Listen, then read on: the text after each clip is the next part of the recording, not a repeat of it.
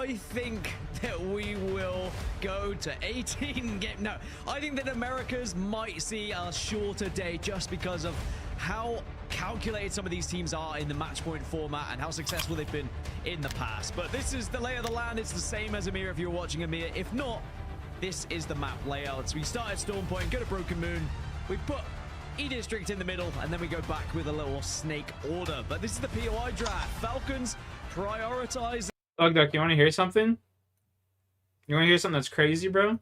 I got perma-muted in this game because I was talking about how Mark Carney had relations to Epstein and how he was probably molesting children with Epstein.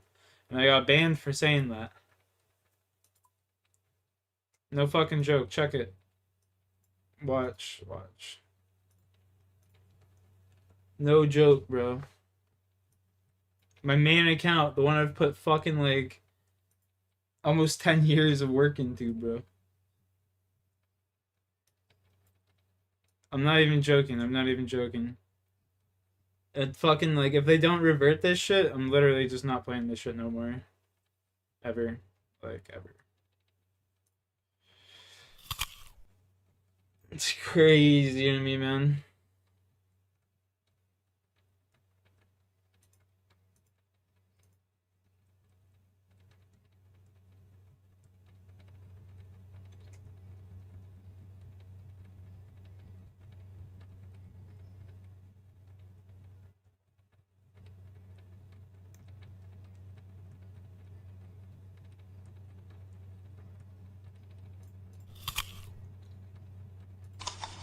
Happy Father's Day to you, Shawnee boy.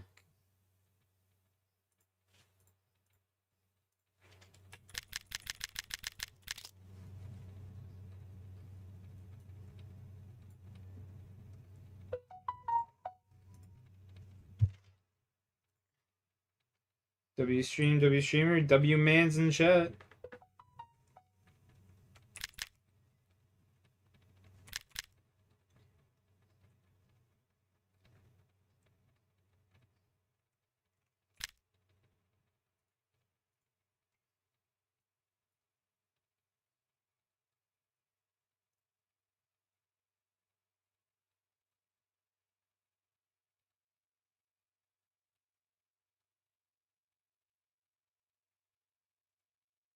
Look at your account has been permanently muted, meaning blah blah blah.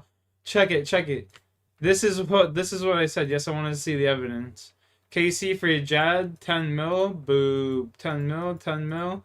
Nice name. And it was talking to Mark. This guy in the game was called Mark Carney. The guy in the game was called Mark Carney. I hate it. I dig the outfit. Maybe sucking meat. Yeah, the goat. Yeah, he molests children, bro. You think he molests children, bro. I wasn't kidding. What elite schmuck doesn't? They banned me for that, bro. They banned me for that. That's the conversation log right there. This is me saying that Mark Carney and Epstein molest children. Like, it's not a fucking lie. It ain't a non-factual statement. Like, what? Black screen. Oh, my bad. Here. My bad.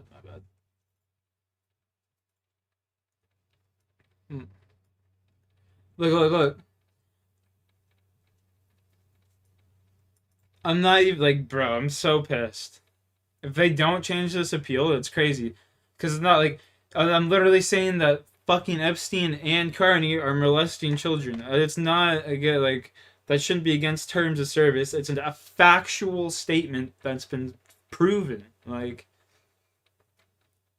okay, let me reiterate. Carney hasn't been charged with anything, nor will he ever. But he was on Epstein Island, and it's proven. He has relations with Epstein all the way back to the fucking early 2000s. Like, just fucking crazy, bro.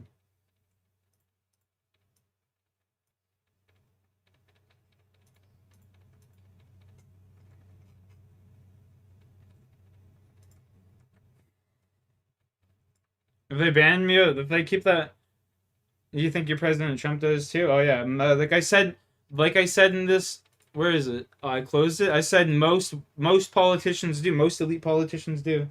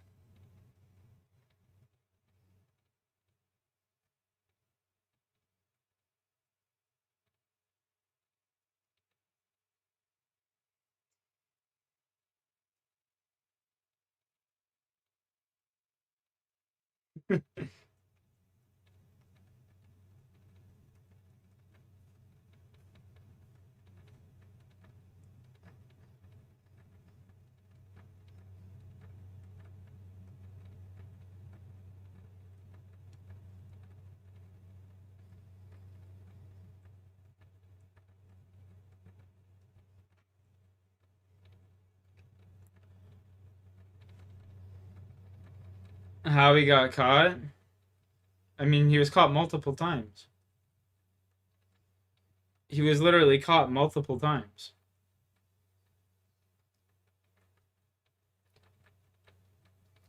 He got released the first time. He had to show up to the prison. I think it was like once a week or once a month or something like that. Check himself in, and then he would just check himself back out immediately. It's because he worked for the Mossad.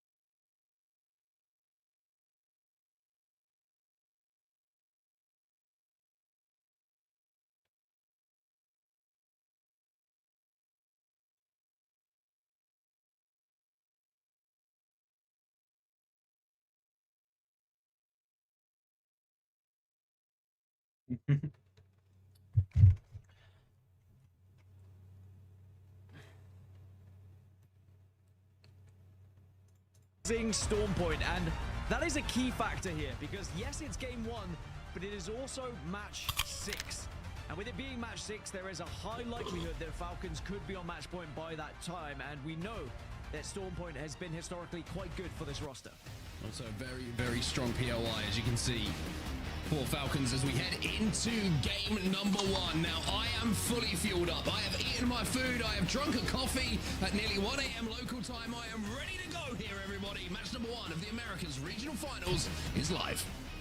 It's live, and I know everyone has been absolutely waiting for the Americas to get underway, really, because this region never disappoints. Always such peak apex, like the best of the best when it comes to this region.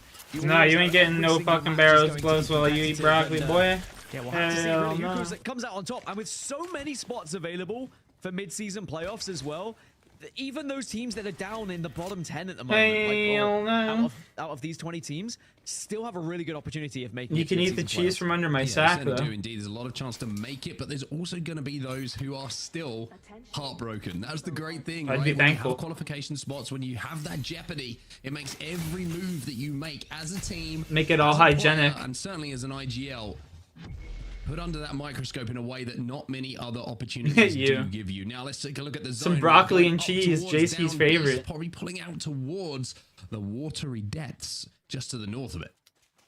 Broccoli and cheese, JC's go-to. Early as well as all gamers, of course, at down. He's on that health binge, you know what I'm saying? Have ring consoles. I can see Virtus Pro. I got that fucking protein shake ready and ready, locked and loaded for him. Ring console character, which they have fused. So as long as they get him up to blue, they will be Okay, now in terms of teams that have been performing well on Storm Point throughout the season in Americas, Shopify Rebellion, actually the #1 Make a Storm cheese Point stick. team here with 114 Yeah, points put across the board. One of those averaging like about 6 kills string per like string map, cheese, which, you know. across a season is pretty impressive. Yeah. I gotta get. Aside I from have to get like 400 and something gold ore. I have to get 400 and something gold ore. Sorry, yeah, 435 gold ore. That is what I need. From that, NIP, NRG, and Falcons follow behind them. I mean, you can name half these guys, and they are just powerhouses across the board. I think that's what's so exciting about this region. Yeah, I think it's a real chance for everybody in the region as well to put a little... I'm gonna go grab a glass of water.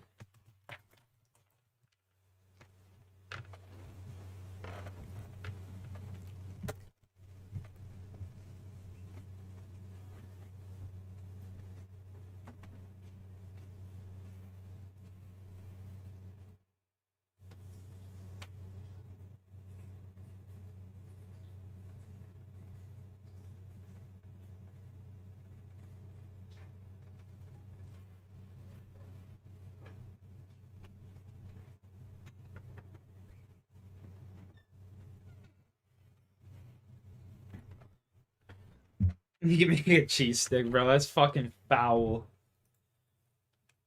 That's foul. A bit of a marker down ahead of EWC, ahead of the mid-season playoffs, because understandably everyone's looking at Falcons to win. They always are the barometer, the bar, whatever you want to call it, for how well everyone else is playing. And if you can knock them off their perch at this point, no pun intended by the way, then it really does make them second guess themselves ahead of EWC. It makes everybody feel a little bit more confident who can overcome Falcons, and if they can't, then Falcons will go in with all sorts of confidence. I thought they were being dropped on then. I panicked for a second, but it was just Max joining the rest of the team. Silence said a million words. I mean, how many times in ranked when you just hear that noise above you and you're like, well, we're in for a ride here, folks. But yeah, I agree with you. Most of the time when you hear that sound above you, it's a cheater. I think they would come in with confidence. You go, he's over here, let's go get him. They're that kind of team, but on the flip side, if someone can take down Falcons here, then that would also say a lot to this region and kind of how competitive it's going to be in mid-season playoffs. We know it's going to be anyway, but we kind of want a precursor to that to see what happens when it is just region-specific, because everything changes once you get on the international stage. There's also something I wanted to talk about earlier in EMEA as well, because when you look back at APAC South, I think Ash didn't get banned until like match 8, or didn't get banned at all. Whereas if you go into international scrims, Ash will be gone in the first 3. So it really does change things. As elsewhere, you can see Zach Mazur's just got a knock on to Guild. The Guild from NRG, the first player to fall in the lobby, hasn't been finished off quite as yet. Sentinels up on the top of the waterfall area in the respawn beacon, looking to put a bit of damage onto VP, who are looking to rotate through that tunnel. And from the looks of things, it looks like they're going to try and shatter them here, or have they got them trapped in this rock formation, the little cave pathway towards it? It looks like VP did make it through. And it's going to be Sentinels now who will be able to continue on their way. So a little bit of a exchange of fire, but Sentinels will be able to continue pretty much uncontested through to the checkpoint side. There's a lot of respect being shown in match 1. I think that's to be expected in this region. It's a very well-practiced region, and that is no disrespect to EMEA. I know that EMEA scrims plenty as well, but we know full well that North America has a little bit of an extra oomph when it comes to the kind of scrim dedication. So they've all done this. They know what the match point scrims are kind of being like, and they know how important it is to kind of respect areas and not unnecessarily get aggressive.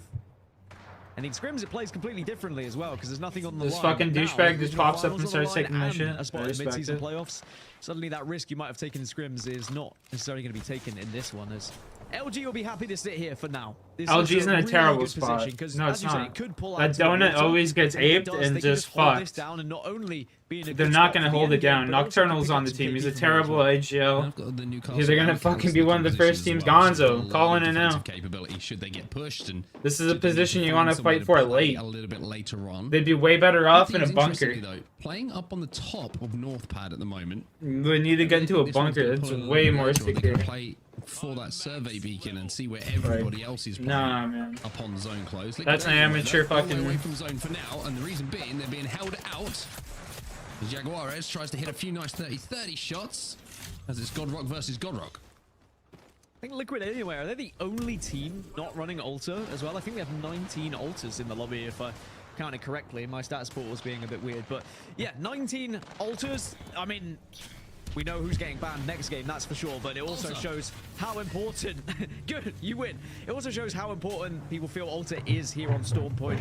Just the reset capability. She's really good. The fact that you can get a little She's really bit good on aggressive, Storm but Point have that and World's fallback if Edge. necessary. Now, of course, with the minor changes of being able to portal through when the other team opens that portal for you, it means that it is a little bit quicker. Oh, I forgot they did a bunch of changes and shit in Apex recently. As well. Well, Liquid have got the next zone information, you can see that as well. So they know where the zone is going, but just have to be a little bit careful here because Fury is still holding them out and Sentinels are playing in Spider Cave as well. So Liquid Alienware might be waiting for a little bit of a fight to break out where they could potentially third party. Speaking of which, you can see Fury are in those buildings and the Spider Cave is owned by Sentinels for now. That's where the zone is going to be going. So it's pulling right into Down Beast at the moment. As the only real engagement that we're going to see in the next few moments looks like Falcons and Flat, who are kind of having a little poke at each other over at Cascade Falls. Yeah, everyone else is either there and situated or just kind of not near each other at the moment. And the winner of that fight, if it happens, could just travel up north and then try and enter through checkpoint. Might get held out. If not, they'll go through the north side. But again, 100 Thieves are going to be there as well. And either way, you're going to have to fight your way into this zone now as the latest rotator. Yeah, looks like Falcons, if I'm not mistaken, have a Trident that they're playing with at the moment. So they're going to be able to zip away from where they are needed. Yes, indeed, there is that Trident. Flat are trying to chase them, but as fast as their little leggies will go, that Trident's always going to beat them in that race. Even Pop Ballistic Ult to try and catch up, but still, quads aren't quite developed. So the fast twitch fibers don't match the pure power of the Trident. You know what could have changed that? Octane.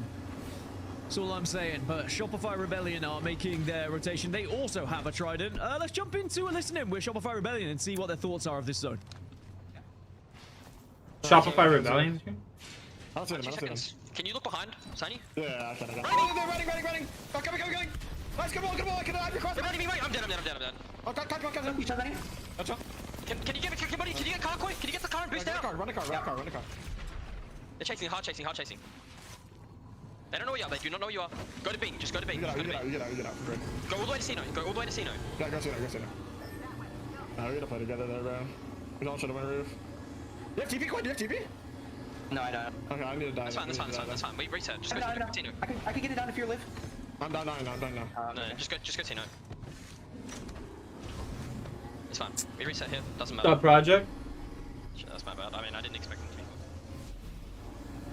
Well, Shopify Rebellion, we heard it from the listening. The push did not succeed, and Koiful has to go all the way into Sonoya Cave here to get the craft, to get those banners, and to get Shopify back. Did you craft a It's bat? bit tough Dude, it looked like rotate you crafted for a bat. Shopify. I mean, they drop all the way over at the exact opposite side of the map, so it's a tough rotate for them full stop. It's not too surprising that they're going to have to maybe take a few bumps along the way.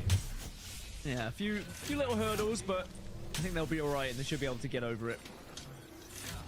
But we are going to see quite an exciting endgame already as everything's transitioning and moving over towards Down Beast, as are all the teams, as Falcons and Wolsey scouting out the area right now, and also might be able to hit a little cheeky survey beacon on his way. Neither of us are ever getting hired for Yeah, I think yours was sound better, effect. honestly, yeah. You think? Mine was bad.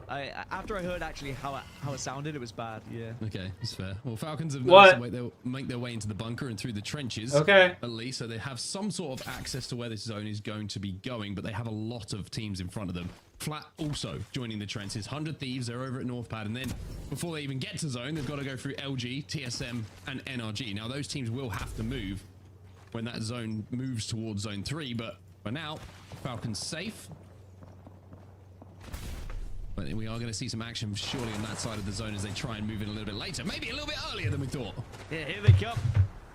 Again, that void pass is just allowing you to pass through some walls. Maybe you shouldn't Getting have ready been for able work to. tomorrow? Yeah, I hear you, buddy. Or Me at least too. wouldn't have before, but Falcons have lost how. Maybe they're going to have the chance to potentially portal back here. The Void Nexus is available there for them, but I think they reconsidered. They felt like they could reset. Look at this damage coming in from Waltzy, by the way. He is last alive, though, as Zero has gone down. The worry is, where is that port? Where is that Void Nexus? Because there's Flat in the area. There's multiple teams in the area who might just be waiting on the other side of this. Flat now trying to push in. Falcons will finally be eliminated as QZ will get the final kill onto Waltzy. I give it the bows here. Have they insane. managed to QZ, escape? kid's insane with this shit. Well, it's not the dream start for Falcons. And maybe that just gives an edge to the rest of the lobby to Why try would you? and get ahead of them before they start to find their pace. As, Dude, you Foden literally came would have up, seen but the he ult quickly being got shot sent and back that down. kid pushed up. He certainly like- did. Nana just knocked Jen Burton as well. So, 100 Thieves tried to get aggressive. Flat, put them on their back. 19 squads remaining, still one player alive, I believe, on the 100 Thieves side. That's Verholst, who should be. Ooh, they're going to take the Void Nexus, or is it a little bit of a scary thing to do? Especially with oh, wait, they got Phony back up. Verholst is still here, by the way. Never take the Void Nexus. Ever. I don't care who you are. That's what I was saying, though. It's shorter now, the time in which it takes for that to pop up, so you Never can be more aggressive take on it. the Void. But even so, when there's a Newcastle involved, probably a bad idea to take it and try and be aggressive on someone. The amount of times I've done that, and I'm like, I should have done that. Yeah. You know, when I say the amount of feel times it. I've done it, yeah. You feel it mid-portal, I've done it, and you're yeah. like, oh, I wish I hadn't taken So it. just landed You a suddenly see the tether. 3 people on the other side. Yeah, I'm like, oh, hey guys. Oh, Hey guys, can I go back through? Oh wait, no I can't. Sorry, I was not invited. Anyway, LG are going to use an evac to try and get in towards Down Beast. Shopify Rebellion, thanks to the recovery work of Koifel and some skillful driving, have managed to get back in the game and, more importantly, managed to get a place to play in zone as well on this cannon. Trident's going to provide them a little bit of extra cover as well, which will be indestructible. And almost indestructible. It's going to be that Newcastle wall as well. It's going to take a lot of damage to take that one down. I'm so excited for this end game already. I see some circles and the way that teams are playing, and I already know this is going to be hectic, it's going to be enjoyable, but now we're also getting mid-game fights as well. NIP have been able to take a real fight here against Sen. Flat have also been eliminated. Yeah, Flat learning that you don't go through the Void Nexus. They will be completely eliminated by the team that they did chase. Sentinel's also been eliminated as well. TSM are starting to do a little bit of damage on the 100T, but for NIP, the problem for them is that SR are waiting. They are making sure they hold down this choke, and they've already lost one. Vayne and Kurev are going to be the last ones alive here, as one player has already been taken down. McLovin is on his back, not finished off yet. But that bolt is going to slow down Zainu, but not for long. I mean, that's an R9. He's just absolutely ripped away the shields of Kurev. Nice tracker dart though. Kurev is going to be able to get a lot of information for the rest of the team, but Shopify Rebellion still pushing regardless. Oh. Kurev will answer back. It's not done here. I'll tell you what. Kurev, with the bow check, just absolutely destroyed someone. Shopify Rebellion will go, and so will Ninjas in Pajamas. LG, the third party timing is perfect from them. It felt like Shopify just got a little bit hungry for those kills there. Perhaps they felt like their hand was slightly forced, judging by what was around them and with the amount of teams already in the zone, so they just tried to get that KP as they maybe chalked this game up as being done. Now, teams who haven't chalked this game up are those who are at the back of Down Beast, because that's where the zone is going. All Gamers, VP, they're already right at the very back and in 2 of the best positions right now. And then you've got ROC and CTE who are kind of on and under the Beast, and then everyone else is on the other side. Team Liquid Alienware, who need a very, very good day today if they want to qualify. They're outside of the qualification spots. Excuse me, inside of the qualification spots, but one of those teams that, with a really bad day, could see themselves overtaken. ROC in a great spot, though. This zone is going to be pulling towards where they find themselves right now, by the way. All Gamers are going to be at the back with them, and VP. All of them playing this back platform. Orchid just in the cannon to find their way inside of the zone, and will find a place to play as well. Oh, I like this route. I like this route from Team Orchid.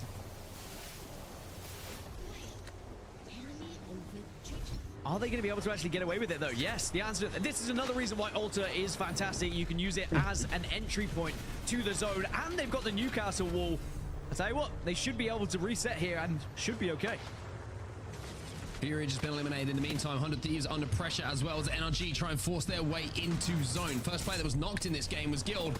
Well, unfortunately for NRG, the second player who's going to be knocked for them is going to be Sykes as we go over to the POV now of all gamers who were above Orchid trying to flush them out. And I think they want to swing on this. Yeah, they will try and swing.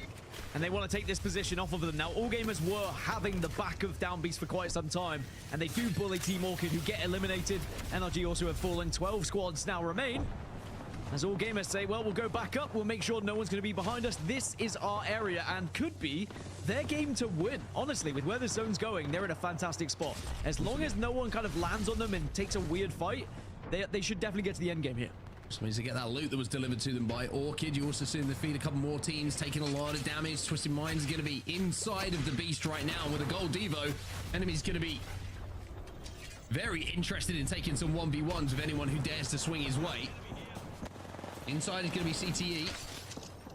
They need more of the Miracle Day in comparison to Twisted Minds, who just need some consistency. 11 squads remaining now. Under Thieves still alive, by the way. One player, solo player, is in one of the little trenches just where this zone is going to be pulling. And if they can survive for long enough, all these teams here are going to fall. And they might be able to scrape out a few extra placement points here. Speaking of trenches, TSM are in the metaphorical trenches at the moment. They are going through it down there, being literally looked at by like 3 different teams, and Liquid Alien are above them. Oh, I mean, they are poking, they're prodding, but they just can't quite get the kills. But eventually, it works out, and TSM Close to rain for 6 days, and you have to work like like tomorrow. Beast, which can often reward you with a lot of KP. But they will still have Good to for some transition plants, to the though. backside here. So it's not job done for them. They're not guaranteed to win this game like sometimes down beast zones can be for the team on the top. Alright, I'll be right back. I gotta go get my laundry.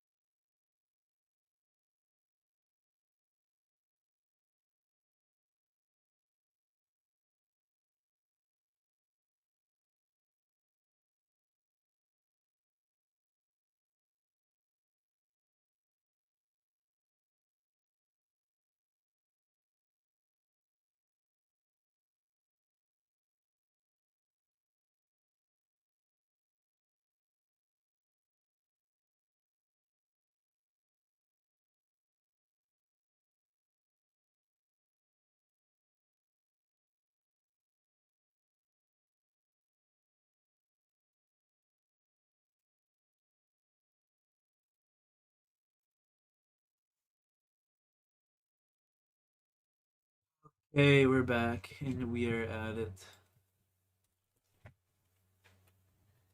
Well, Abroladi's found himself a Peacekeeper. Also, he's got a turbocharged Devo, and I'm pretty sure they might have two. 100 Thieves have been eliminated, so Phony wasn't able to scrape out any extra placement points, but Villainous have been eliminated alongside them as we now see Liquid Alienware making a play for the back of this platform. This movie star Oh, he shouldn't have queued there. Inception Pylon has been a little bit of a nuisance to play around, and Liquid will not win that fight. It's a great hold, and that is the power of Watson in those situations.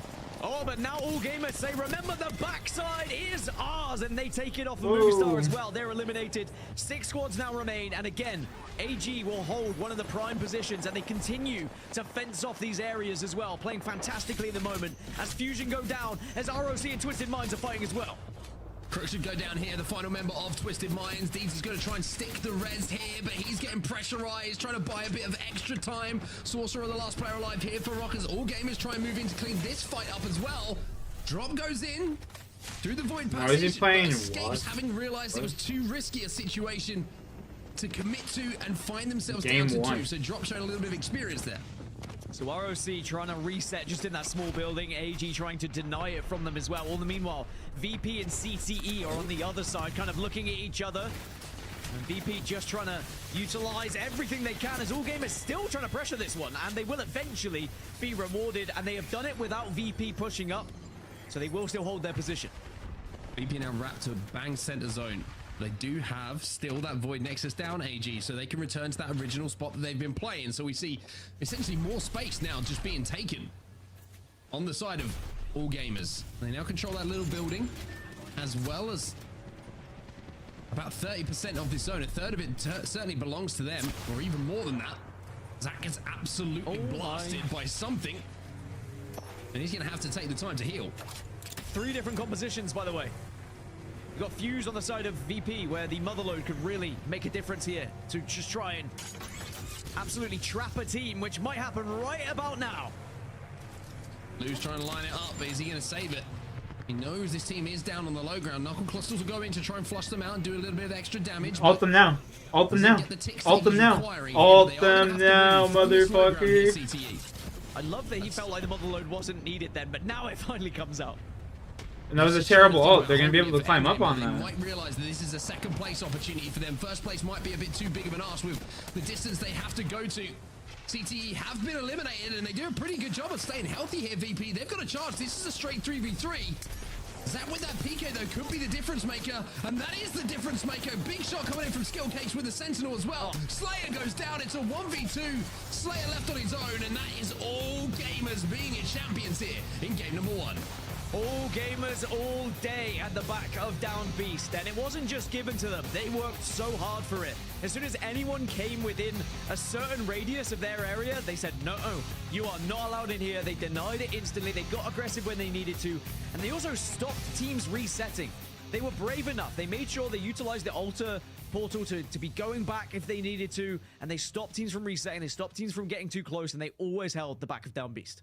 Yeah, I love the way that they played that game in general. They had, yes, great access to the zone. They had priority position, but again, I always say it's one thing to have the position, but the more space that you can command around it and the KP that you can pick up when you overextend, using that Void Nexus to Total return points, things get a little bit dicey. 27. All gamers, an absolute masterclass in how to play Apex Legends and play that particular.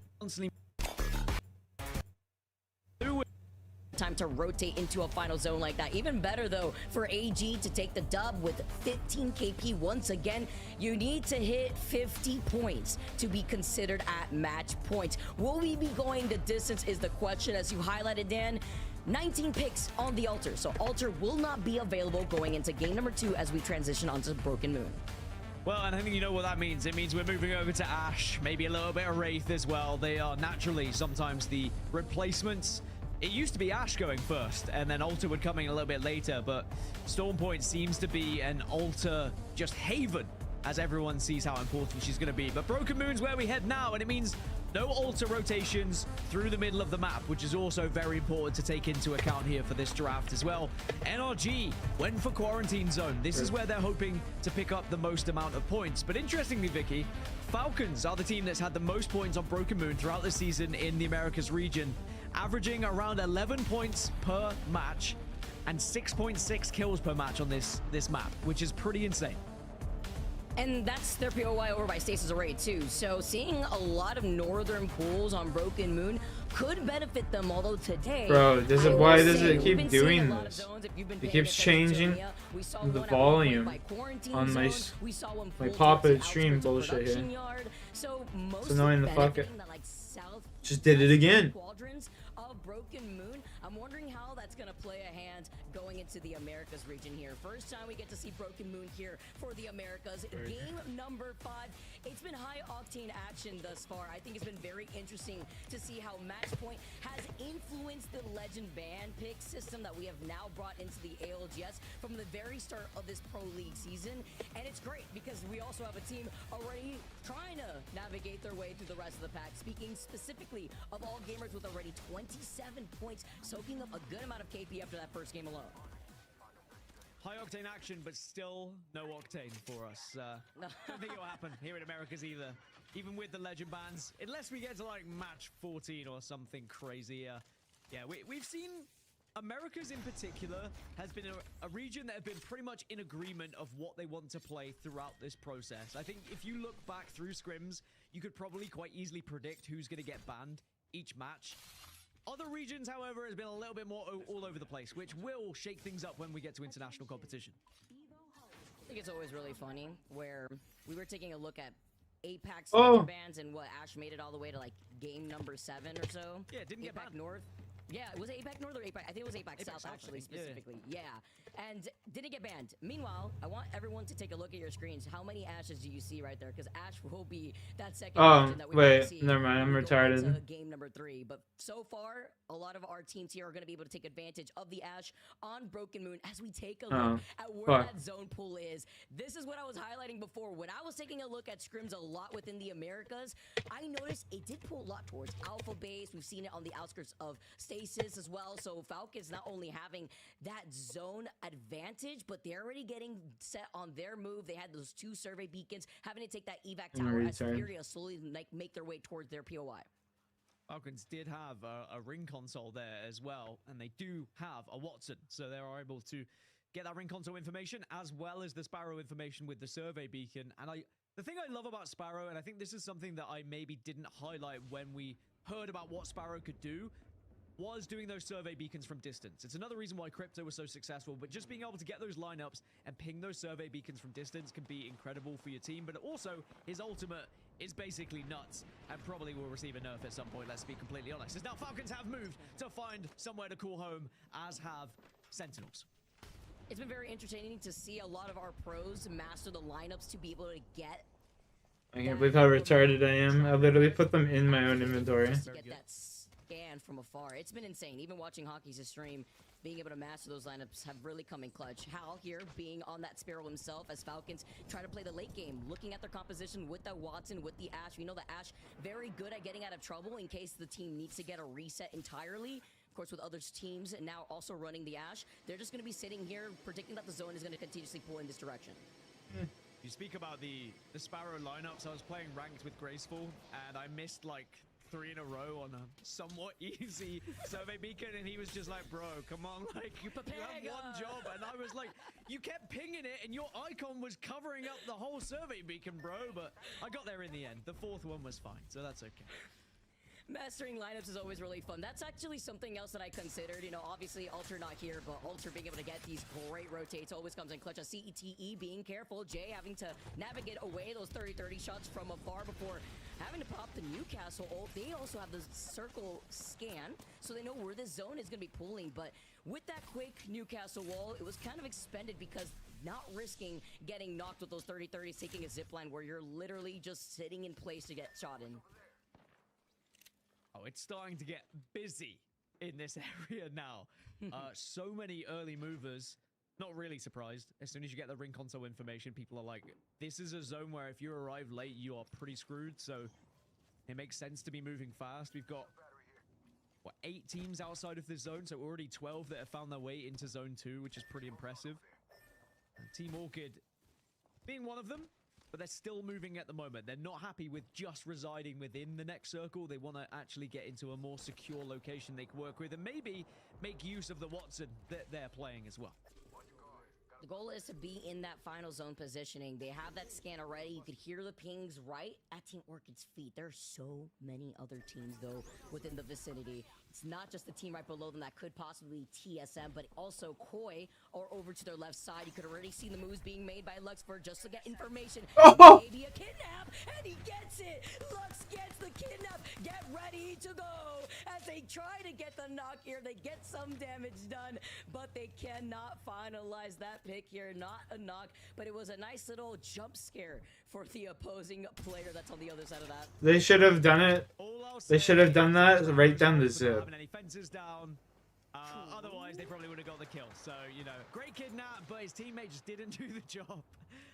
Also, how awesome is it to see kidnaps again? It feels like forever since we've seen good kidnaps. They were all over the place back in the day. And a nice attempt, but sadly doesn't accumulate to anything. It's crazy too, because then you have Wraith with the old run animation there too. Good old times now. As we make our way back to LG. One of the teams rocking the Ash Catalyst and Sparrow. See the pings from up ahead too. Well, they do take this round of rotation here. It's nice to note that they're going to be trying to prioritize these servant beacons, the Evil Harvesters, kind of like side questing here just to boost up those Evo shields. This is the most played composition as well, by the way, in the lobby. Only 4, but still, that's 20% of the lobby is playing Ash Catalyst and Sparrow. I love it. I think this is a really solid composition. Gives you a little bit of everything. Gives you mobility, gives you information, and gives you the ability to lock down and cross areas. So yeah, I think it's the perfect for match 2 when ult has been banned. It's a little bit of everything as they look to their backs because Fusion, actually coming up from right behind them, are going to be taking a much more northern rotate. I wonder if they want to just hang out in Alpha Base. Yeah, to get that ring console for sure. Other teams that want to prioritize that ring console, I'm thinking about NIP, Shopify, who are currently having a poke battle over by Divide for that ring console that's to the south side. Unless NIP, if they haven't already scanned that Terraformer ring console, they will be able to try to wrap around there too. But it's about taking that rotate, the pathing into that next zone where your backs are completely cleared. And 100 Thieves will be waiting for them to try to gatekeep them. Oh, Shopify Rebellion. Are they under siege or the ones sieging? It was hard to tell as we joined, but either way, definitely damage being done on both sides. NIP just able to reset here. Looks like Shopify Rebellion have taken more damage on the opposition side. And NIP looking to try and push up and try and find Koiful here. Having to be careful though, the third party is in the distance. 100 Thieves wanting to clear their backs, maybe not even wait to gatekeep, want to get involved in the fight that was happening here between NIP and Shopify. 100 Thieves just watching out on this one from the southeast side, but they have NIP and Shopify Rebellion ahead them as well. Let's jump into a listen for 100 Thieves and see what they think of these two teams just behind them. I thought we should definitely try to kill left line. Yeah, we all calm different people right there. Yeah. Right, I said I was going southeast from the beginning before you guys even got up to me. And you guys like just started shooting left. The guys on the roof were low-key free. Yeah, the guy on the right was literally free as fuck too. Alright, we just have to set up a Newcastle wall and get ready to fight the Sparrow team. I want to try to see if I can play split, okay? Yep. I can play middle here. That doorway's taken. There's a cat team there. They just took zip here, My wall pretty sure. I'm looking. Let me put a wall here in the south room, I think. I could do the roof. I don't see anything right now. So that's still fucking slow-mo. Matting. They climb roof from dead. Keying out. This spot's horrible. Careful of them taking height. The calm, collected comms phony after getting hit once and losing nearly all his health, literally leaving him one shot. Dang. Well, while being calm and being able to reset here, we get to look at another fight happening. It is Fusion who get the finishing blow onto enemy from Twisted Minds. I like this position for Fusion as well, actually. If there were more teams transitioning from this side, could be a lot of kills. Sadly for them, not really going to be many teams transitioning from this side. It does give them a kind of awkward rotation into zone, though. Maybe they can go up and through. Either way, it's going to be tough. Right now, it's just focusing on Twisted Minds, so You just need to think about what's happening afterwards. Anyway, Liquid Alienware, they are amongst the thick of it here on the southern side. It's going to be 100 Thieves on the other side of this. Shopify Rebellion will be joining this shortly if this isn't finished up quickly. My Vamos Liquid fans here that are rooting for Team Liquid Alienware. The Santeria has been brought out to give them their energy, but with Nizul going down first, Koi being able to find that from The caramel Putin is a small hole in the eyelids that drain to your nose after you cry because your baby daddy left you and you're a fucking loser with no ass or titties. I'm fucking dead. Sometimes it doesn't hurt being the latest to the party. What? Rebellion, they bided their time, they waited for the engagement to happen, but now they fully say, Juarez with the beam and a half. It's probably going to end in his demise anyway, but he's going to take someone with him, and it looks like Shopify Rebellion just will have to go as a 2 now and try and get Koi back on his feet. It was hard too because other teams have now made their way on their rotate to the southern side. We saw 100 Thieves in the kill feed. Team Orchid now looking at 100 Thieves while Shopify Rebellion uncontested on that southeastern side. Yeah, this is going to be action-packed after, I think, Zone 3. Because a lot of these teams are on the edge of Zone 2 at the moment. You see 100 Thieves still without Jen Burton as well, looking to try and find a Moby to get him back. All they need really is a crafter, and then they could do it as well, having the Newcastle available to them, but it's going to be about just focusing on getting into the zone at the moment for 100 Thieves. I do like that, especially at this level, some teams still trust in their ability to perform as a duo and don't hard commit to trying to get their third back too often. Obviously, as a solo, sometimes you kind of have to, but as a duo, we've still seen teams win. You know, I think it's also really hard with Sparrow being included and being able to get those remote lineups, being able to have that information from afar, and even calling out a team that's a duo could be scary. Sometimes you're just forced to have to play like that. Even if you get to look at where 100 Thieves, that they were able to call in the Moby, by the way, because they had already gotten that banner. But can they pull it off is the question when over to their north is Rock. They're still playing on the edge of zone. That's going to be the hot zone while Movistar Koi make their way to from the survey beacon. And then TSM over to their south side. So let's see here if they are able to get that res. When we looked at that overhead, Villainous were actually in arguably the best position at the moment from their move into the Eternal Gardens. Twisted Minds on the edge. Falcons have also found themselves in a good spot on the northern side with Sentinels just next to them. But LG have been seen out. Oh my god, he said, get back there, boy. We ain't going up here. The melee right out of the tether too comes in clutch. It really helps you try to get out of there even better as the catwall is forced out because from a distance LG are getting focused. There's another team looking at them. Then they have to worry about the squad that's right above them while Koifel's the last one alive for Shopify. Can still do a lot. Not going to be enough though. 18 squads now remain. I said Shopify Rebellion, one of our better teams on this map, but they've been taken out in 18th place. LG still struggling here, kind of being focused by many a team and have energy above them. Really hard to reset when you're being peppered like this, and it looks like LG are likely to fall here.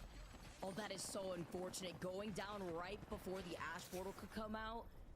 Although Shubi is still able to try to get the res with Keon being on the other side. Furia now a taste of their own medicine while they look behind them. It's another team. The fourth party has now been invited. You see Furia try to go in for the third party between NRG and LG. I think that's enough explosions off of the arrows and the grenades here. That was flat from the distance. Also looking at them, LG somehow stay alive and NRG still on the high ground.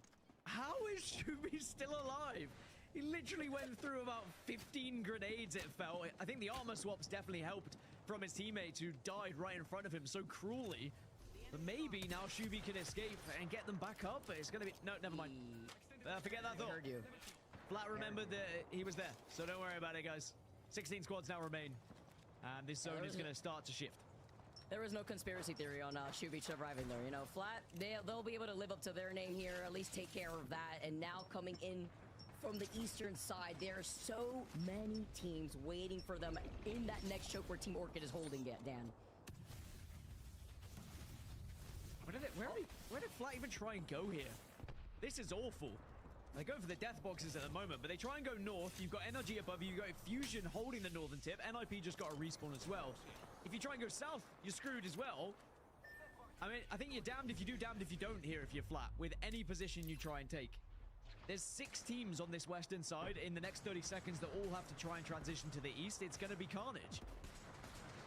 And I think coming in from the north side is also just really, it may be the better option, but it's still so bad because, you know, there's like little to no cover once the team's inside the buildings by that mythic pin that we see by Falcons, actually. Inside those dome-shaped buildings. Oh my god, just destroyed. Finally start the engagement. They know they need to try to take this fight. And with the Devo, it's a perfect thing to do while activating the Tempest from Nano. Oh my god, Fusion was so focused. Oh, where was that fucking ult going, my guy? Them from this position, ripping the north away from them. As Kimchi's going to be the next target, he does go down doing a lot of damage to Kuzia, but it looks like Flat will at least be able to stabilize all. Seeing here, Bats and Saucer are incredibly low, looking to reset there, but a huge.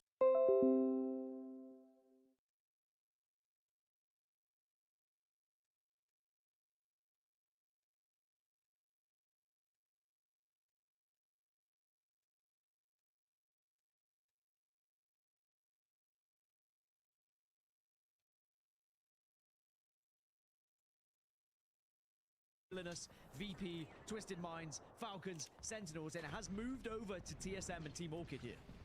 That was with them popping off. I saw in the feed Panic with that grenade toss too, just to hold the ground. While now they're going to be the only team over on that west side, closer to that replicator. They can play off the lip of the fence lines just to get out of the line of sight of the other teams that may have a 30-30 in their hands to stare them down.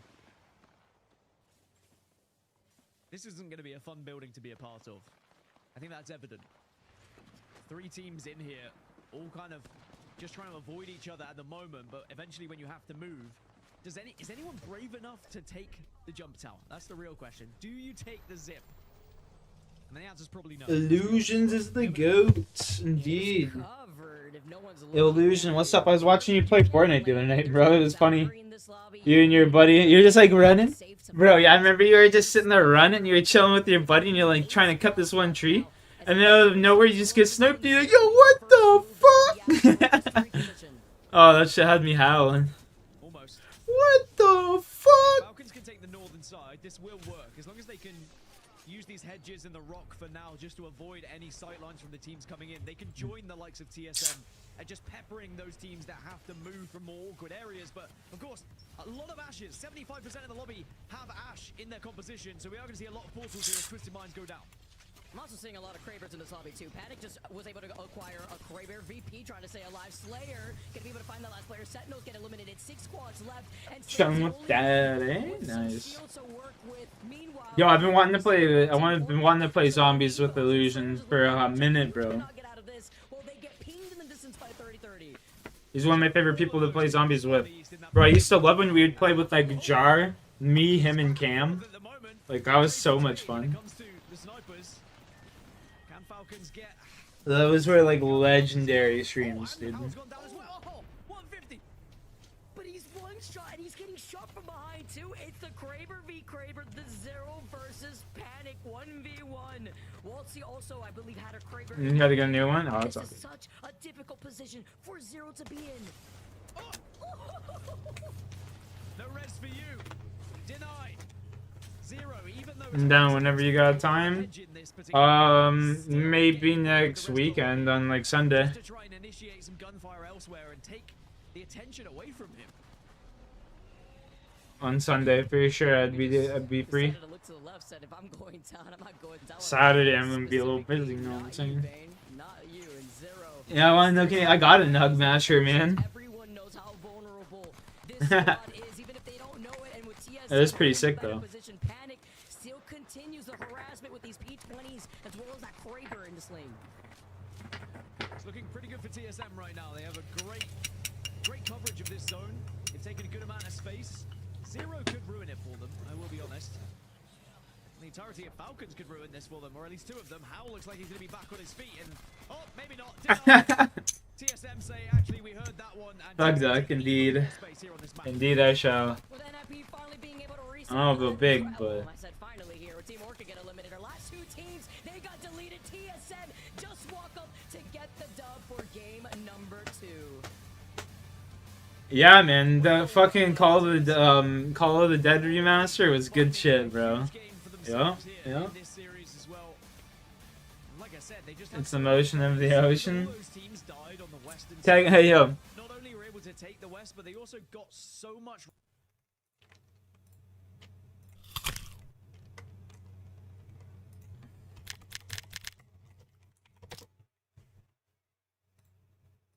Technique. First I do this. Spin around. Stop.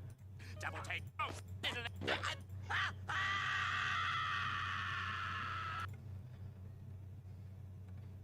Technique.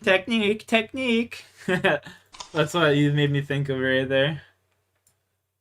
Reward from the death boxes of grenades and utility, and I think they put Cheers, ladies and as gents. well to shut down some of those Oh, other then teams. I didn't. Definitely agree, and, Gotta something put the that's weed been into the scaring bowl first, between Jack. squads and Duh. these double-digit KP. Let's not forget that TSM sat down in that choke and prevented the other teams coming in from the west side of that zone from coming in from that choke specifically. Between these teams. Wait, I want to go back and read that. 3 knocks. TSM with 29 total points. Damn. Alright, well, we're off to game 3 here. All doing this, maybe 3 teams With him, but it's got some distance. Keon trying to hide. About 15 grenades it felt. I think the armor watching this as well. Zero. I'm also seeing a lot in the game with these 20. Anik? Wait, 20. Old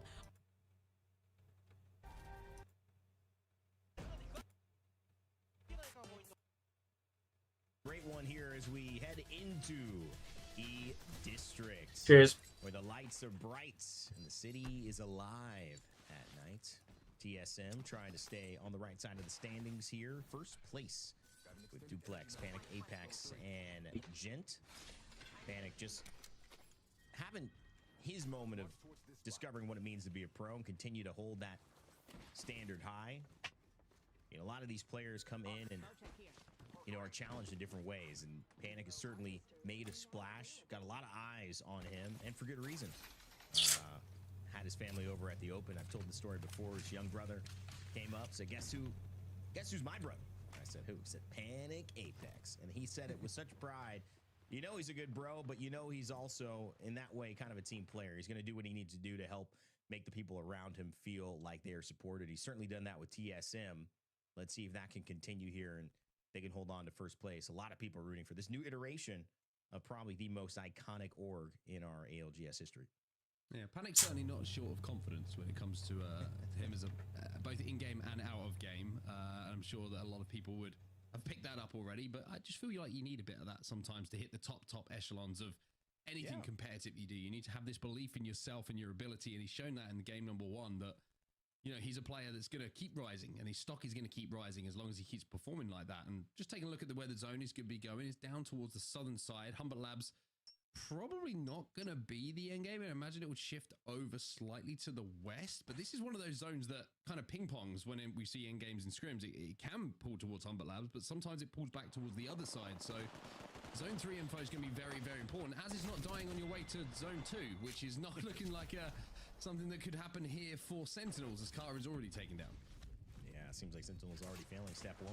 Orchid on the run. It's been great to see Rambo competing yet again. Hambino, Luxford found their ways in and out. Maybe it's that one. Oh boy, that's gonna be Shit, this is making me want to play some Apex with the JPEGs. especially with those projectiles. Really, no hit scan weapons essentially that are pretty active in our ALGS scene. We've had a few options in the past, but so difficult to hit some of those shots. Hambino does a good job of applying the pressure. Are they going to go on Chase? We'll see. Speaking of that, Chase Mob, Cruel Buckle, and Jay, CTE Jay. right away.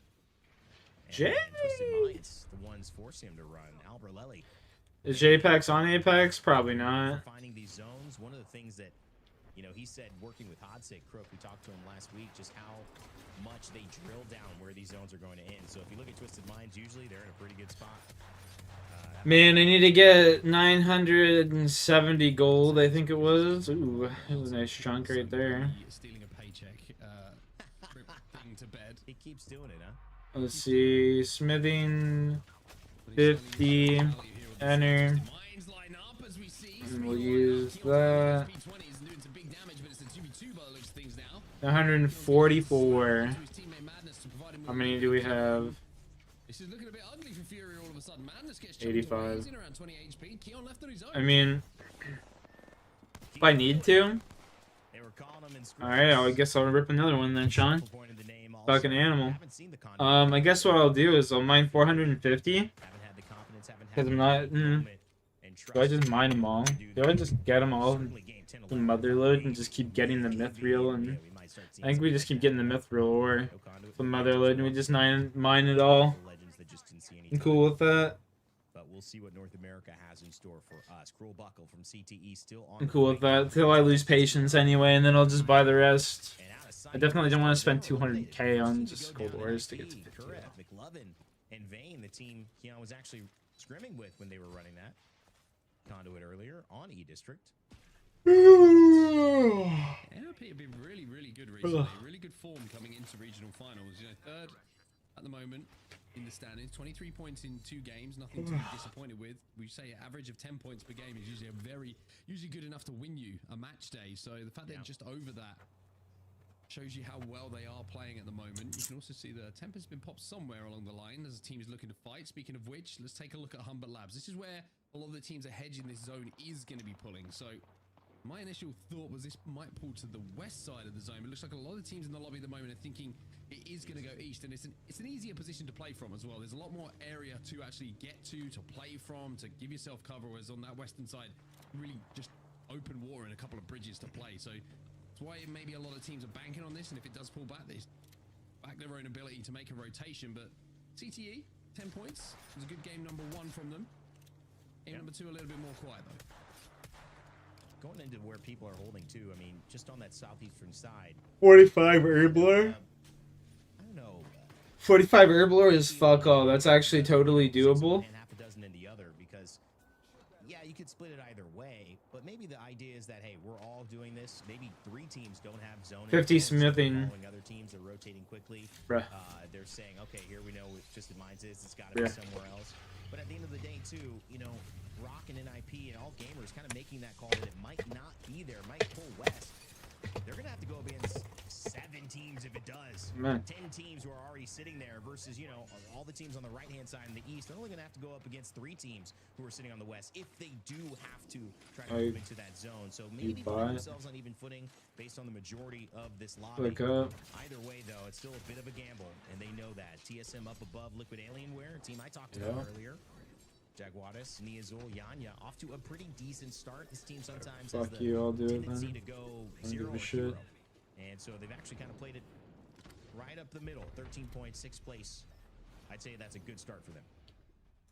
Another bot. In the meantime, Keon wasn't able to escape and get his teammates back on the map. So that'll be Furia eliminated from on the lobby in our game number 3 here on E District. That is where everybody is at the moment, as you can see. A lot of teams already stacked up inside of Humber Labs. You've got Falcons on the north side rotating with NRG. All gamers are trying to hold that tunnel. You can see they've got some tracker darts down as well. So anyone tries to rotate through, they're going to be able to get that information and know there's a team coming in behind them. And I think that's another thing that maybe a lot of people aren't giving enough value to with the new legend Sparrow. Being able to essentially kind of leave your back open if you have some tracker darts down in good positions to cover anyone that approaches. It allows you to focus forward and not really worry until that dart is activated. But one team is going That's how I play with them. Rotation in, make sure they don't get Spider-Man in tracker darts. Is Falcons. So let's jump into a listen and see what the plan is. You guys standing in on the doorway. Can we climb through the gate? Yeah.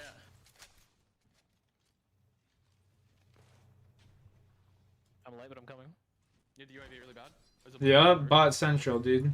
Alright, I'm going for it, I guess. Someone else just hit map room. Can you hit map room now?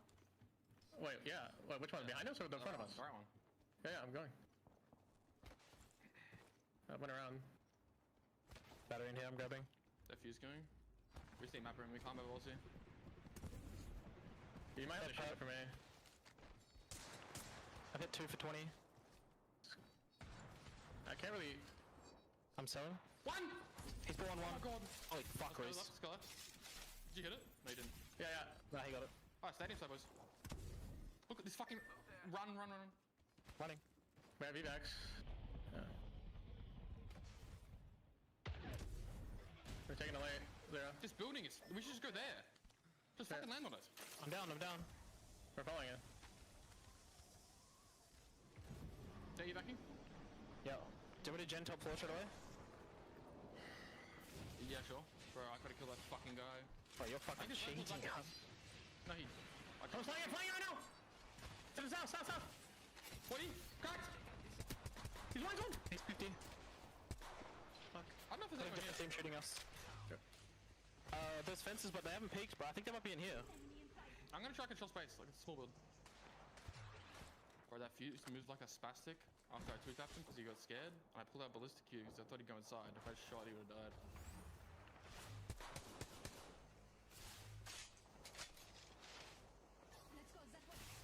They finally stopped blaring at the word cunt. We got it there. Mark, they were talking. I like the communication going from them so far. Yeah, it sounds pretty calm, but it also, whenever I go to Falcons listening, it always sounds like they're calm, but on the edge. You know, anything can blow up at any point. It's like we're trying to stay calm, but they're kind of gritting our teeth through it. Sentinels look like they're getting the respawn here. Hal just doesn't like walls. It's very evident. And lands straight into that port. So well placed portal from the race on Sentinels to get him back safely. Imperial Hal hitting that tracker dart from Sparrow and just showing the impact, the change of nature of it. A lot of pros understanding the immediate element that Sparrow brings to the table with that range, but that vision, I mean, especially on a map like this, zones moving, zones changing, trying to navigate these little moments. Look how congested it is on E-District. You got these wide open spaces, these low grounds, and then you have these small buildings that, you know, really are full to the limit. There's just not enough room for these teams. So having that information, making these incisive rotations, that's what Sparrow brings to the table, and often not banned. So a resource whenever you want is flat. Falls in. They look to hold this building. They'll be safe for now. And NRG on the other side as well. Yeah, flat will be fine for now. Sony's going to pull out to the eastern side of the wall. It's not going to pull into Humbert Labs exclusively, but it is going to pull out kind of into the watery abyss below one of the big platforms that Rock currently hold. So they're in position to have a really, really good game. And there's also basically no one to their north and no one to their west as well in the position they hold. So they can just look forward at all the lobby that's in front of them. They should be in position for a really, really strong game here. Flat would certainly need it. A team that we've seen perform at times, not really taking At times. I would say command of this lobby or of the season. Sitting in 19th place, they just came in. Only LG behind them in overall standings. It would take a win, most likely, to put them in the conversation. They are a good 35 points away from our 8th place team. Well, but if you look at 8th place, that's where EMEA was. If you really look at 16, you know, they're really only 8 or so points away. So I correct myself there. We're so used to these kind of big numbers. North America really playing with a lot of wiggle room. Flat definitely still in it. Twisted Minds, though, may be out before you know it. I mean, that's the Devo, right? You saw the Stinger Bolt go in, that drew their attention away, and now we see the second one coming out. Al's got to turn his attention to that, but by doing so, leaves himself open, and Twisted Minds maybe just rotated a little bit early there. But even though the spot was a good one for where this next zone is going to be going, there's too many teams still in Humbert Labs who aren't leaving and being forced to move themselves, who had an LOS on it. So timing is everything sometimes in Apex Legends on those rotations. Movistar are going to be eliminated as well. So 4 teams now out of the lobby as we jump over to All Gamers, who are in a fantastic spot once again. It was a great game 1 for them where they got the win. They're set up for success here in game 2 as well. Vayne's still alive on NIP, pushing the envelope here. They've got a Stinger Bolt out from Spirit. Oh. Potentially a Tempest charging up, ready to go at 70% for Vayne if they need to push the envelope, but they're already okay. Take Bucks down. Villainous will This seems crazy. lose him in the lobby as NIP continues. Vayne's always been nuts, but he's got like a really good team now. Go, as Chiquise is still there. One of the interesting elements about Villainous staying alive, but yes, in that kind of 13th spot. Bro, don't tell me this kid's level 3. Obviously trying to hold on to that as teams like Flat, like Orchid, like CTE trying to move in.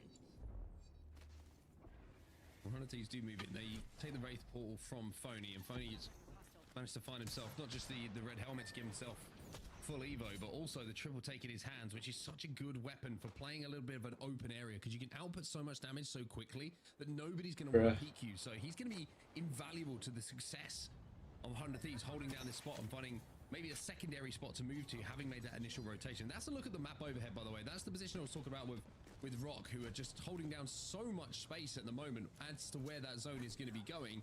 I tell you what, if you were to have played on that western side, you would be in a great spot right now. Nice shot. Holy fuck. Conversation is, though, what can Rock do in terms of, and this is kind of this quandary I set up, you know, 10, 11, 12 teams moving that direction. Because that is a lot of teams to try to zone out. It's going to open up some space versus if you were Rock trying to get into that building on the eastern side, oh my God, that seems like, you know, a pipe dream. So now you will see that relative dynamic occur. Can Rock hold out enough to keep that spot on the west? Can NIP move in from the south and hold there as well? Will Shopify Rebellion be able to climb one of these fights and stay on height, especially with TSM right in front of them? Well, Zaidu's got the knock on to Panic with that Arc Star, and now Koifel sending it through the catwall. The wall is down from the Newcastle as well. So Shopify Rebellion have forced their way into zone, and if they're got their ears to the ground here, there might be a third opportunity for them on 100 Thieves as well, because Barrows and Jen Burton are trying to hold at the moment, but there's damage being done everywhere at the moment. Panic got picked back up by TSM, but Empty with his Devo in his hands alongside Zainu is outputting damage, and Shopify will be safe for now. Really love what these teams can do in terms of defense, holding up these weird spots at times with that Newcastle wall and with the Watson. Crypto for MT and Koifel on the Pathfinder, but on the other side of things, 100 Thieves, they have that Newcastle Watson and the Wraith, so a little bit more movement, a little bit more control in terms of holding out a zone, but who needs control from Koifel when you're just grabbing Jen Burton, rinsed. and taking it. 1v1. Finding a way to just Yanya's coming up. down one by one, but then have a second to respond. Koifel thinks he's got the job done, but then all of a sudden, it's Liquid Alienware who show up and play spoiler as a third party approaches and cleans up Shopify as well. This is the worry when you've got so many teams stacked up. All of a sudden, that zone pulls back to the west side, and everybody has to leave, and everybody has to change their attention to KP. Essentially, nobody who is in Humbert Labs right now is thinking about winning the game. Everyone is thinking about how do we get the most points on the board possible, and a lot of the time it's going to be looking for third-party opportunities. Zero's looking for first-party chances, though, as the zipline from NRG is going to take them away from some of the action, but Zero is not letting them get away without... They got him. No, he's just once he finishes up one of those outputs of damage coming in from the 30-30, and Zero managed to get the knock onto Guild. And it's happened again. Zero let one get away earlier on. He said, not today. Not again. I'm going to pop that Tempest, and we're going to make sure that the pressure continues.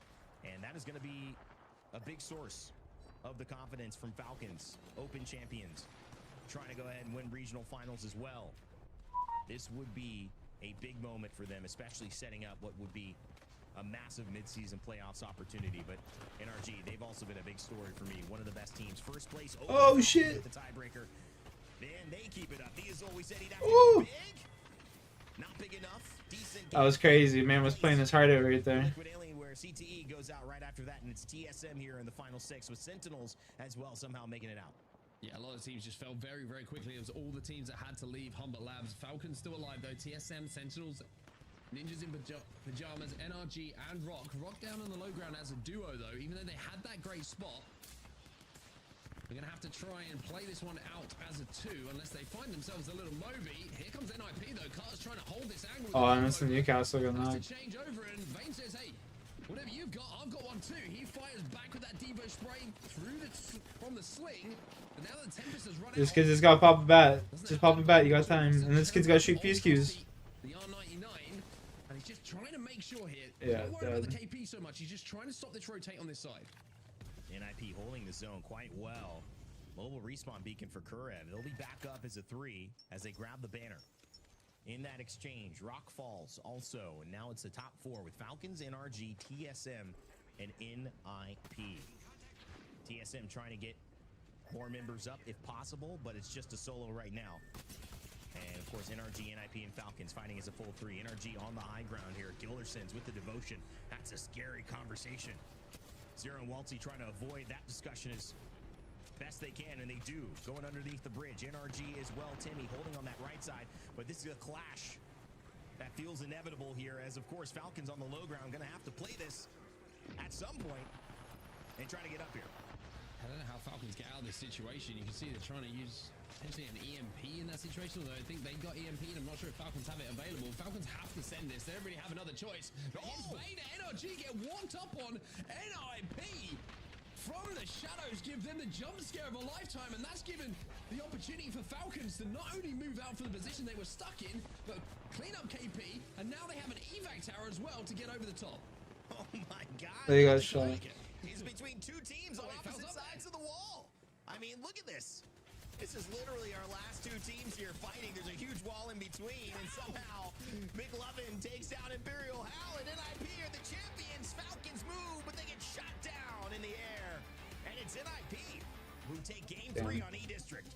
For a second there, I thought that Hal was just like away from of our playoffs over the course of ALGS history. It's going to be wild to see. Not the only region to have played over these. RRX, Crazy Raccoon, Kinotrope Gaming, Fnatic. Wolves here, Rain Day, which, you know, alongside the teams that then qualified for mid-season playoffs, it was just a pleasure to watch.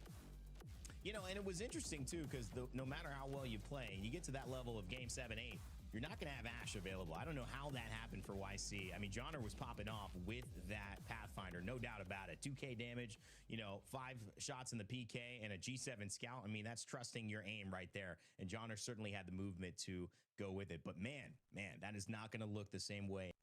Point onset, you know, Graceful will be very happy. This is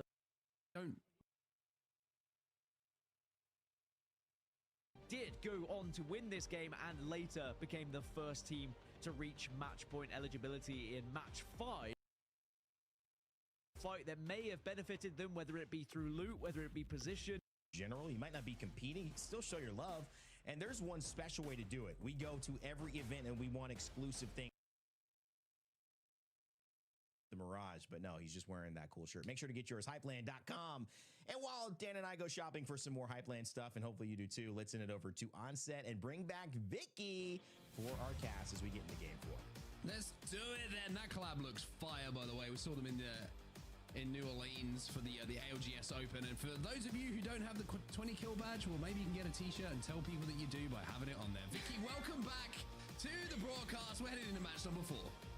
I'm excited. Let's go, because NIP are already 2 points away from sitting at match point. You know, better speed run this here and not try to take a book out of the EMEA region if you're NIP. You want to already feel like it's a long day, job well done here. But that's to say if they even get these 2 points, because I feel like even in EMEA, there were some teams that were struggling just to get those final 2 points and get the distance, because it can be difficult sometimes too. You want to get those 2 KP or even placement points, but you put yourself in a really risky situation. But at least on E-District, I feel like, I mean, in that last game alone, Onset, we had, what, like 16 teams in round 4? It was insane how E-District allows a lot of these teams to coexist in the end zone. Yeah, I want to give a bit of a shout out to Kurev as well, who I think has been one of those players who's been on the unfortunate receiving end of decisions that weren't his choice, right?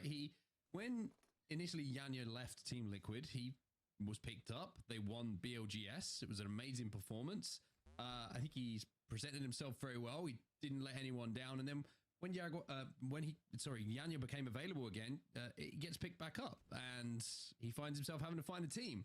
Now he's on this team, this NIP team, and it feels like everything is just working. And I think a lot of the players on this team have very similar stories where they've had to shift around. They're nice guys that maybe don't, you know, get vocal about decisions being made, but now they are finding success. And it's sometimes the personalities match on a team, and that's why that success starts to come. And I feel like that is really is the case here with NIP. Yeah, that's why we see a lot of roster swaps in general throughout the course of the competitive Apex esports season too. So being able to at least stick together and figure out what you have to work on as a team, while then also feeling like you already have built up synergy, is always nice to see. While we take a look at where this zone is pulling over by draft point, Onset, you know, Graceful will be very happy. This is one of his favorite POIs, but it's also a great POI to rotate from in general. So being able to have that POI advantage, being able to get that information just as quickly is going to be important, because I also feel like there's a lot of space to coexist on this POI specifically. But depending on where it shifts, if it continuously shifts over to the south side, there's little to no cover when you're stuck on that riverside. Yeah, that bridge is an interesting one as well. It's like, oh, we'll play the bridge, but then there's 4 or 5 teams who are trying to play the bridge, and it becomes this weird peak battle between teams. And I feel more often than not, if you're there too early and you don't have Watson, for example, to hold down the space and command the space, show that presence, as we see NIP just continue. By the way, match point for NIP. First team to hit match point. They cross 50. They get the job done. Back to my talk about the bridge. There's too many teams that can try and get there too early, and it becomes this weird battle where one knock goes down, and with the amount of angles that are available from teams who arrive, you end up having to play as a duo and then leave and come back again. It becomes even more difficult when you're trying to get that res. So it's a tough spot to hold down, but towards the end game, certainly very powerful. Oh, it's actually really crazy, by the way, to look at how gapped NIP has put the rest of this lobby, even despite the high KP count for a lot of our game-winning teams thus far.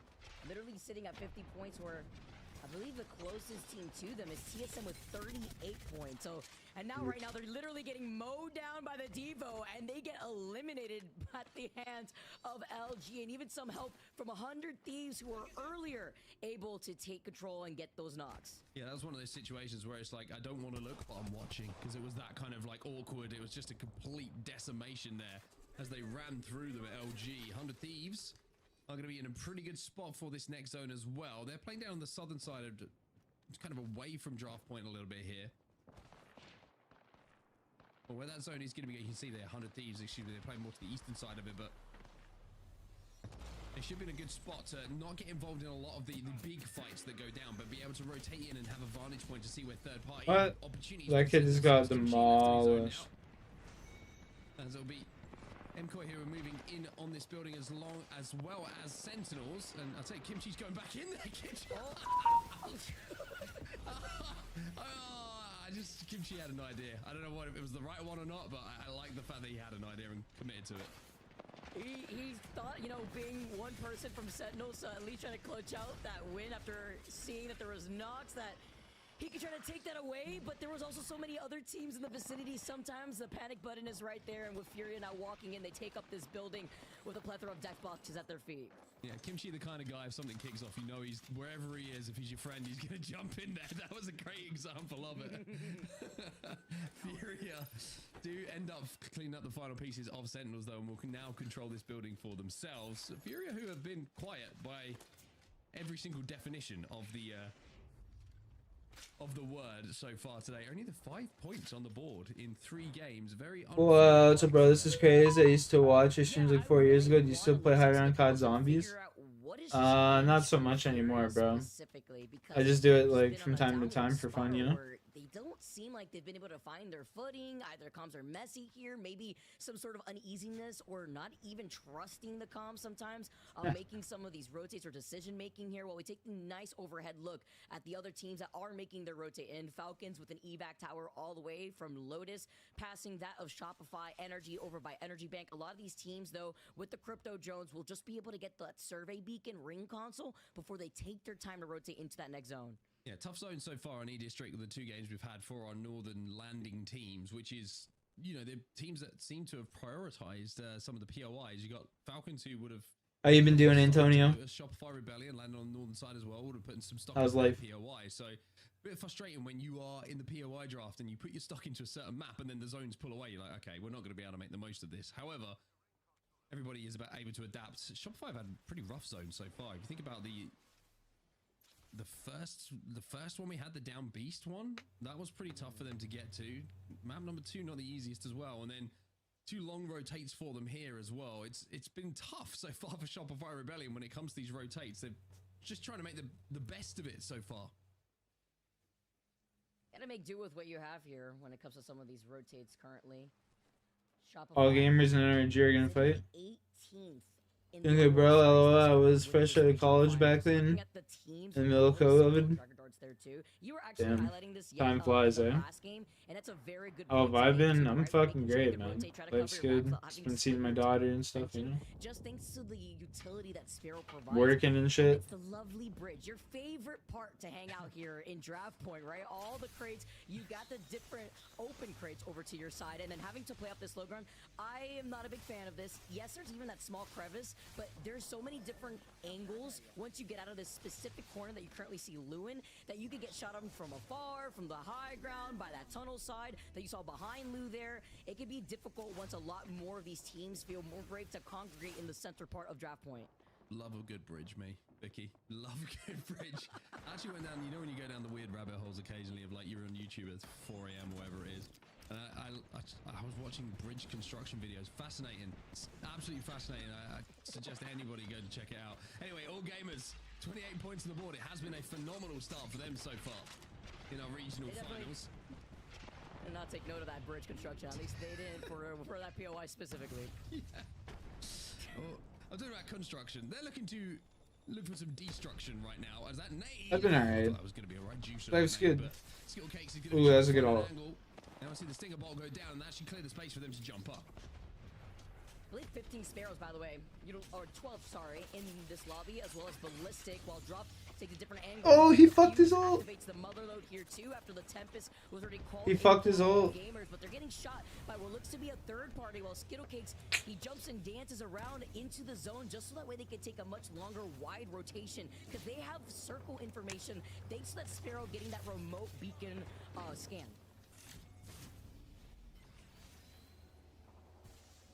Well, there is a team above them, and that's a problem because they are having to take a lot of zone damage here. Zap's going to have to pop that med kit, times it perfectly, as you would expect. And it's going to be VLN who are still holding them out and still doing damage to them. So AG are going to have to go a little bit deeper into zone for their rotation here. They should be pretty safe to do so, but obviously the meds starts to become a situation you have to be aware of.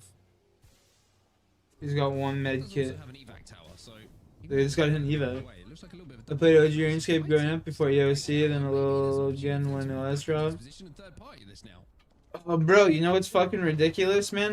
Bunch of Sparrow tracker darts. My main account, this is just like my group Ironman. My main account got permabanned because I was talking about how Jeffrey Epstein and Mike Carney were fucking molesting children. At their hands too inside the building, so they were able to claim that building. They're looking at the third party that maybe wanted to get a chance. And I'm like almost a max account with like good like fucking gear.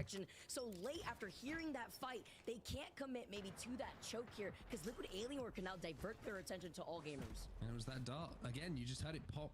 It's fucking unreal, bro. They get the knock as well as Zapto, who gets knocked by It's like they're banning me for a factual statement. Either hold them out or look to push this. Fucking makes no sense. He wants some more. He gets the re-knock as well. Softscape. Excuse me, onto Zap. So that's gonna be AG down to 2 now. Well, Liquid Alienware not only winning that fight, but also holding off the third party. They hear the fighting happening inside this zone right now. Shopify Rebellion, they take out Skittles. Drop is gonna be the last one out here, and all gamers get eliminated. 15 squads now left, while Shopify get to clean up the death boxes that was left from all gamers. So looking at the position of Shopify Rebellion now, they probably have to head back to the north. Liquid Alienware was still holding down that choke. It's NRG who have the drone up, who will know that Shopify are coming. We do see the opportunity for Wait, let it go. Breaking Let's check out the main real quick. NIP trying to play a low profile at the moment. The Falcons are trying to rotate in alongside them. Patiently here with Falcons neighboring them. Across the zip line, by the way, is Movie Star Koi, something that E-District provides from a lot of different POIs is that one zip line that can connect from one lot to the other. Even if it's on the same POI. Love this side-by-side, though. Looking at where this zone pool is going to be, Falcons already getting ahead of the curve, have already rotated out here. Still looking behind them is NIP, but they have to make sure that this is going to be a safe rotate, because LG 2049. just cut them off while Shopify are looking to reset with these shield bats. Yeah, Shopify to get the first knock going to Over actual cheaters? Yo, for real, man. Fuck. What happens when you have a soft-ass world, man? Do what they can because the retaliation is now coming from Guild. He gets the knock himself. See what the bank value is looking like? Here by Zainu. So 2v2. 760 mils the bank. Get taken down and finished off. And I'm permed, bro. I'm permed and I'm almost like max stats. And Timmy has now I'm got fucking supplies as well. disgusted. Find a way out to get his teammates back in. All the way in the distance still. 100 Thieves on the other side of Shopify. You want to see what I said? Here, let's see what I actually said. That's what you want to see if you have one This is the solo funniest left part. from your squad. So let's see if Timmy wraps up around with that crypto drone. You can see it flying north side of Shopify. Shopify 2 also trying to get information. Look at the amount of crypto drones that are just scouting about. One exiting out of Furia, one around CTE, another by Team Orchid.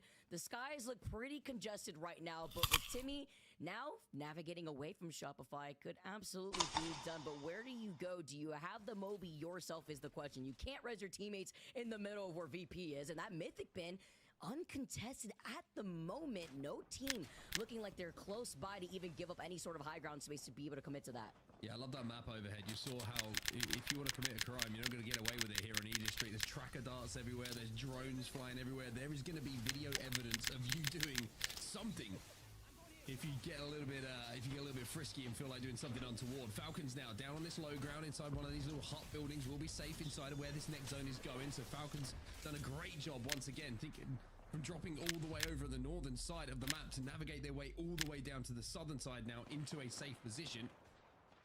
VP still down on that low ground as well, underneath the bridge, but they're going to have to rotate away as the place they were playing wasn't safe for any longer. And inside of this building is Rock and Vaxilon, who put on quite the show last time that we were on his POV. Who gets that first knock, but Crawlbuckle is going to be able to get back to his feet. Literally, watch out though. Being on that Permanently muted. Your account has been permanently muted, meaning that you can still play the game, but your chat will be restricted to quick chat. To find out more about quick chat, blah blah blah blah blah. Yes, I wanted to see your evidence. Look at, I'm talking about old school stuff. KC for Jad. 10 mil. Ooh, I'm pretending to be coins on the ground. And then this guy named Mark Carney shows up. I said, nice name. And he's like, oh, thanks, man. I was like, I hate it. And then he like started talking some shit. I was like, whatever. I said, I dig the fit. Maybe sucking meat. I don't really remember what that's about. Then someone called me, you're the GOAT. My name's the GOAT of World 420. He's just like, you're the GOAT, bro. I'm like, yeah, the GOAT. And then that's not even bad for real. Watch. And then this is what I got banned for right here. And then Mark Carney started talking and like in the game. And I was like, yeah, and he fucking molested children, bro. I wasn't kidding. This is supposed to be, I wasn't kidding. What elite schmuck doesn't? That's literally what I said. Yeah, he molested children, bro. I wasn't killing. What elite schmuck doesn't? I got banned for that. That's fucked. From their progress here, just to be considered the winners of the Americas, and we'll be going here as Kirov goes down here. The truth is censored. Yeah. Have some room to breathe, considering that the rest of this lobby still has a pretty big gap between themselves and NIP, and NIP do note this too. So that's why they want to get even more points on the board. They don't want that shit out there, brother. Other squads that may need it more. NRG too, after getting the reset from Timmy, always these clutch respawn moments for their force to drop down. And now they're pushing in, you're seeing a charged up rampage, that thing's getting revved up, and so are NRG as well, but the nades coming in could be the end of their game. Timmy, still alive though, still full shields on the crypto. Verhulst is gonna poke, there's gonna be a shield swap for him, but he can't get it. Alright, I gotta go rock a piss real quick, I'll be right back, and then I'm smoking a fucking toke. Pick up some KP. Oh, that's so unfortunate. Those arrows with the grenade cleared up so much space, literally gassing them all out from that building. Very unfortunate having to play off of that knockdown. Can't get that shield swap, but even better here for 100 Thieves to get that KP to clear up this north side. But they eventually have to move in the direction of Liquid Alienware, who called out this zone, who has the high ground on that building. The only other team Liquid Alienware needs to make sure they feel pressured out is Rock, and you won't even be able to take that zipline for free. Good luck with that in a lobby like this. 100 Thieves trying to make their rotate in the moment. Looks like a portal's gone down from 100 Thieves. Rockno trying to take a building. The problem is that Orchid have that one locked down with the Watson fences. Now you're seeing Rock on the back foot, trying to play around these knockdowns. Shield Sorcerer's going to try and pop this bat. But there's a grenade at the feet of these knockdowns. Does manage to get it off, but he's got Twisted Minds inside the building next to him. This is definition of Rock and hard place. Rock being grenades, hard place being Twisted Minds inside that building. District has been so enjoyable to watch. Where do you go? Where do you hide? Saucer is stuck in a corner here. They haven't called him out just yet. Twisted Minds securing this bottom floor of the building. Team Orchid also on top of this building. Flat looking to reset after coming out of that zipline building themselves. Wrapping around fully, though. 100 Thieves are keeping Liquid Alienware busy. Twisted Minds having to keep their heads on swivels here. It's left, right, up, down, wherever you can find an angle to put some damage out from this building. They are finding those angles. Orchid above them at the moment. Nano escaping. Albarale just poked a little bit too long, though. And it's cost him his life as Flat will fly in. And Qzia gets not only the knock, but the finish onto Alb as well. And it's because Alb actually originally got the Arcstar knock. He wanted to expand on that, and now losing out with Twisted Minds, hopefully being able to get the res that we even saw from Rock, because Rock also was able to get that respawn in the distance, but shooting them from above, you could see those 30-30 shots in trouble. That's 100 Thieves and even Liquid Alienware. We have no idea where we're going to be dancing around these Wraith portals. Oh. Yeah, Deeds thought he could sneak through there. He breathed in as he tried to get through the doorway, but unfortunately something got caught on that portal. He went up and said hello, came back and said goodbye as he gets taken down, and now Vaxelon alongside his teammate will be the last ones alive here for Rock. Sorcerer's doing what he can, and Furia now with a chance here, Vicky. Inside of the top 7 to get a reset and maybe look for some more KP, and a good result here in this game. Although you still have one member of Flat, the Pathfinder just looking at everything happening over to the north side between Twisted Minds, Team Orchid, Furia, and says, what is going on over there? Well, don't count me in this, because 100 Thieves and Liquid Alienware, they both have the height advantage, positional advantage on top of that. In a zone like this, with Nizul being on that Sparrow, trying to get more information with these recon arrows. Well, this bolt could be huge. If he fires this ult down at just the right time, everyone who's below him is going to get ticked by it unless everybody commits to destroying it, and that looks like that has been the play. The Cavalry goes down. Niazul doing a lot of damage, but damage needs to turn into points, and that means they need the KP. Vertholst, he'll go down as well. Phony, he'll survive. Liquid Alienware, Twisted Minds will die as Furia fly up to deal with the last remaining members of 100 Thieves. Flat eliminated in the meantime as well. The timing from Furia to exit out of the fight while all the teams were busy on the north side to then wrap around. They knew what the priority position was, and now they take prime position. They go in for the third party, and now they drop on top of a very weakened and blunder Team Orchid. Furia will clean it up, and Furia will be your champions. It is a good return to form, extremely well timed for them.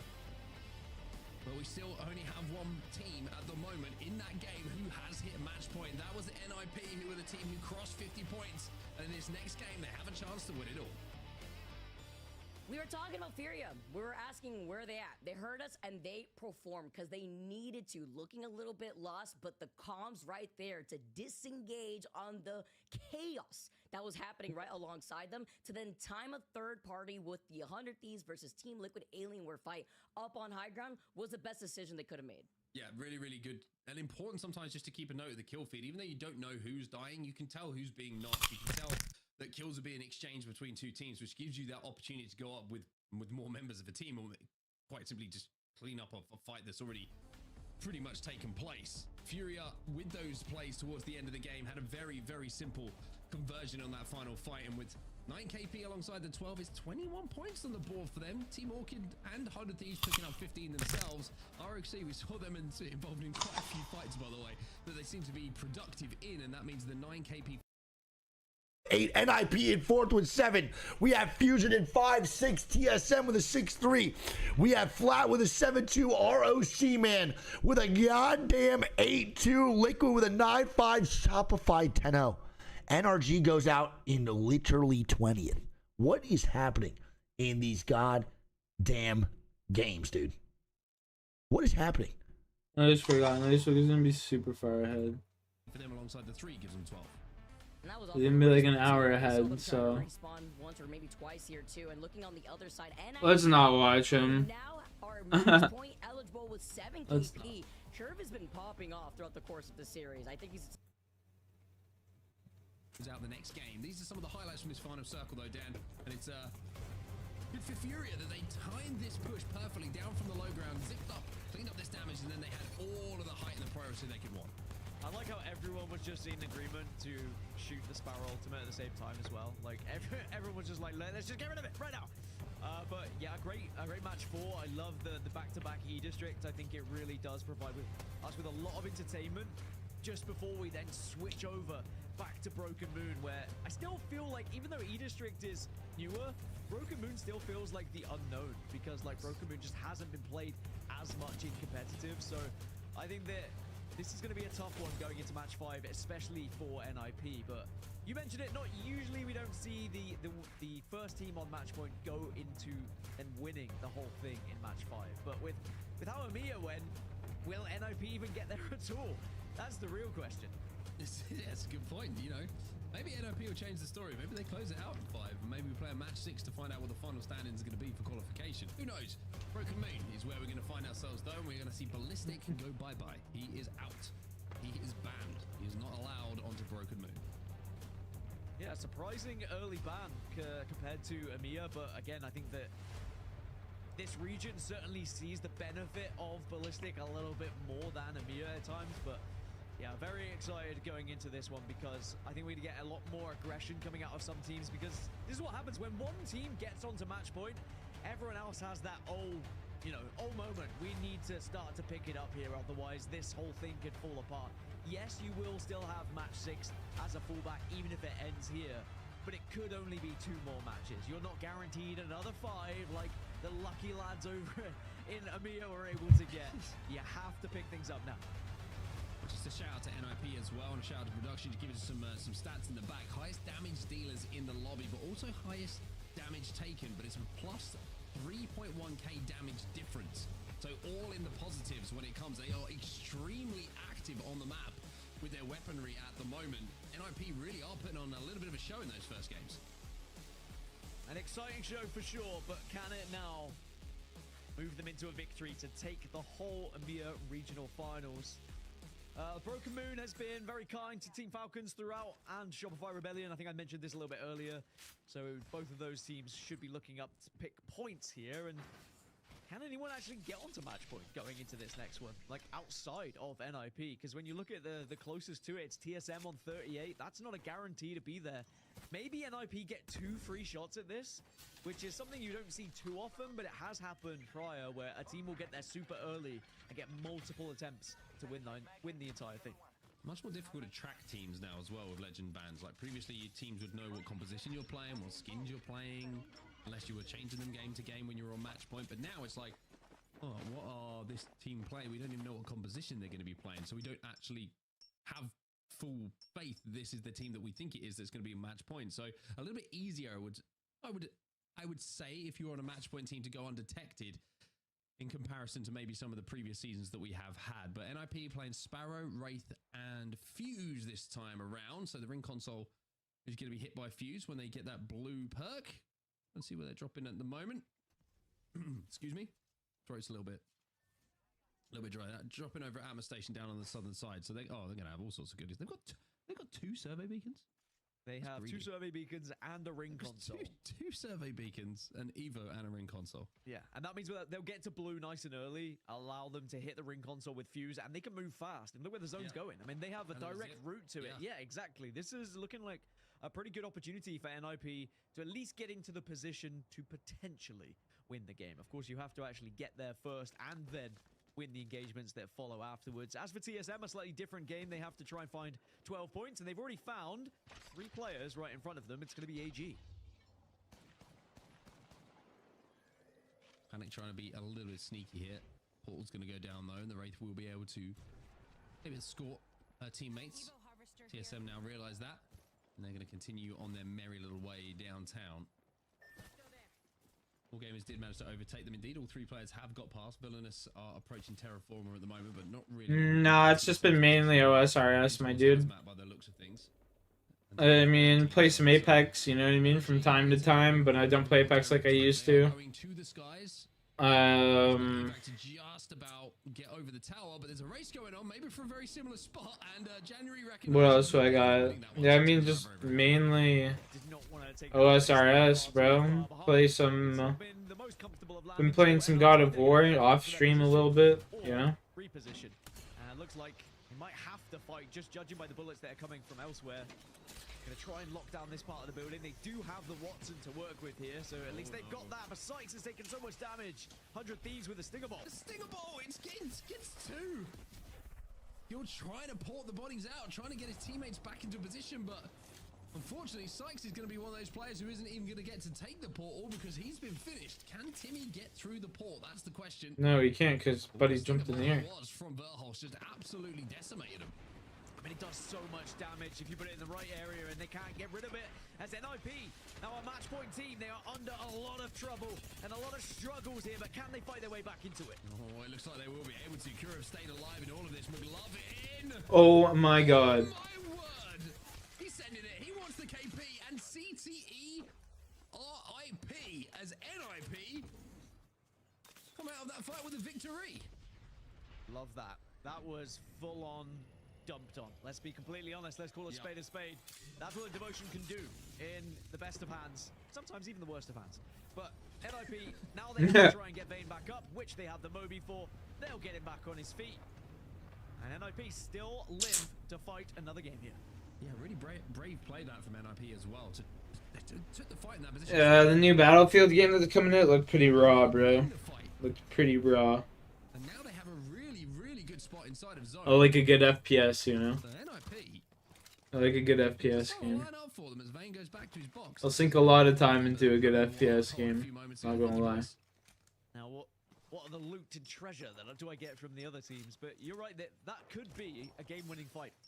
When we look back, if NIP win this game, it'll be majority of it will be down to that fight. It'll be forgotten because it's so early, but without it, they never would have had this position. So a big, important decision to be made, and I love that they're taking a little bit of a risk by going for that fight. I think some teams in this position may have just tried to skip that team, got away from that team, backed off, and looked to try and get help from a third party of some sort, but they were aggressive. I love it. Good from them. The Falcons coming in from the north side of the zone at the moment. You can see they have ring console. I think the Falcons love to do, of course. Yeah, are you excited for GTA 6? I don't have a PlayStation 5, so I can't even play it, or Xbox or nothing. I'm not gonna buy one just to play that shit, you know what I mean? I'll wait for it to come out on PC. But they will be safe for now. Over to AG then, who started off today very fast with a win in that game number 1. But since then, Dan, it's been a little bit more quiet.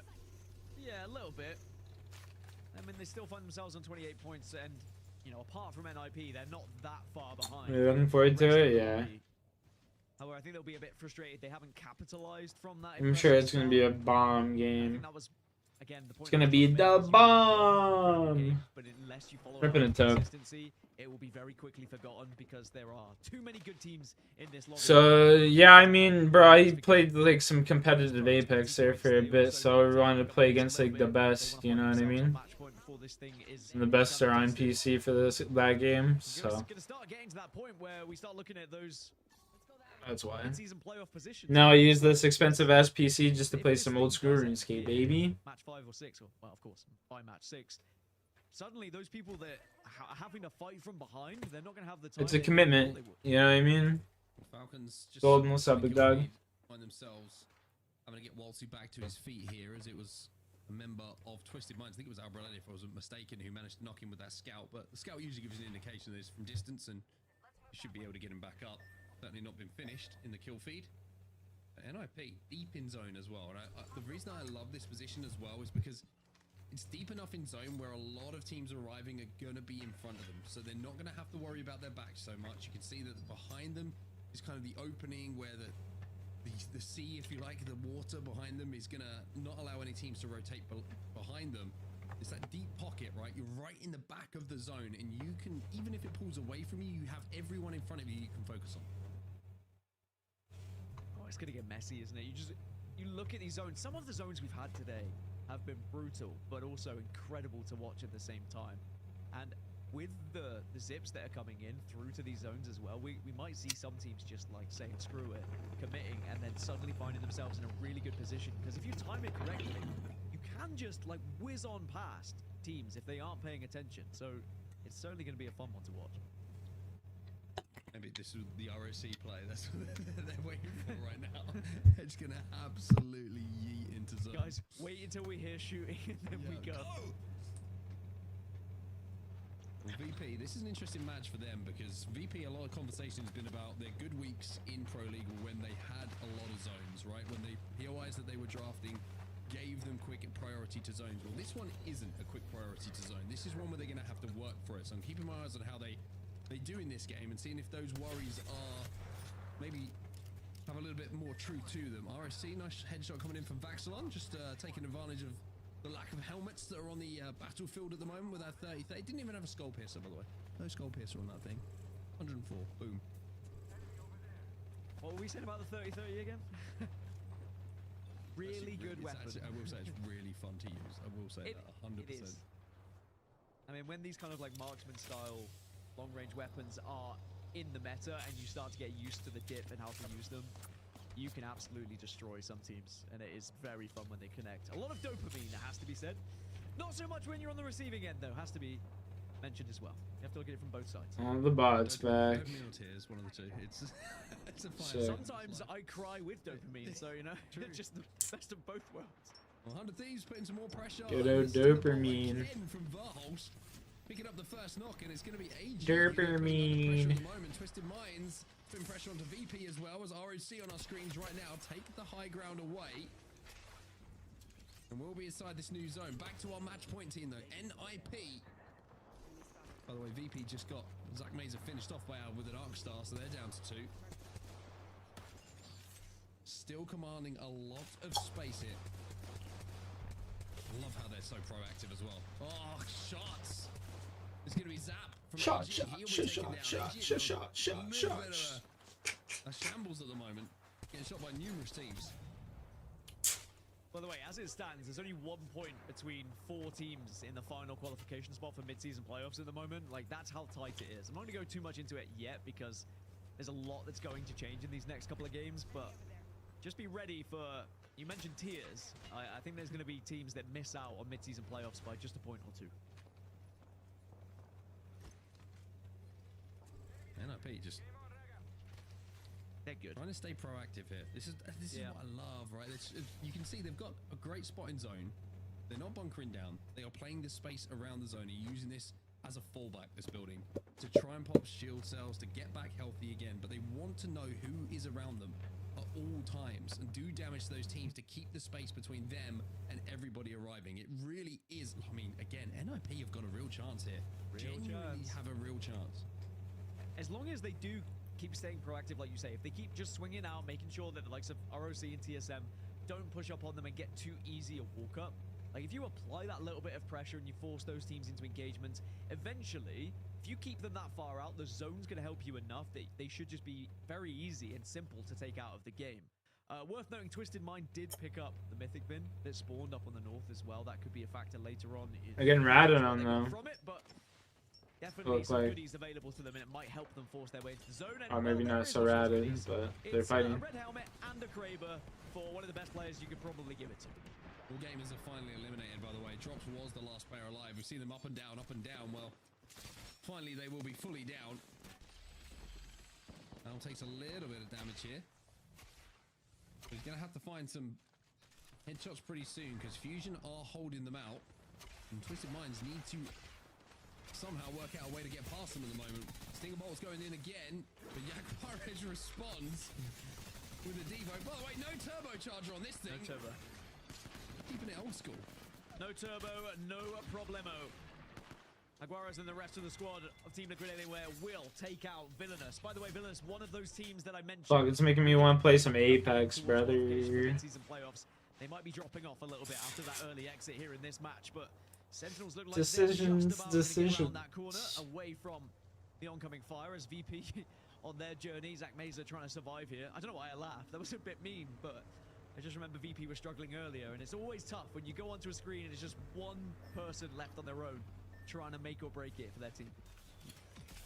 As I would say when we play ranked, don't worry guys, I got this. I just immediately died to 12 people with Kravers. The Sentinels moving into the position that they want to take away. But this isn't going to be safe in this next zone. when it does start to close, Shopify Rebellion and ROC all in the vicinity here. Falcons outputting some damage onto Twisted Minds, and they've actually managed to take them out. So Twisted Minds are What? Twisted Mind to die? movie stars will mean that Twisted Minds get eliminated for the lobby. Zach Mesa, Aura sends Team Liquid back through their own portal. By the way, Twisted Minds going down means that that's a red helmet and a Kraber going elsewhere. So keep an eye on the kill feed, because might be some Crybaby action. Unless, like, Albrelli threw it off the map or something. Just really salty that someone else might get it. Sentinels now looking to see if they can maybe pick up the pieces here, but will be portaled away. No, it's going to be Zach Mesa. BR fatigue. Eliminated despite some heroic efforts. I mean, I still like a good BR. Most BRs just went to shit. Like, you know what I mean? Most of them just, like, evolve over time, and it just turns into something very, very bad. They have everything. Look at zone. They have There's so many cheaters in it too. They have all of them. Oh, excels. They have resources, they have ultimates, and they have the composition. And boy, are they handsome. God, I just wish I was NIP. I wish I was NIP. I tell you what, I bet the organization of NIP right now are chuckling themselves after transitioning from EMEA to the Americas and find themselves with a team who are sat at #1 in the overalls right now, going into mid-season playoffs. Potentially could be regional champs. We might hit Raven's evil laugh once again. It's been a while since we've heard that one, but it might be applicable. Nocturnal. Haircut provided. Nocturnal. Fucking dog shit player, bro. Still intact for the player trying to rotate Trash. in, and they use that port to retreat to his teammates. Trash. Now has to pop that battery.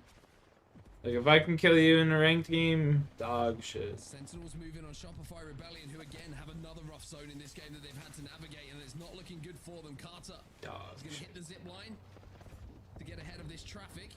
Falcon's been eliminated as well. Bit of a shoddy performance from them so far. ROC trying to pop onto Sentinels. Will manage to take them down. Fury also eliminated in the last few moments as well. Yeah, things are going to start getting pretty ugly now around this zone.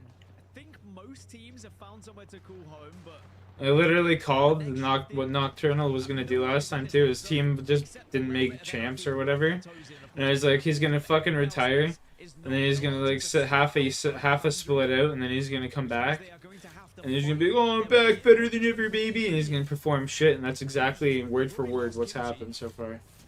And they're on this northwest side, and the northwest side is arguably the ugliest of all of the places to be right now. Unless you can find a little hidey hole within Foundry, you're probably going to have to fight. I don't know if NIP will get a better chance to win. Other than 1 week. Honestly, than what they have right now. LG been eliminated. We're down to 10 squads, half the lobby gone. LG eliminated. See you later, fucking Nocturnal. Buddy. Pulled the fig. Yeah, exactly. Yeah, man. Yo.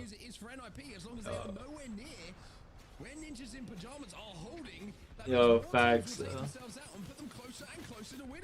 The biggest threat is going to be 100 Thieves, just looking at the map overhead, but it also depends what happens now with the zone closing. What the fuck is this kid doing, bro? These bots just keep appearing out of nowhere, bro. That could be enough to ruin their chances of winning this, because then 100 Thieves might capitalize, might push up, and may take that position. Team Liquid Anywhere are going to be up and above, as are so many teams, as this is where it starts to get hectic, and ultimates come into play. Chanyuk with the devotion. Takes down Koiful. That's not easy to do. Koi had a devotion of his own. Now the portal will go down as well. Jaguar Pretty back to his small as wall. well. 9 years old. And Liquid are moving towards potentially the position that is held down by NIP right now. Shopify Rebellion have been eliminated. I'm looking at this kill feed, seeing if we ever see NIP involved. For now, they are staying quiet. They are staying in their lane and letting everyone else deal with each other. Liquid Alienware are gone. Rock are gone as well. We're into the top 7 now. Into the top 7, and actually NIP are taking a look at TSM from behind, but they will portal back. NIP back to safety and will be in a position where they can play the entirety of the southeast right now. TSM under a little bit of trouble. Have to be careful. The catwall is going to help a lot here. The real question is, do the other teams even care about it? They're still pushing up. And it's NIP. Look at that, extending out. Again, still outputting damage. Fucking Panic was just panicking. Fusion are falling as well. We're into the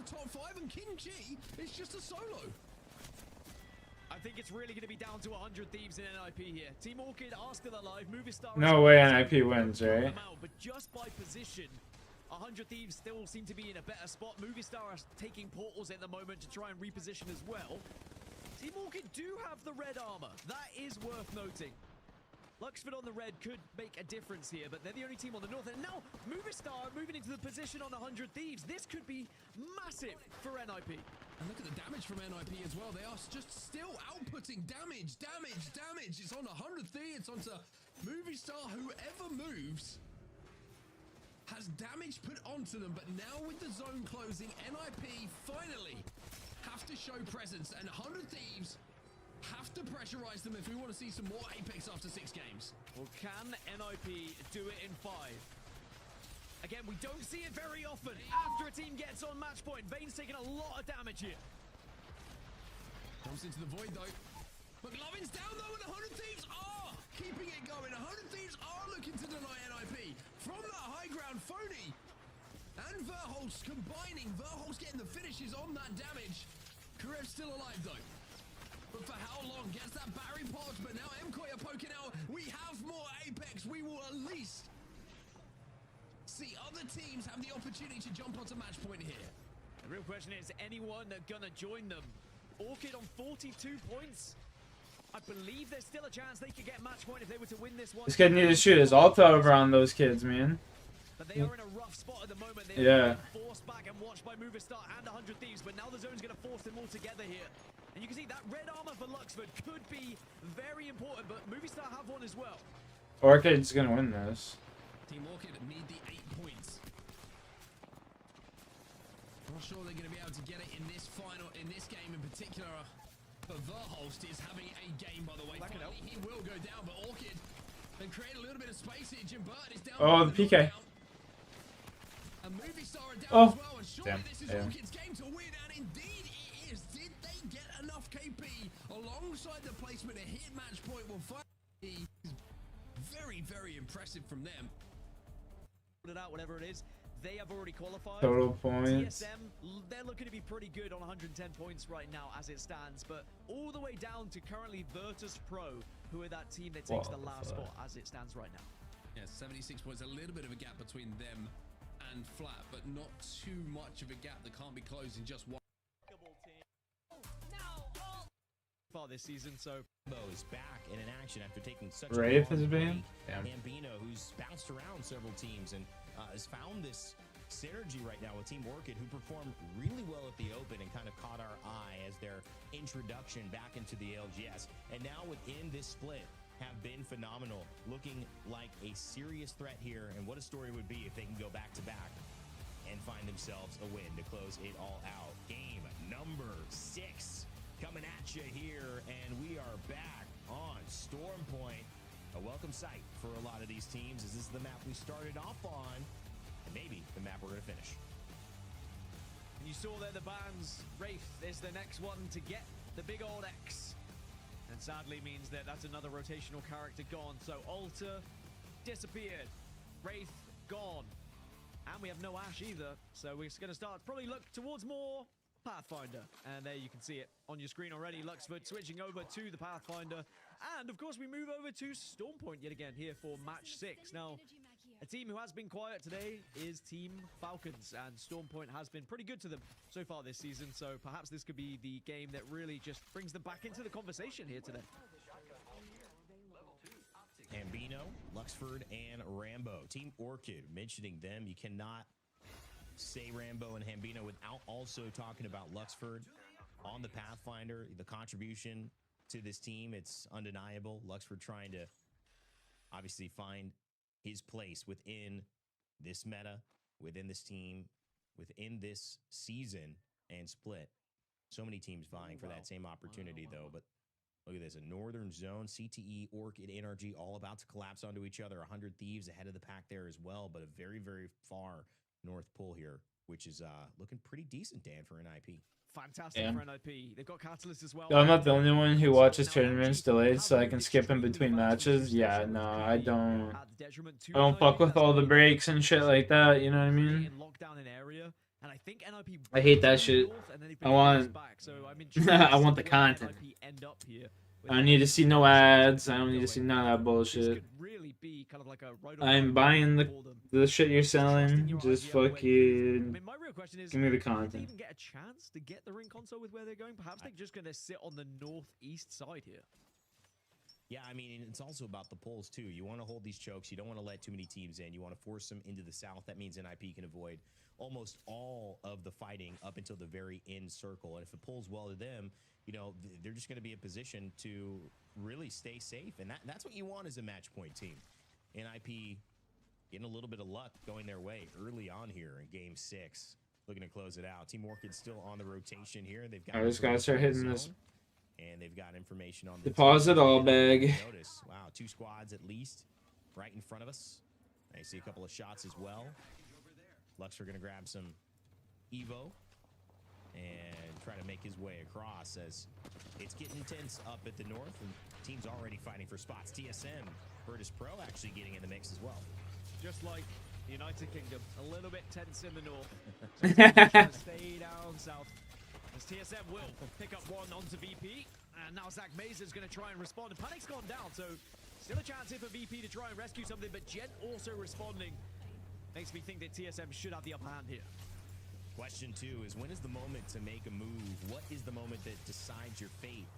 This Jen just ate his cues. Sees it. Can you recognize it when it's upon you? A lot of these fights for these buildings, these little things, end up having such tremendously big cascading effects later on as this lobby closes and we get to final rings. And TSM prioritizing, holding that building, ultimates going down. Yo, I'll be right back, my dude.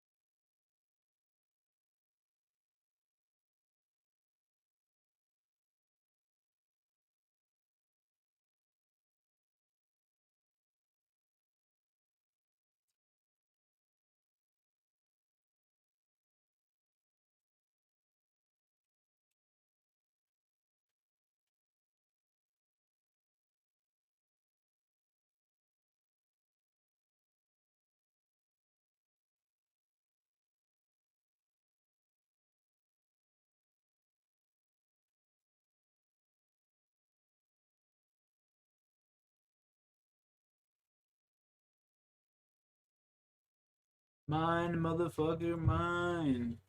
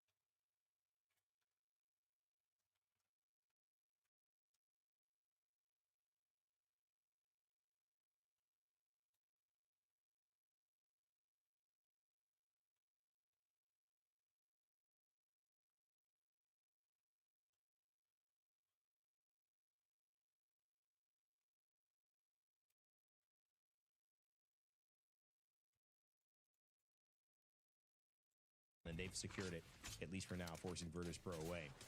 Falcons finding Kurev. Oh boy, and talk about cascading effects. LG taking that spot, still sitting fine up in that corner, but it's now NIP who have had to kind of be in the between areas that they maybe didn't want to go to, and they've already lost Kurev here, which is not a great start for them. And it's going to be Team Falcons who are going to be heading their direction as well. And even though, you know, Falcons have been quiet, still on 30 points, and with only 2 teams being on match point, you know, it's not the end of the world. One good game here, and then suddenly Falcons are on match point, and everyone else in the lobby is saying, oh god, it's going to happen again. But All Gamers also the same, they're on 28. But remember what a start it was for All Gamers. Sadly, they haven't really been able to follow up since, but they have found themselves on the northern side as well, so they'll be in a good position. And look at this spot. It's quite the hidey hole, quite the nook or cranny they found. I like it. I mean, you know, the only thing they got to worry about is maybe a knuckle cluster or knuckle cracker, as Onset said it should be renamed. I'm kind of going with that rename as well. I'm with it. That would find itself safely in that spot, forcing them out around. But so far, so good on that northern side. Kind of the benefit is you don't have a lot of traffic that way. Something we cannot say in the city of Los Angeles, where I hail from. Sentinels NIP kind of holding up this high ground here as well. NIP just eliminated. Sadly, in the kill feed, they will be wiped out in 20th place, despite having the zone coming their way. They could not survive after Kurev was eliminated in the early stages. So, despite being our first match point team, we'll have to watch on now and hope that it is not won by Team Orchid, so they can get another go. I mean, it's one of those zones that, you know, you come back and you look at it, and this is one where, you know, I have to have more experience in hearing the conversations about it. Obviously, they had a great zone. They wanted to do something, but LG was a little bit faster, and maybe that's just a problem. Sometimes being faster in the movements, there's really not much to analyze. Sometimes, though, maybe there was a better way to play it. They'll be thinking a lot about that as being on match point and then being the first team to die within the first round, having about 20 minutes to stare at the screen and watch everyone else play. That is not a fun experience. So NIP will be doing that. Virtus Pro have found a way to just stay active, even though they haven't yet gotten a lot of advantages in these fights. As Slayer and Dan, excuse me, Ludo, working their way around. Dan, put me in there. I know you meant this, Dan. I know you meant the Dan he's looking at. But don't get too excited. Yeah. I wouldn't want to be that Dan right now. Yo, Squared Air, what's good? Instead, VP will get that KP, and they can start to work getting back in this game despite the struggles we saw earlier. And maybe Kimchi is going to be the next target for them, but they are still a 2. Can they get Zach Meza back in the game? Remember, there is a crafter just behind them, but it's not as simple sometimes. Just watching the finals for Apex. You know, these games regional finals. It's actually given us a lot of time to see these teams in action in different ways, and you know, sometimes they can be over in a blitz. I think it's like top 8 teams from this region go to like the actual finals. Certainly not going to be to land for Falcons. some shit like that. Happening for NIP. If Orchid go down, you know, we are starting now to push towards 7, and 7 becomes 8, 8 becomes 9. And teams like All Gamers, teams like even VP, you know, they're experienced enough to really have a moment. And you just got to say, you're trying to hold off and clean this up before any team like this starts to find their rhythm. And that's hopefully, as you look again at Team Liquid Alienware, another type of team that could have a significant run in a series like this. 34 points stand, 5th place, not on match point, but, you know, can't put it past them to come out with a 20, 30-point bomb and totally turn this lobby on its head. Scary thing is, I mean, only 2 teams on match point, and depending on who wins this one, we might only have 3 going into the next as well. If Orchid don't win, of course. He's sickening me. Whereas in EMEA, everyone kind of surpassed match point at a similar time. We had like 5 teams join at the same time around match 7. And I wonder whether that's going to be the same here in Americas, or whether it will stay in that pattern of just like one team mopping up the majority. Dominated by Asian teams? No. Kind of just getting 5 or 6, maybe 9 or 10 if you're lucky. And we've had just such heavy wins from teams so far that it's been a very different lobby comparatively to EMEA, but Fury will be making their way comfortably to the center of zone right now, where I think they'll be pretty happy. And you can see with where the zone has pulled, it has pulled out east, so you can understand what NIP were trying to achieve when they did move early. They wanted to take that choke, they wanted to get into that position, they kind of foresaw and foreshadowed this zone pulling this way, but sadly they were taken out of the lobby quite early on, and it's going to be opening up to other teams. Like Falcons have the position that they wanted. Liquid Alienware adroitly flying in between the bullets that were nearly grazing that body armor to find a spot nestled into the zone up north. Meanwhile, Twisted Minds in the middle of a skirmish here. Alberlelli sliding in, doing owl things, goes down. The Kazir should get cleaned up here. Enemy, it's got to have the confidence and tempo to push. He goes the wrong way for a second. Does it open it up? No, it doesn't. Alberlelli finds Nano. That'll be a kill there. Kazir maybe still out there, but ultimately, that's going to be enough to just discourage Flat from taking that building. Kazir making it out with his life. NRG have just got a mythic bin spawning next to them, by the way. They're right on the northeast side of this zone. Alan, see what you saying, buddy? Bin is gonna be a nice little gift. What'd you get up to today, Squirt? LG are gonna be just west of them. Falcons down to the east of them as well. Those three teams, depending on how this zone shapes, Taking your rips. I've smoked like a few tokes. three favorites for me. Smoked a few tokes. You know, I love that you bring up NRG. Cheers. Not a team I'll smoke that one. you would anticipate being in this position. 15th place right now. They came into this lobby first place. Work and talk to the They baddies. proved that they were, and now this is just Were you telling her to throw it back? kind of a discoloration of what the anticipated bright, vibrant color that they bring to this game has typically been. And that is certainly a team you do not want to wake up. So much talent, so much skill individually on that squad. If they could just put it together, and it's been a journey for Timmy to take leadership in that. Obviously, Sykes joining that squad, post open from Envy, Gilderson's being a part of that now, and Timmy's still staying in the leadership position. A mad puss walking in? Oh, I believe it, bro. Like you said, I believe it. very hard to siege from, and they got a lot of control so far with that Mythic Ben. Oh, I believe it. Got a Sour Diesel J right now. Nice. Sour D is a good strain. One of the goats, especially if you get a good clone of it. You gotta get a good pheno. Gotta get the good feeny. Villainous, movie star. Like they've all got an awful rotation now, somewhat uphill to try and find a position as well. We are going to see and just check in with ROC. Talking to them with the boyfriend in the carry. Hey, man, just because there's a goalie doesn't mean you can't score. Avoiding a fight rather than taking run right now, but they have been able to take the roof. It's going to be Falcons there on the other side of this one. Waltzy's taking a lot of damage, but Hal's going to try and fight back. Not able to do so. Massive from Zainu, cleans up Hal, and it's going to be Shopify Rebellion's wins. Falcons out, 31 points, and they will wait and watch the rest of the lobby as well. Our third team to fall, and will it be Shopify Rebellion right after them? Sentinels trying to get in on the action. Riley sniffs out an opportunity, but Zainu is right Cheers. back in there. The shields have been swapped. Koifel taking a little bit of damage from that Stinger Bolt. That's a huge asset wasted now in terms of any fighting capacity, and so Sentinels on the back foot knowing they're a little bit hung out to dry. Virtus Pro, speaking of hung out to dry, just trying to stay alive and land. Zach seems like he's just living on borrowed time, and he goes down. 100 Thieves, Bocheck Bo to VP Zach Mazer. He'll clean him up, and there's just one alive. Yeah, I preferred the Pathfinder route than the through air control route. I'm going to be completely honest. There was far too many eyes on them in the Pathfinder. Sometimes you see the zip and you're like, they've got enough protection. Let's not waste our ammo. Yeah. TSM, they are 4 points off of match point threshold right now as VP do get eliminated. TSM do find themselves in the zone, the next zone, but there are going to be fights that are having to be had. ROC and all gamers surrounding TSM now. And maybe TSM will not be reaching match point unless Duplex can go crazy, which he cannot. TSM eliminated, ROC eliminated, and we're down to 15 teams. Wow, both of those teams go down. ROC, TSM.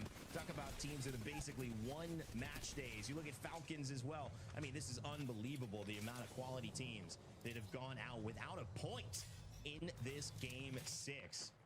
Now, they do know that NIP is out. So they're going to be feeling at least a little confident that they we got a smithing level. Still well alive. Let's And go. not necessarily in a spot that guarantees that they're going to get the job done. They got a lot of movement to go through, Dan, before they get there. However, alive, that's scary for the rest of this lobby. No one can really rest until they know that that team is out. You can see the as it stands there on the right of the overall standings for those mid-season playoff spots. So those are the bubble teams to look at. If Orchid were to win it, it would all end here, and that would be how it would kind of end. But of course, points will change depending on who finishes where in this match. That's where we're going to be focusing on. As long as Orchid are alive, there is a chance it ends here at match 6. But there's a lot of work to do here, Rain Day. They are down in the southwest. They've got CTE around them, which are slightly weak. They have lost members, but Movistar are there as well as Fusion. Fury are watching over. I mean, it's going to be a gauntlet if Orchid are going to make it through here. This would be like an absolute mammoth of a run. It would be one for the ages. But just like those, you know, Ninja Warrior gauntlets, man, you can't worry about the last obstacle while you're doing the first. You just got to do the first, then the second, then the third. Hopefully you run up that ramp and you touch that button, but there's a lot of things that come first. You can't get caught up in thinking about the future. And, you know, 2 seconds ago, they were on 2 blues and a purple. Now they're on 2 purples and a gold. I mean, Orchid winning that fight, getting aggressive at the right time, those decisions starting to pay off for them. As we head into a zone 4 close. Orchid, CTE, Movistar about to run into them as well. It looks like there's an evac tower for Movistar, so they're going to be ahead of the game. Team Orchid, this is the call right here. Can they find something with Luxford? He's got his Pathfinder zipline in 99%. Make it 100. He's got a chance. This is it. If Orchid can get settled into the zone, well, we could be looking at match point. And it looks like they're staying alive. But Rambo loses the zip line. Luxford now isolated by himself. Hambino goes down already. Maybe they're just hedging their bets, saying at least one of us could stay alive. We'll have a chance. But Hambino's out. I'd say no man left behind, but it was definitely several. Oh, yeah. It was a couple of men left behind. Oh, if only did he connect with that? He missed that, right? Yeah, he did. What's he shooting What? at? Weird hitbox. Yep. That's Very Crouch? strange. Very strange hitbox, Thanks. if there is someone. I think it's It Rambo. is. Yeah. Phony just that is couldn't find the bizarre. bullet. By the way, there was a respawn beacon there for Team Orchid. I have to mention that. And remember, they did have a crypto as well. Anyway, over to all gamers who are currently under a lot of pressure. Zap, the last remaining player, does have the Devo though. Will win the fight, but now here come 100 Thieves to try and deny the res, and they have been able to get there quick enough to force Zap out. And it is looking like 100 Thieves are going to have a chance to get to match point here. They need to clean one more kill up, and that will do it. 100 Thieves join Team Orchid on match point, but they won't be able to do anything about it if they don't get rid of Team Orchid, who still have 2 alive. I believe Luxford, Rambo still there, and Hambino could be the next to go. Sometimes, Dan, you get these moments where teams get a little bit too concerned on what they have to do, but they forget the fact that Orchid kind of secretly is still here, having a chance to be a full 3 in a zone with 4 squads left. And whilst, yes, they do have the respawn beacon, but it was Hambino went down as the crypto, which makes things a little bit more difficult. And we mentioned the gauntlet, right? Team Orchid have got through obstacle 1, 2, 3, 4, but right at the very end of it, you've got NRG, who have been sat on the highest point of this map. They have the Oh, they go? I'm kind of pissed off, Squirt, because in this game, Old School RuneScape, I was talking about, in the game, I was talking about how there's this guy named Mark Carney. I was like, you know, Mark Carney was hanging out with Jeffrey Epstein. He was, like, molesting children. And this fucking goober got all mad and reported me. Now I'm permanently banned for talking, or permanently muted for talking. Like, I can't talk at all on my main account. It's some bullshit.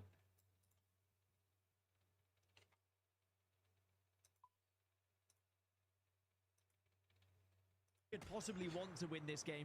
This should be an NRG victory.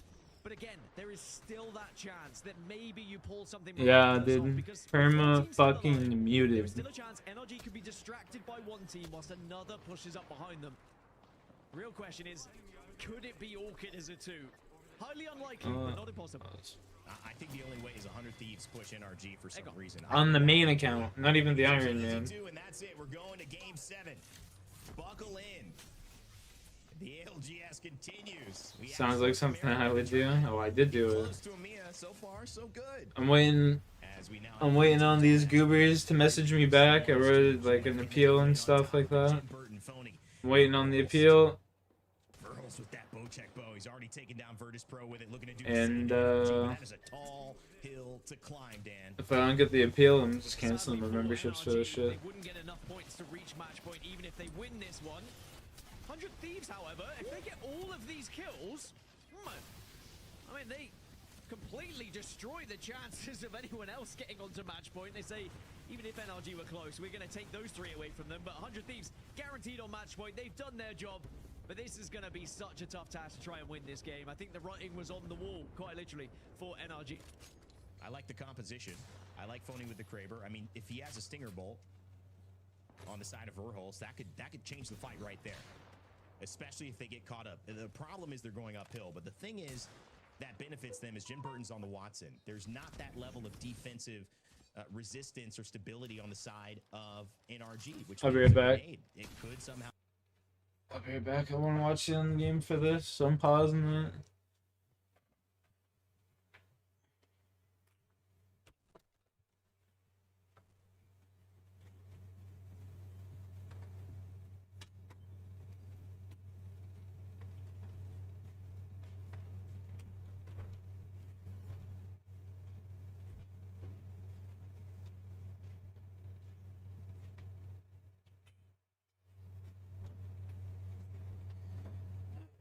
Gary Bajarath Road.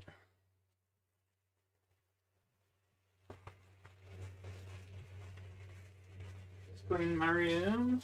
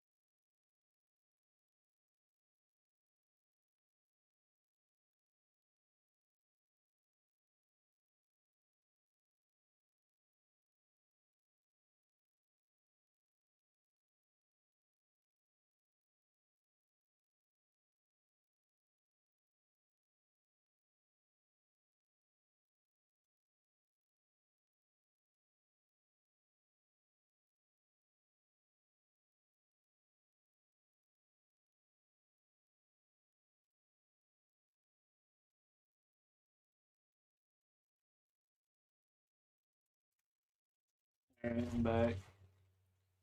Oh, what the fuck? It's crashing out.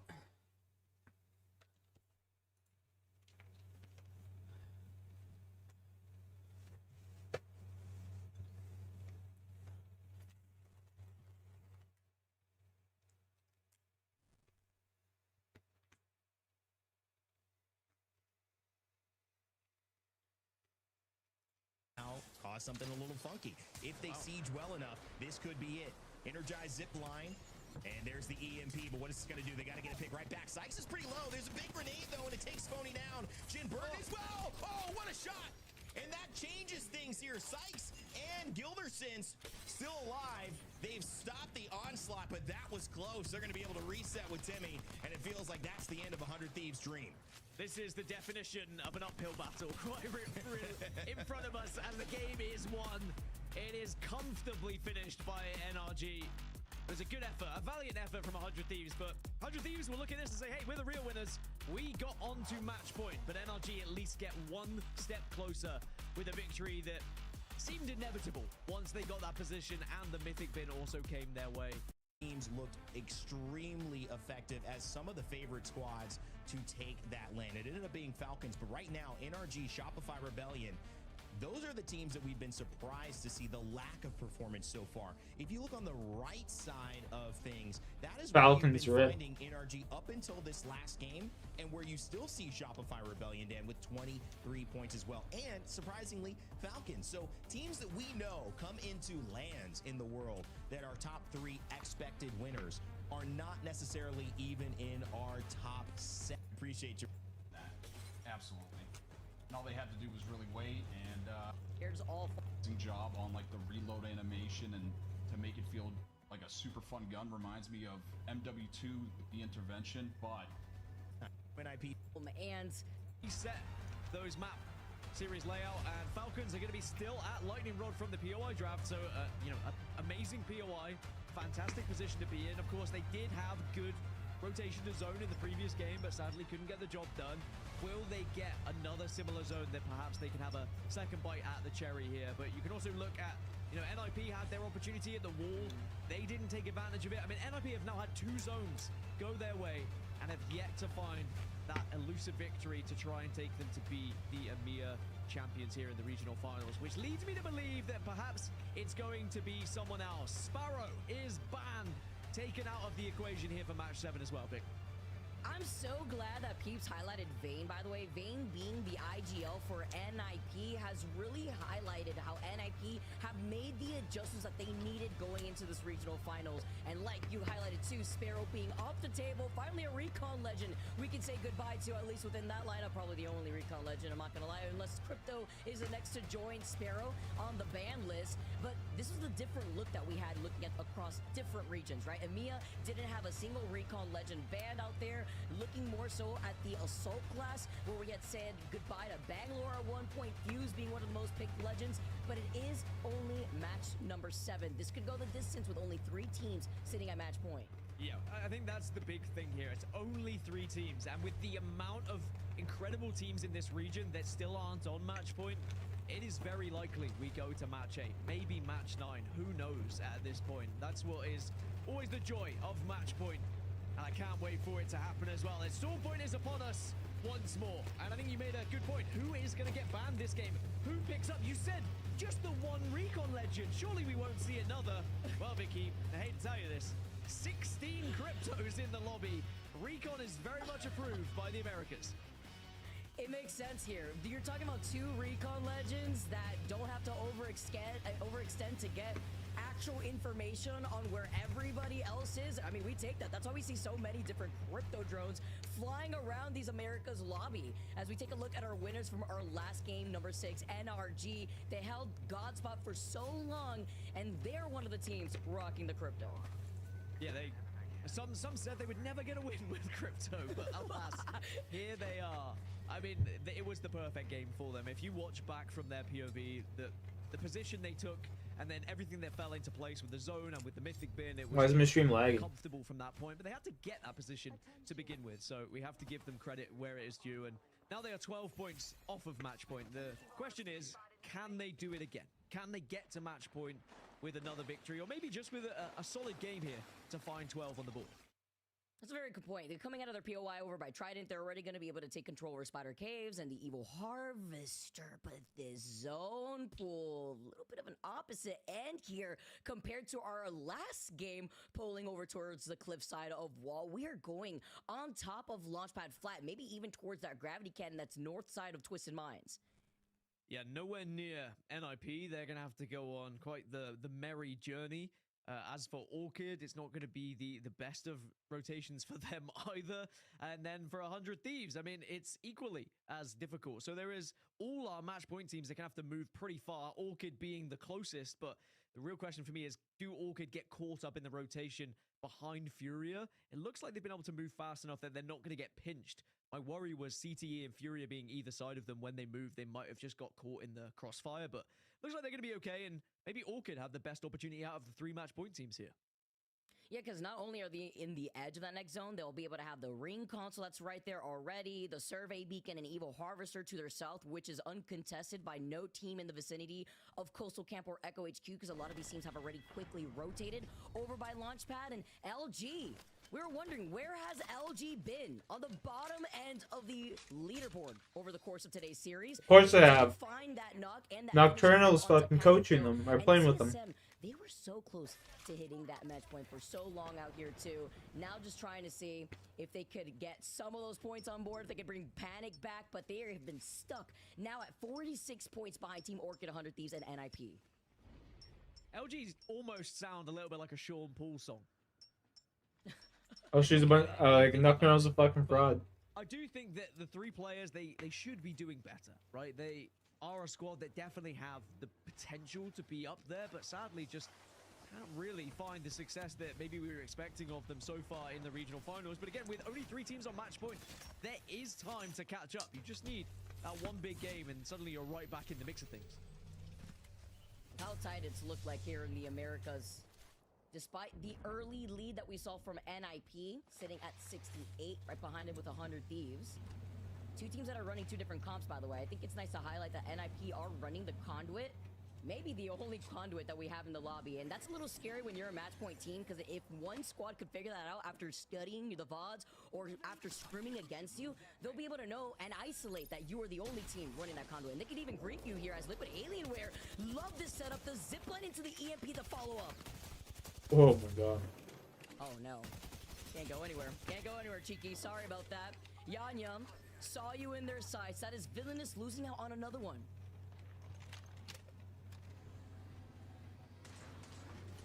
The Trident's going to be very important in this game.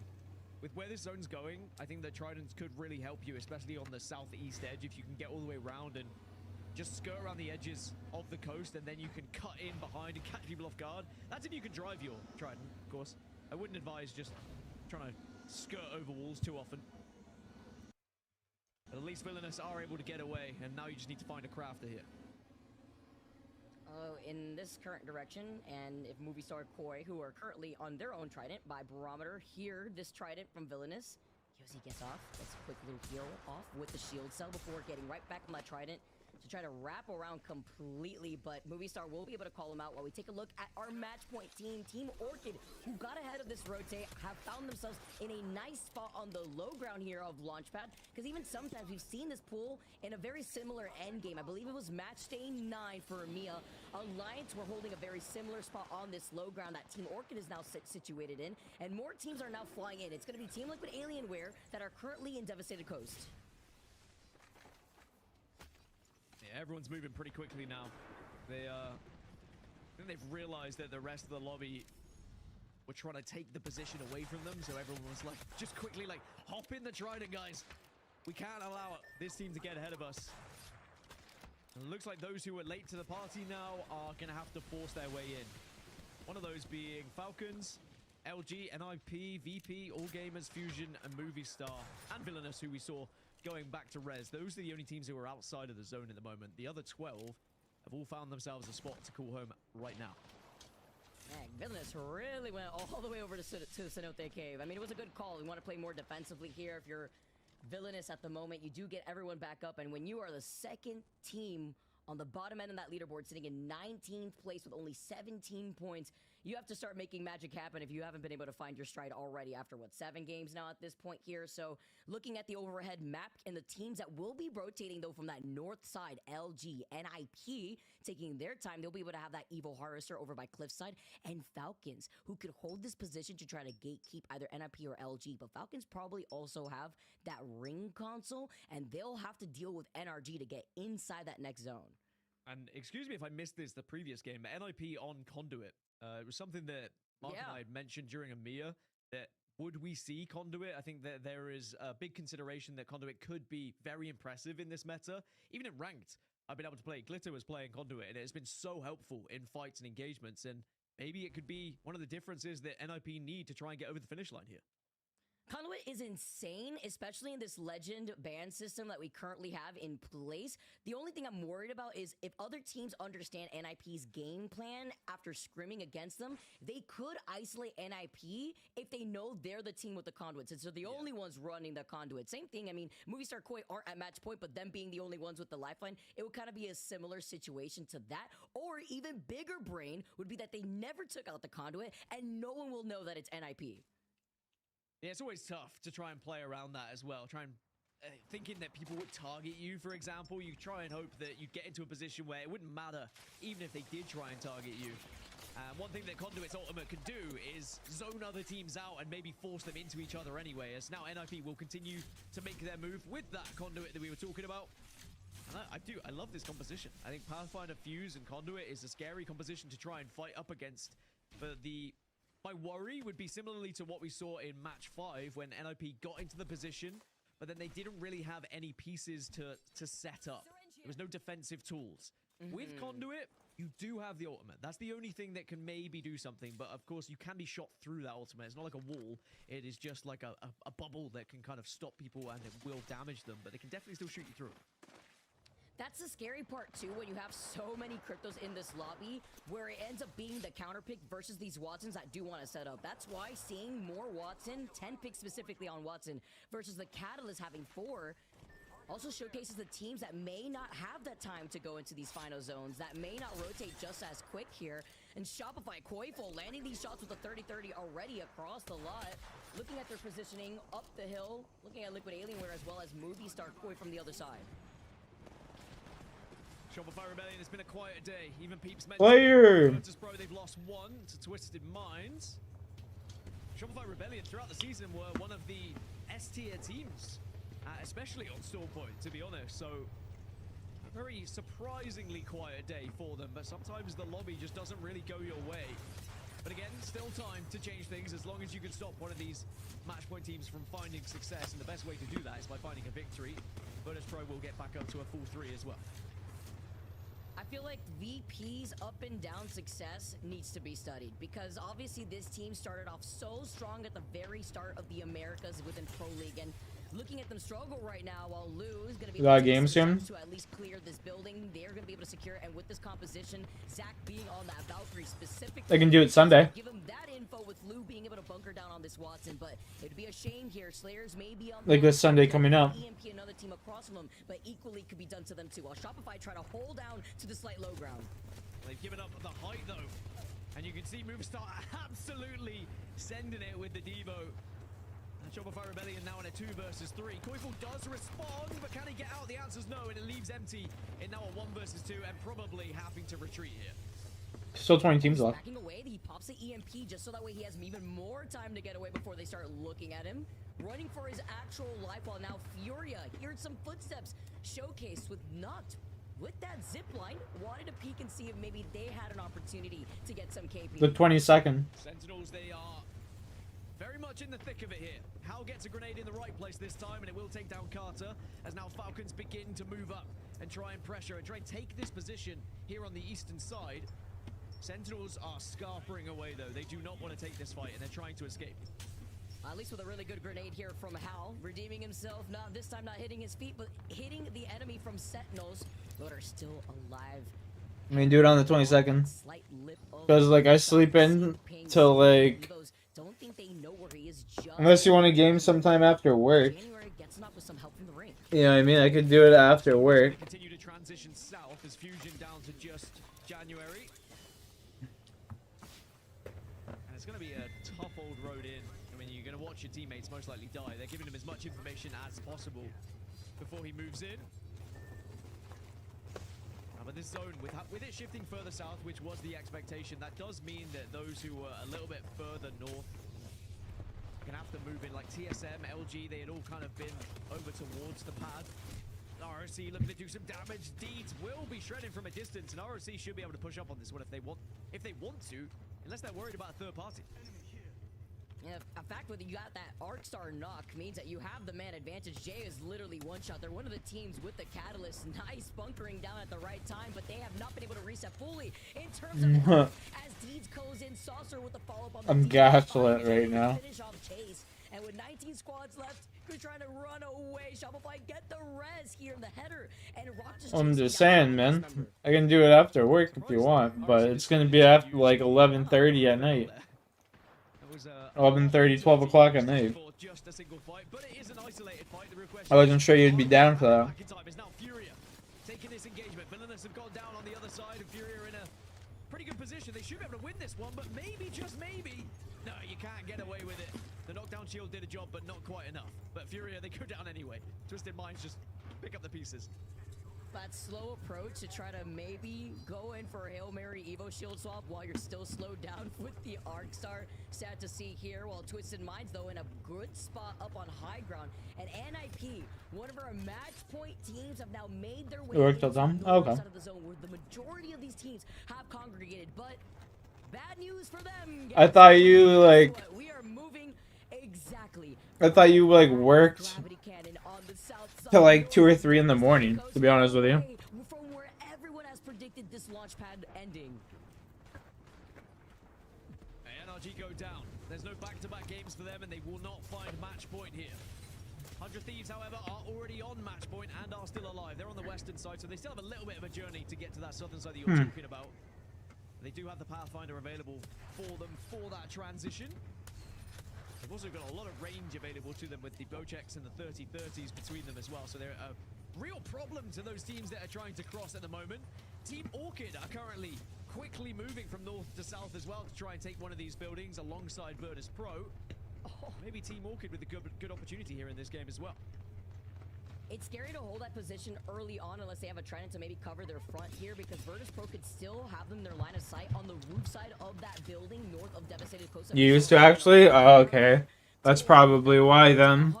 That's why I was kind of just like, fuck, dude, I don't really want to, like, you know, have to stay up till 4 or 5 o'clock to play some games. But if you want to do it at like 11:30 or something and play for like an hour or 2 or 3, I'd be down. The opportunity from getting even more loot. Well, only 30 seconds to try and decide where you're going to go now. Here's an overview of Orchid making their rotation, and look at the amount of space that they've taken as well. Those Watson fences just saying to everyone, keep out, this is ours. As NIP, it looks like it's going to be up into the skies. This is going to be a big play here, as long as the balloon stays alive, which looks like it will. But does Vayne stay alive? That's the real question. Almost gets Let's do it. There's the conduit coming into play to keep Vayne alive here. And then you get to see all the action happening right below you. See 100 Thieves zipping on by. Vayne with that conduit shield passive now slowly ticking up, where he just has to focus on popping this medkit just for now. 100 Thieves look behind him. Do they focus here on the team that just flew in here with Vayne scouting ahead? 100 Thieves up this hill. Cheers. A very risky situation to be in, just looking at their composition. They're one of the teams without a cat wall too on top of it. 100 Thieves just trying to pressure these teams that are crossing the water now. But they also need to think about how they're going to force their way into zone at the same time. Like, what is their plan of action? Looks like Phony's gone up, so he's the one who's scouting right now as the Pathfinder. Just needs to let him know if it's safe as Flat get eliminated. TSM also getting pressured at the moment. Remember, TSM were so close to match point, but TSM eliminated. They will not reach match point. All gamers go down. Fusion go down as well. So many squads being wiped off from Storm Point right now. They were like 2 points away. Team Liquid is the next team, very close to being at match point with only 40 points. Team Orchid now wipe out the other team to their north. They want to make sure that they have less resistance, and 100 Thieves are actually helping them out because Rock are right next to them, and they get sandwiched. Well, all 3 of our match point teams are still alive at the moment, but Orchid have just lost one. Twisted Minds might be helping them out here, though. Verhols has just fallen. Now Orchid going to go for that res. Jen Burton says, I want to deny this one. Let's try and take Orchid out right now. And Phony flies in, but gets absolutely obliterated as Orchid just trying to hold on. No way. Looking at 100 Thieves with Twisted Minds also looking to get involved. 100 Thieves get eliminated. They come out on top. They look to get the res, but they have to put in the pressure. Lux with no time to actually reset with the shield battle until now. Rambo gets eliminated. They finish him off while he's knocked down. And the Crypto trying to get information at Team Orchid. Oh my god, Luxford in the alternator is going to work, but it will not be enough as Orchid eliminated. And that means it is just NIP now, who are on match point, and they are also kind of in a tough position. You can see they are trying to res, they're trying to get back up, and they've lost McLovin, but they do have a Moby. But that zone is gonna close very shortly. This is gonna be tight. That zone is gonna be burning their backsides. 5 squads left. It's still doable here for NIP, but it's Team Falcons who are on the eastern side here, dominating this zone and looking to try and find their first big game of this series. I was gonna say, right now, Falcons are in prime position to win. I always played like the Lord of the Rings mod for it. Trying to put on a performance while NIP off that res, get the reset here, look to see how they're going to be able to approach that next zone because they have to go in from that low ground. They see the team right next to them. They get that knock onto Higuadas, and Team Liquid, a team with 43 points, looking to get KP, looking to maybe take us to some more Apex. Kira being the last one alive. Good luck with that, with the circle pins against your back. NIP get eliminated, and we see some more Apex as we go on to game number 8.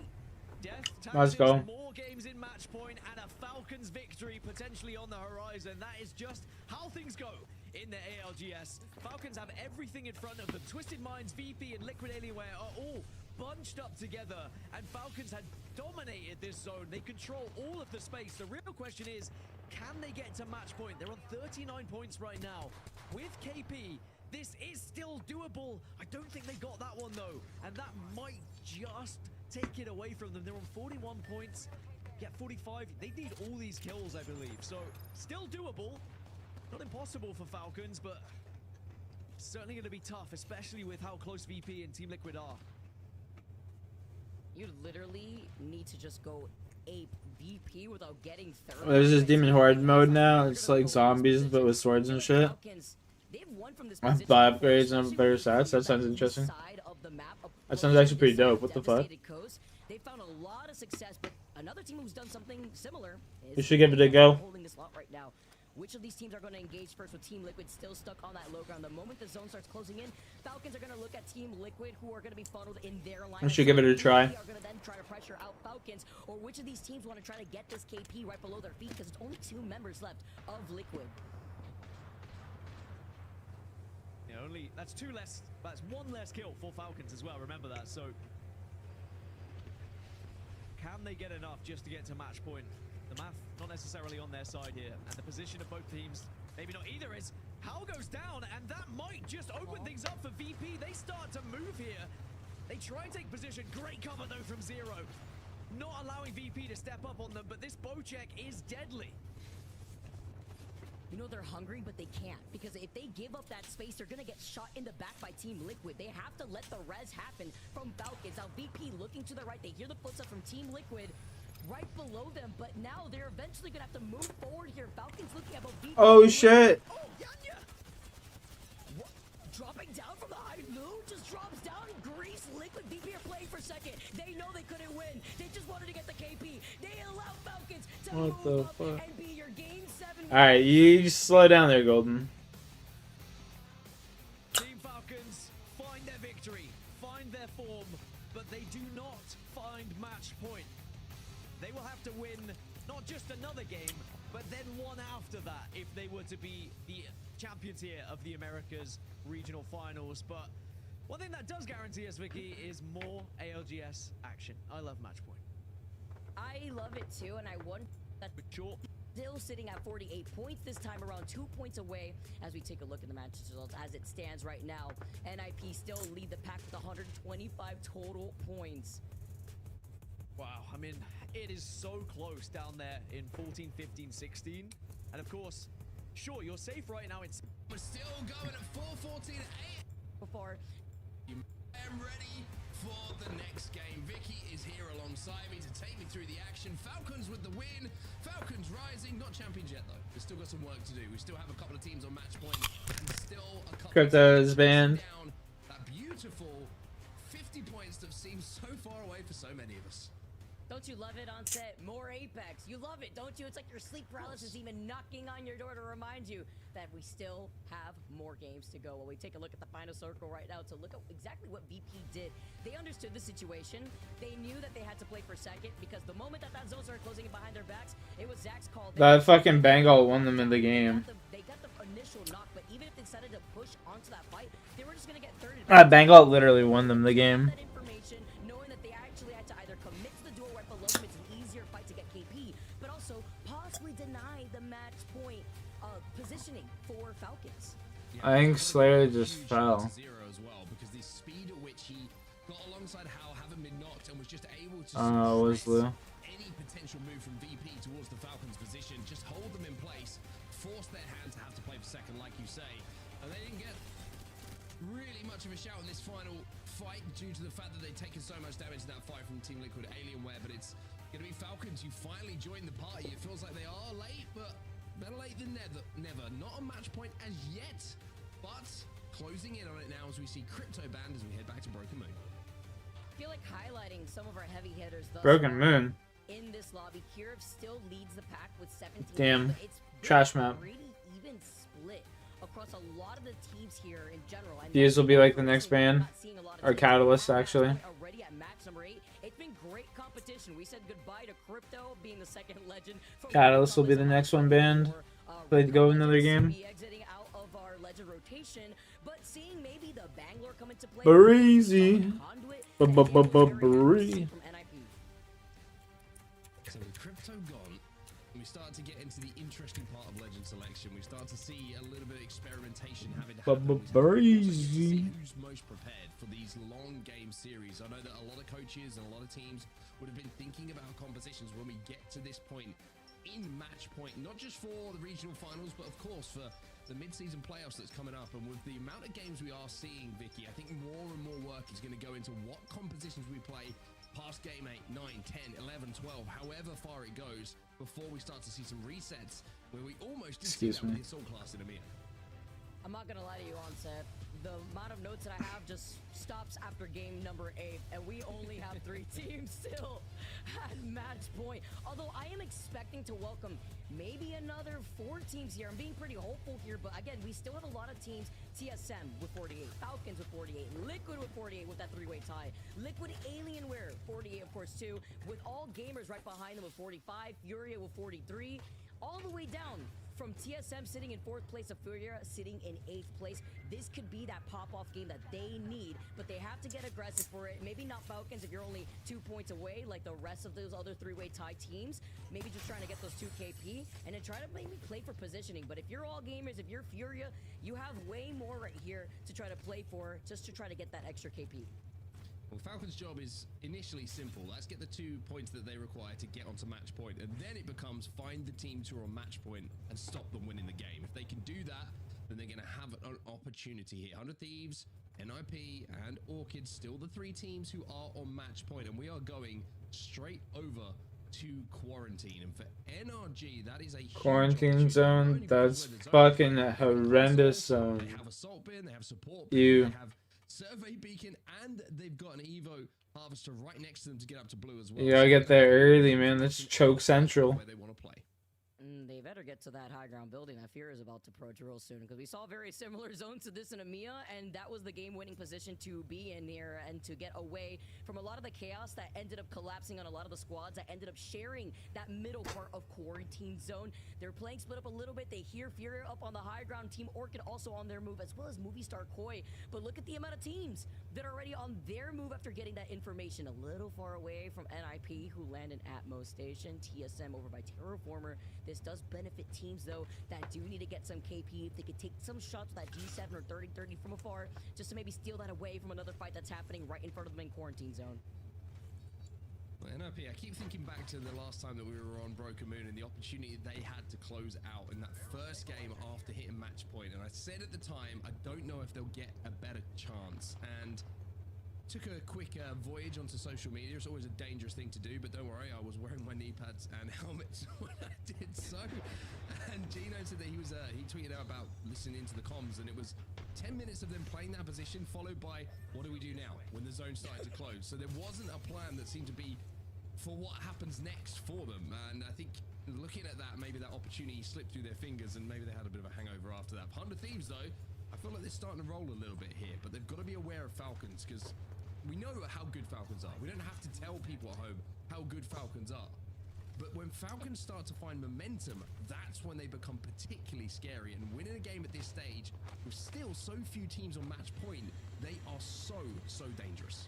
That's another team that needs to be studied with the way that they ramp up, because they always end up coming out on top no matter what, while TSM find a spot here, working into their current legend composition with the Catalyst. This is what I was highlighting in the last game, being one of the teams with Panic being on Valk, having the Bangalore as well, seeing a little bit more Valk into this rotation, which is what I always like to see when you talk about making these really hard rotate through the chokes of Broken Moon.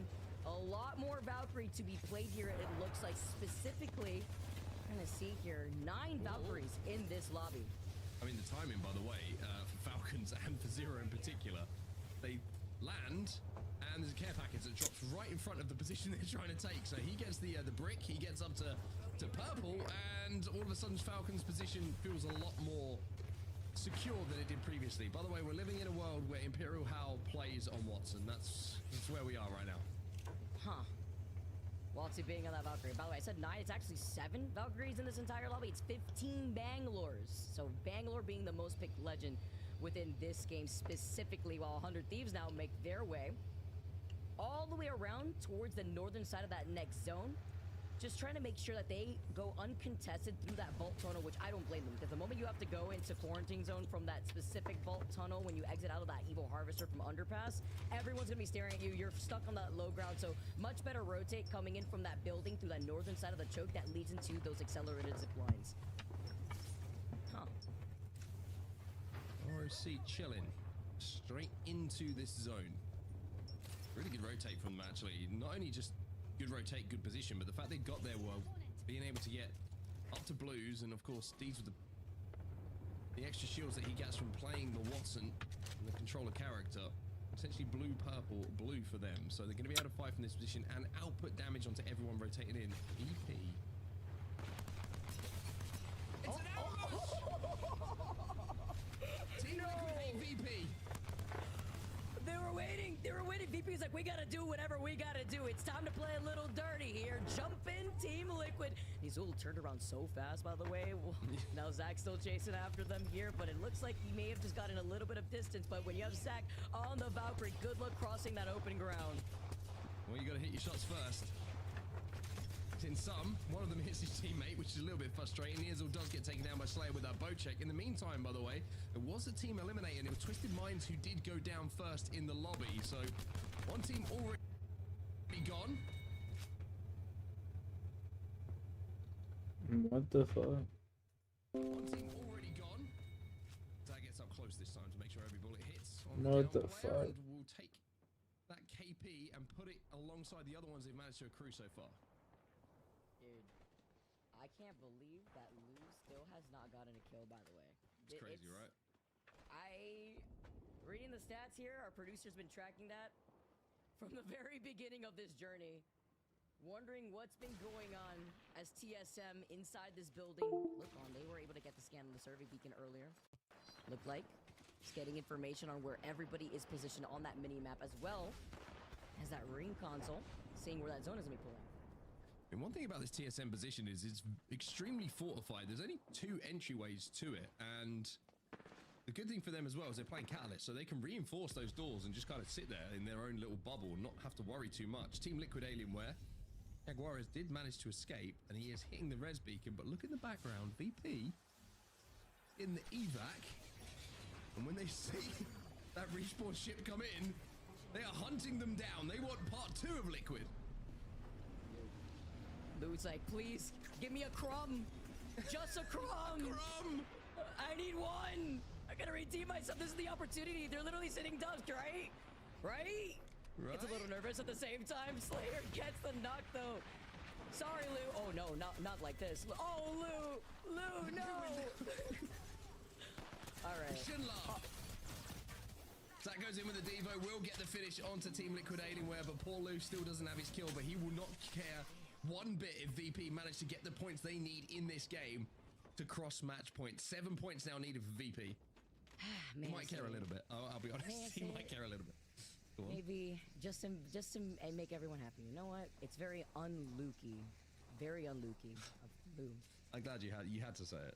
It's out there now. I had to. I had to give it. I had to do it. I'm about to be very happy. NIP though, waiting on the corner. Right through. What? They shot him. Ignores the fence completely. Goes around on the other side. I mean, the zip lines, man. You know, when you take a little bit less damage right here, you're gonna be able to cross that distance. It looks like and steal this building away. The Q has been instrumental to how this fight seems to be going from the Conduit. Those shots not inspirational from Kurev, but his teammate is alongside him and it will be flat eliminated. So at the end of things, Ninjas in pajamas do manage to win that team fight and pick up some KP, but the KP is one thing for them. It's all about the win. They were the first team to hit match point. Still haven't managed to convert, but they do have a spot now, which is going to be within this zone.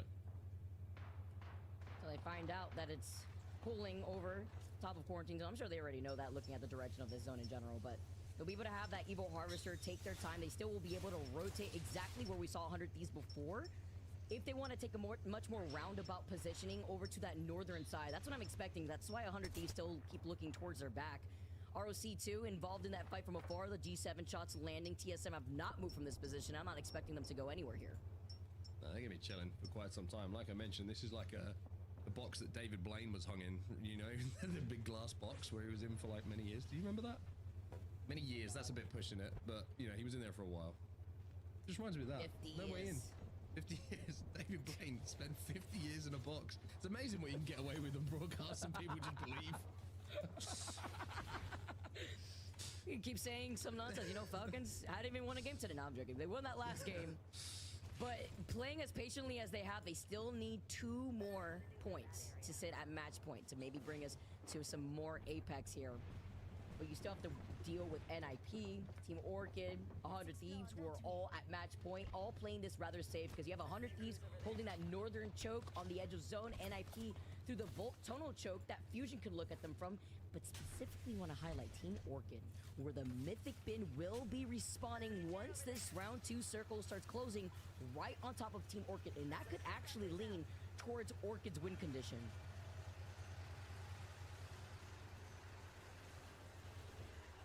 VP stylistically and in formation, making their rotate. Always a little bit of a risk to go through this tunnel. You never know if someone's going to be right in one of these corners. The VP probably will check for that, considering they were the team who did perform that exact, we'll call it a playstyle a few moments ago against Team Liquid, but instead it's going to be up into the low oxygen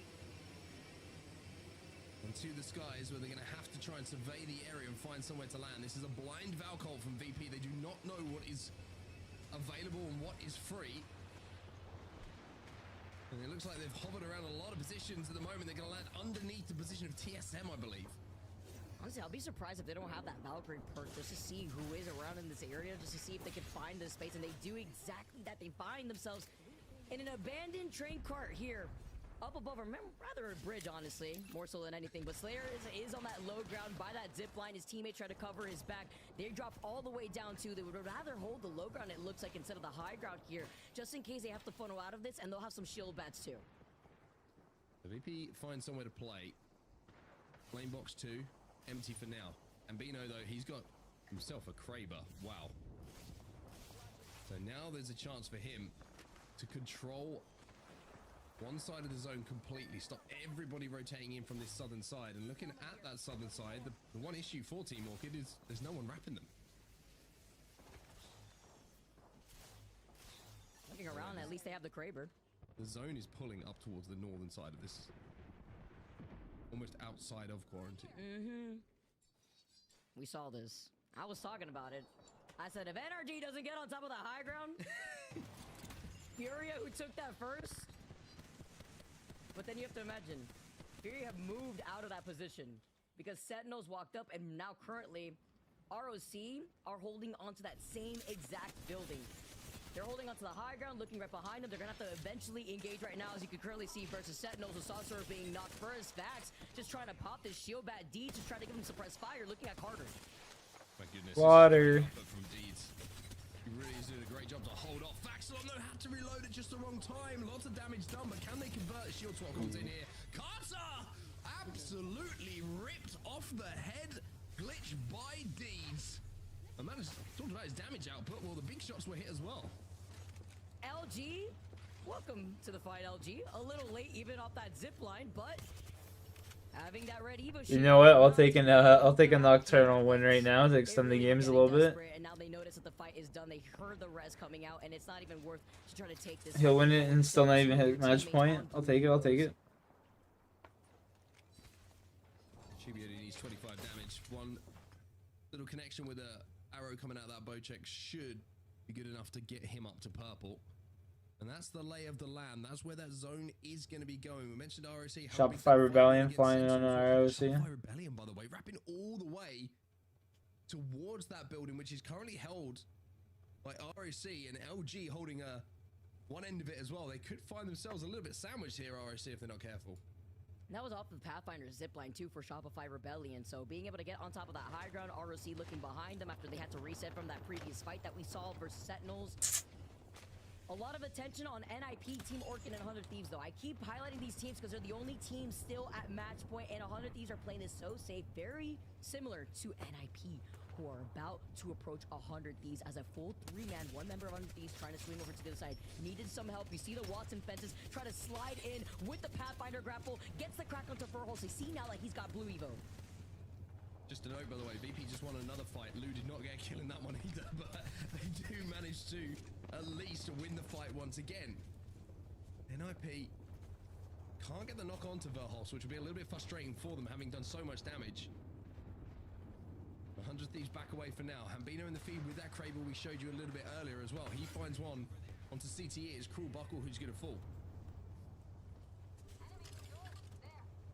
Being able to have that Mythic Bane was huge here. I just also want to highlight that Lou's been putting in massive amount of damage. It's just all his kills keep getting stolen. It's very unlucky. Yes. A little tilting out here, but yeah, he's got like over 4k damage plus over the course of this entire series. NIP now move up. Saw that zip line that they try to put up here too. For dropping down NRG. Sharing that building to their right. Still with full blue Evils themselves. They take this fight. Well, they had to swing because Rambo was taking so much damage and he gets finished off as well. So one of our match point teams not looking good for them, and another one of our match point teams not looking good for them either. NIP down to 1, Kurev the last alive. No, TSM get eliminated as well. Wonder if they did just enough. They were sitting at 51. Team Orchid gone. All match point teams are out of this lobby. Nice. We get to go next, and we get to welcome even more teams at match point. TSM with 51 points. They did just enough in that final fight. AG, by the way, Furia. That was a good catwalk. 48.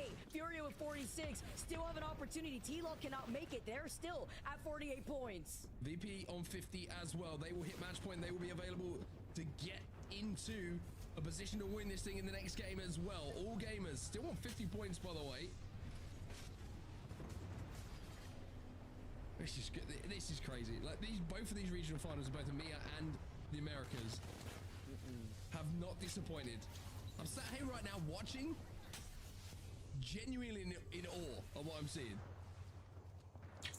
Dude, Falcons and AG now being at match point. I'm just gonna say right now, Onset, I guess the Grim Reaper blessing isn't strong enough because, what? Are you kidding me? We're 100% going to a game 9.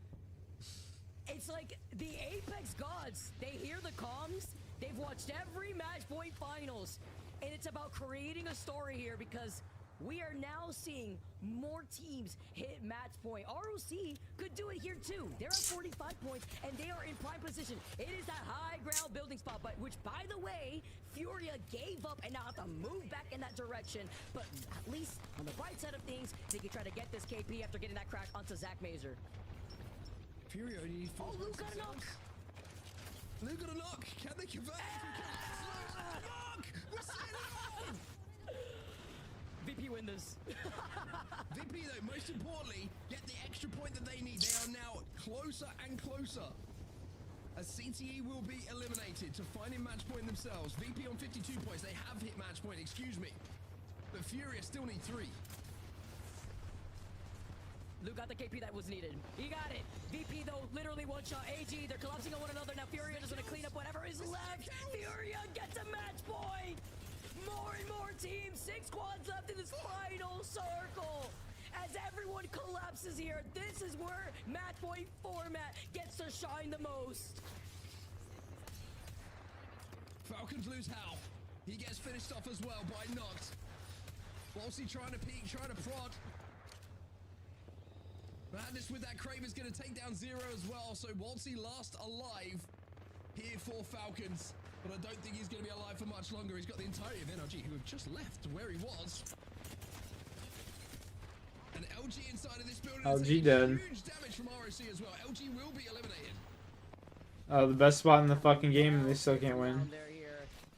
That sucks. Neighbor in this building, NRG right below ROC. As we can see, ROC now have to hold the high ground there as a duo. Falcons get eliminated, but they did what they needed to do most here, and it's to be able to get to that match point.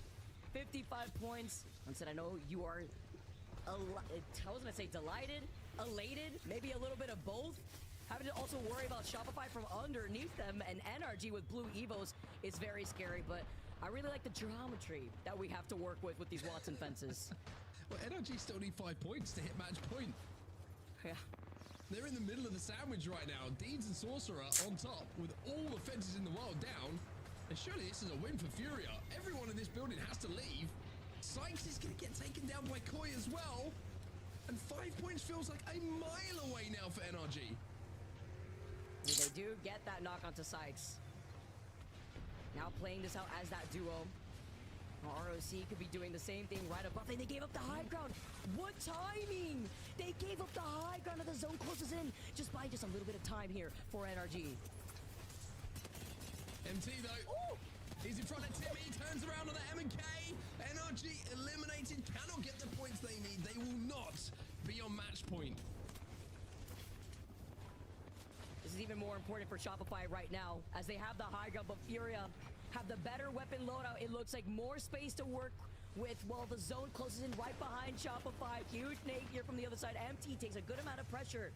Earlier on, Madness is trying to get an angle with his Kraber. Oh, Madness! This is Kraber! 50 now follows up the headshot with a body shot. Beautiful shots coming in from Madness. SR tried to stabilize, but down to just 2. Furia on this low ground, waiting for the drop to come in, waiting for their moment to strike, and strike they do. Furia will win it. Damn. We ain't done yet, Vicky. We ain't done yet. We go again. And a little quiet. Of a nerve-wracking time for those teams who are not on match point, especially when, you know, it's easy to forget about the mid-season playoff qualification at this point because, yes, we love match point, we love that it's going one extra game, and you forget what's on the line, I think. And after all these matches, still, we've got teams competing to be there at the mid-season playoffs at EWC, and of course, all of that competition comes to a halt as soon as someone wins this thing. Is it going to happen here at match 9 as we move over to E-District and Bangalore gets back? E-District is where I find myself. It's where all the teams find themselves. And Dan, I want to take you with me. Let's see who is available now. We are getting to that point again where we're going to see some crazy comps as Bangalore is going to be banned. Well, now my dog's just broken into the room. It's just all kicking off. It's all kicking off. He's getting involved in match point. Hiya, buddy. There you go. And what? Hello. Central Legends taken away. We have 3 assaults gone. I think we can see a lot of Fuse. I think that we know that's going to happen. Fuse is often the kind of fallback character because he just offers so much. Not only the assault perks, but it also gives ring console as well. He's been very prominent throughout the entirety of today, but especially with 3 more assault characters gone. Though now we go to E-District, it does ask the question, do you move to more controllers, especially with more teams going on to match point? At this stage in EMEA, we started to see a couple of caustics being floated around. Plenty of Watsons, Catalysts, even Ramparts being thrown in there as well. Is it me or does this music get really epic? I think the music's getting louder. Really epic. I feel like I'm shouting, Mark. I have to beat the music as we get into this game. I feel like the band is getting closer and closer Watch the seconds go past. Oh, let's get into the game. Let's get into the game. Let's find ourselves in match number 9, and let's see if we have more match point teams, more match point games, or if we can crown a champion. Oh, here we go. It's E-District, and remember, back-to-back E-District as well. So will we find a champion here on ED, or will we have to go elsewhere? Go to Broken Moon, or maybe over to Storm Point. That would be a long way away just yet, but it's not out of the realms of possibility. But here on match 9, we are going to have Pathfinder as the most picked legend. He'll be banned if we see another game. I'm still giggling at the intensity of that music. That really did tickle me. Here we go then, everybody. Time to get serious, and it's time for everybody to enjoy the ride that we are going to go on in this game number 9. Back on E-District.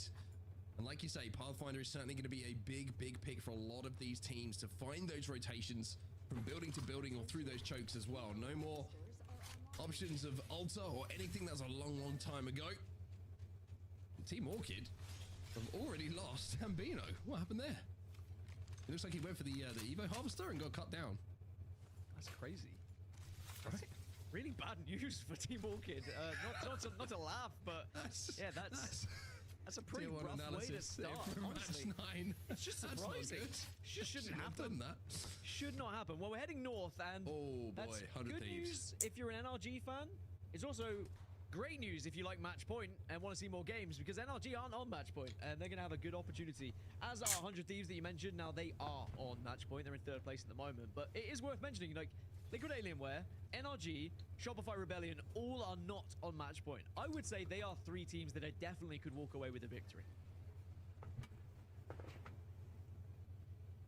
Trying to see who's close here. I didn't know if you were here. I thought you might have gone. I'm going to be completely honest.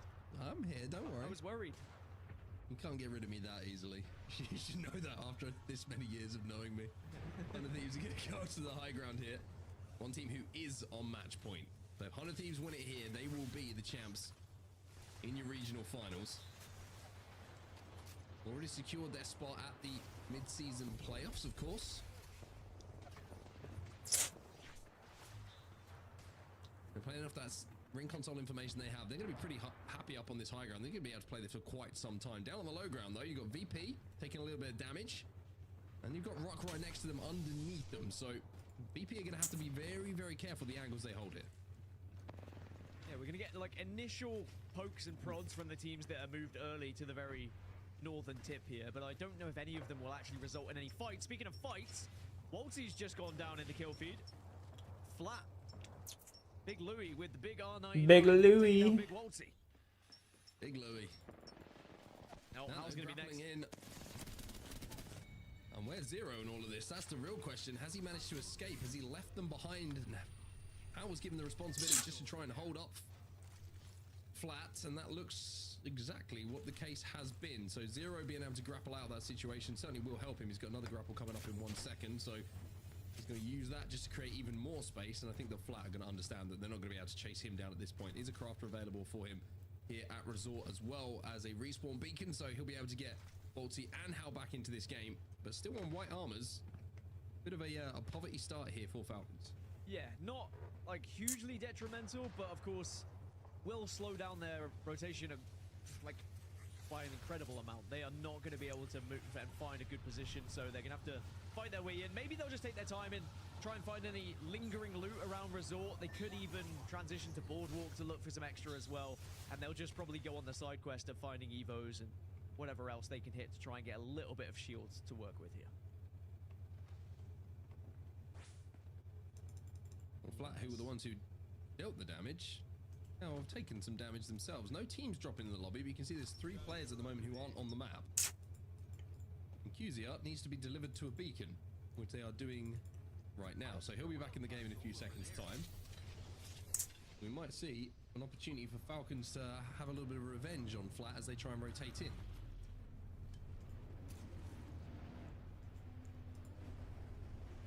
There is a conduit in the lobby, but it's not NIP. Team Liquid Alienware and Movie Stars actually both playing the conduit. Interesting that NIP, the ones who have kind of been reinforcing how good conduit is, but they're moving away from it going into this game, opting instead to go for Catalyst, Maggie, and Pathfinder. Speaking of NOP, here they are making their way in and finding a lone survivor taking them down. It was a bit weird to just walk in unannounced to a change of Okay, so I need 150. Collect the KP. As Bucks is taken down, so NIP, who have feels like have been on Need match point 130. forever. In some regards, they have been on match point forever. Still not able to convert. Probably still looking back on that game on Broken Moon as a huge opportunity missed, but gotta put that one to the back of the memory and gotta find a way to get to this end game. Find a way to put themselves in a spot to give themselves a chance of winning it again, because it can linger, those kind of games where you're thinking about what was and what could have been and what could have changed and all these things. You gotta just make sure that they put that to the back of their minds now and just focus on winning it, just putting that win on the board. All right, up into the sky for Sentinels. It's been a 230. disappointing day for them. Not bad. Let's be honest, 19 points. Got like 220 more. They could be one of the teams that maybe turns this thing on its head. No, let's just go buy the rest. Get to win, finds himself 10 points off match point. And who knows? There is always that what-if aspect with match point, but haven't necessarily demonstrated enough for me to suggest that they've got what it takes to do that. But the position they found themselves in right now, not a terrible one. They're on the northern side. They found a building to work with. They've got the Watson as well. So the real question is, will they be alone, or is anyone going to try and force them out of this building? So one thing about the Watson as well, Sentinels in 20th place. Get that gen down immediately. No teams are going to want to push you because they're going to have the shields regenning. They're going to eat up all the grenades if they try and flush you out, and you can just reset very, very comfortably. And it's probably the most available ultimate that you do have in the game as well. Pop one ult excel, you're going to get that back immediately. That's how everyone is stacked up at the moment. We did see Falcons wrapping into the zone, through the zone, excuse me, as well, to find their way to the northern side of where we will have our end game. Furia, Shopify Rebellion, they're doing their own thing. NIP doing the same. Flat, back up to a 3. As Falcons, you can see, just appearing on the left-hand side of your screen. Re-entering the safe zone. Villainous and LG playing their own game at the moment, down at draft point. Yeah, two teams that really need to pop off if they're going to find themselves in the mid-season playoffs as well, Villainous and LG. Both outside of those qualification spots for the mid-season playoffs. Both not having the best of days. Now, I'd ask you, Mark, if you understood my Sean. No surprise there. Nocturnal is leading this team. I don't think anyone did. I just don't not think sure you'd be the one who would save me. Look, I'm a good friend, right? I feel like the best friends in the world are the ones that are honest. Yeah. I think it was just a really bad reference. But I mean, naughty 40 Shorty is not far away from naughty 30 Shuby. Let's be honest. No, it's terrible. It's not close. It's not as close as it needs to be. It's 10 numbers off. It's not as close as it needs to be. 100 Thieves still up on that high ground. NIP going to go to their own high ground, but it's only going to be momentary as they use the evac tower here.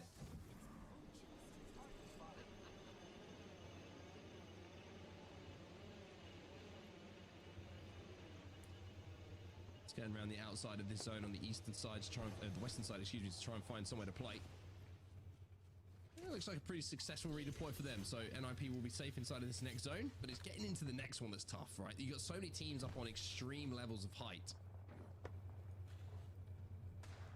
Now, anywhere you go, someone's going to have an angle on you.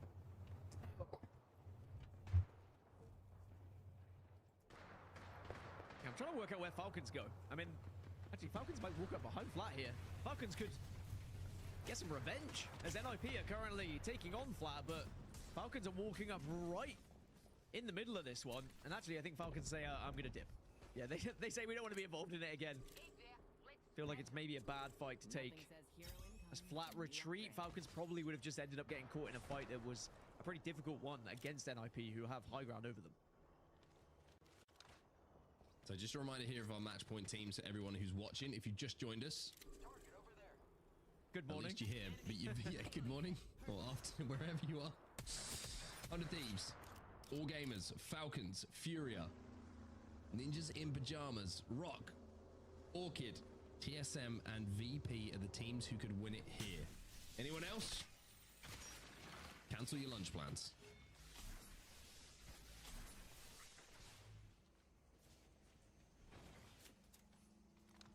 it's a Mythic Bin. Mythic Bin's going to spawn next to Falcons here.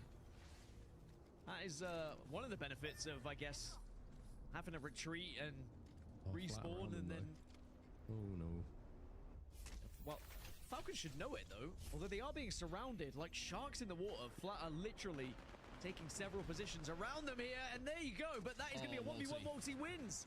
Yeah, that's big from Walty. Really, really big from him. It was a straight 1v1 that he quite simply had to win. Walty does win his ones. Big, big moment potentially here for Falcons. 56 points. Remember, they're on match point, and now they can worry about this Mythic Bin. Or have less worries, I should say, about grabbing this Mythic Bin, knowing that the priority for Flat is to get a respawn. Does Zero get his Kraber? We've seen a lot of Krabers today, and the answer is yes. Now, when I play ranked... There's a gold Devo in there as well. I never get the Kraber out of the Mythic. I'm just going to say it.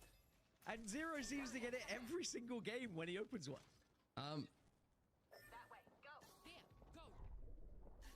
So as you get the Kraber and the Devotion in the hands, by the way, there was an energy arsenal as well.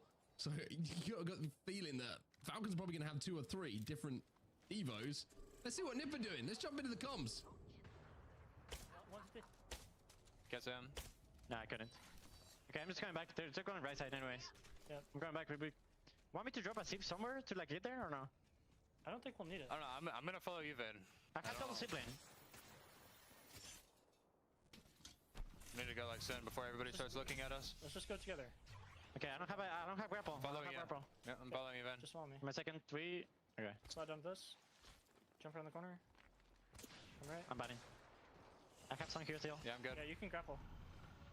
Might be getting right here. Just grapple, whenever you have it. Yeah, cap 10 seconds. Wait, who was looking at you? Top. All the way in high. Yeah, I Listen, can't really this shoot room, they're not holding this room, by the way. They're just holding the big room. Okay. We can easily run up and just take the room. Here. They're holding it now. They're holding it now. They have a Watson fence on it. Fucking ball them. Yeah, it's Valk Watson. Yeah, look, he's not holding it. He just left. There's a team here, just by the way. play on me and stay healthy so we can take the room if we need to. Yeah. Fighting on our back. I'm gonna show on the back. Yeah, we should probably go. We should. Yeah, we should. And we should just kill them, no? No, there's an item here. Wait, there's an item here. Yeah. I'm looking for a team. The Ninjas in Pajamas trying to plan what they're doing next here, Dan.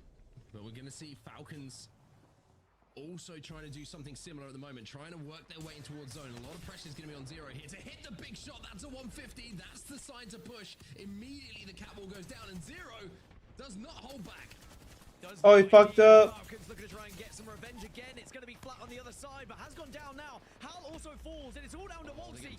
He wins it, but there's a third party, and Falcons will fall. They will not rise in this game, and they'll have to look for maybe another match if they're going to be champions here of America. Homeboy grappled into the storm.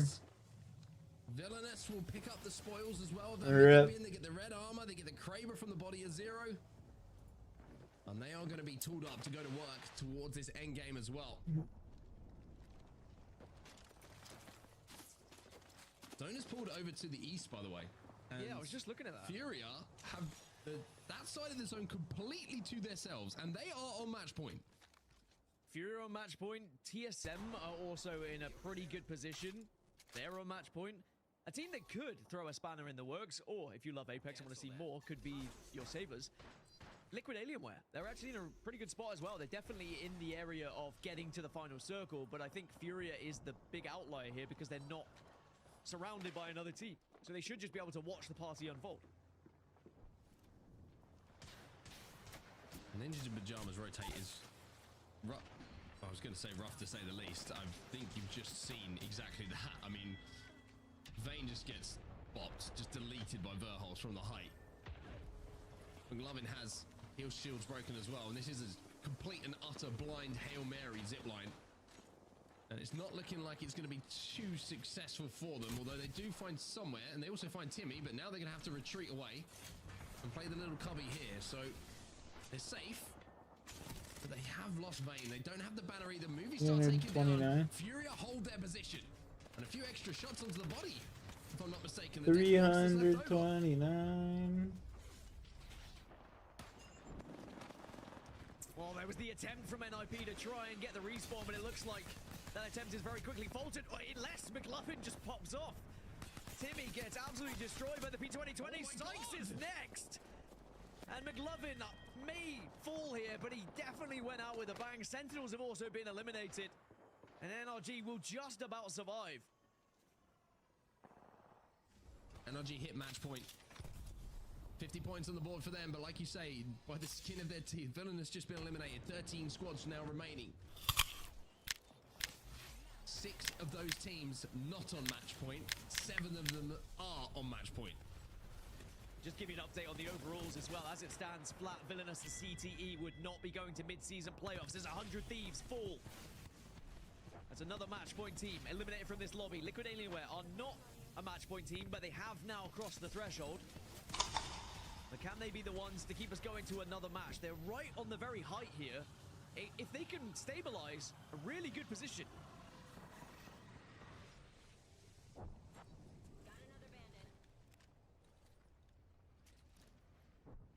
BP. Back to that game 1 second place. From there, it looked like they just fallen apart, but now they find themselves in a position where they might be able to win the whole thing. But no! They get destroyed! They cannot hit that Valkyrie! And that was my one worry about Valkyrie in this meta. The high TTK, the devotions, and the 30-30 scouts all about. Just getting the ultimate off is almost impossible. Team Orchid just trying to solidify their spot with the fences, just as they've done in previous games. This circle is going to get very small for 12 teams now. There is plenty of teams on match point that are in a position that could win this game. And Furia are still the leading factor in that discussion. They are the only team on the East. Everyone else, Mark, is in this building, or on this building, or under this building. Wherever you are, it doesn't matter, because Furia are the ones who are watching on. But the real question is there too many teams here? 10 squads left. Going into round 6. This is insane.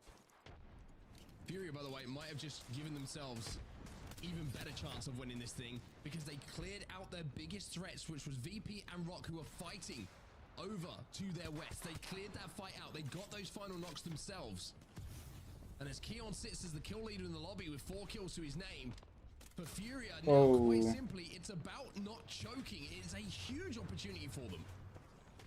Fusion, LG, Team Liquid Alienware, Shopify Rebellion, and NRG, and Twisted Mind still alive. But this is my worry, because there are so many teams, so many eyes. All it takes is someone to take that extra risk, to push out, to try and get ahead of the curve here. And here come Liquid Alienware, the team to try and be brave and push out onto Furia. Madness dead, Nog dead. Brave is an understatement. Madness will not be able to get back up here, surely. Nox is going to pop the med kit. Somehow that Riot Drill is not connecting. Maybe that's going to, give Team Liquid the idea they might have left here, Furia, but no, they do know they're still there. Thermite goes in. Oh. Shopify Rebellion just been eliminated as well. And Thermite is going to cook a little bit here, and they didn't finish off Madness. They didn't finish him off. Kill with a zipline. Nog comes to join him, and Furia still alive and still a 3. A huge chance for Furia. Wow. Madness goes down again, because now all the teams trying to take space out of this building, trying to find a spot to call home. Dark Veils now go down. Should block that door. He's got to block that door. From them by other squads. It is not going to be the comfortable victory that maybe could have happened. Too many teams alive here. Twisted Minds eliminated. TSM. The cat wall will fall in front of them, and maybe their chances will fall with it. Furia have been eliminated, so Furia won't win this thing. TSM's it. Goes down. Panic is the last alive for TSM. NRG will fall as well. Everybody left in this lobby. It's a 50-50 split. 3 teams on match point, 3 teams not on match point. Well, now it's just 4 squads left. TSM have gone down. It's 3 teams not on match point, and only AG are on. Let's go, baby. We're going another game. Zap is the last remaining player here. Unless he goes nuts, we're going again. He's starting to go nuts. He's doing the job, but I just don't think it's going to be enough here, Mark. Oh, we go again. continues here in Americas as LG have their turn to call themselves champions. This is just ridiculous at this point. It's ridiculous. This is insane. LG find a win, but they do not cross the match point threshold. We go again. More matches, more Apex, match point. Honestly, I mean, you joked about kids being taken to school at this point, but I think you're getting to that point. I was not joking. There are cars driving to schools right now. Oh, amazing. This is I mean, insane. what an insane final circle as well, with that many teams all in that building. That was my worry for Furia. They had so much domination of that side of the zone. If there was only 4 squads left, they probably win, but there was 10. Rain Day, what's happening? Guys, what a crazy round. Can you believe it? More Apex Legends to come. It was LG who got 5 the win. nuggets again. And the story for me is LG finding a way in this haze to kind of come out on top and be a little bit of a storyline. Welcome back. Onset Gaskin, great calls here. Rain Day joining you guys for a little halftime recap. The players need a break because, yes, we have more Apex somehow. Zap almost did it for TSM. Let's take a look at the results. That was fucking nasty. Across. Are we going to have a champ? Are we going to have a... Trying. You know the kills. McLovin has heal shields broken. Match point. That win have given themselves a just slither of a hope of making it through. That's how much it changes. One big game and LG have a chance. And you can see how difficult it is. I mean, North America doing themselves favors for just existing, right? I mean, being a region that has been so successful. I mean, you look at Sentinels, I talk about them being in last place today, and they're holding on to dear life for that 16th spot. But you look at LG right now, that's the story for me, because 45 points coming into this, not on match point. They just get the win. LG.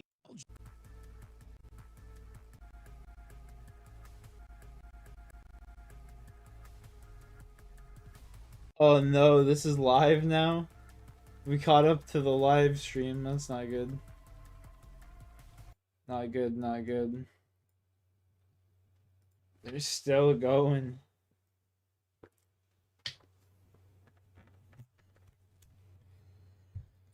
That's crazy.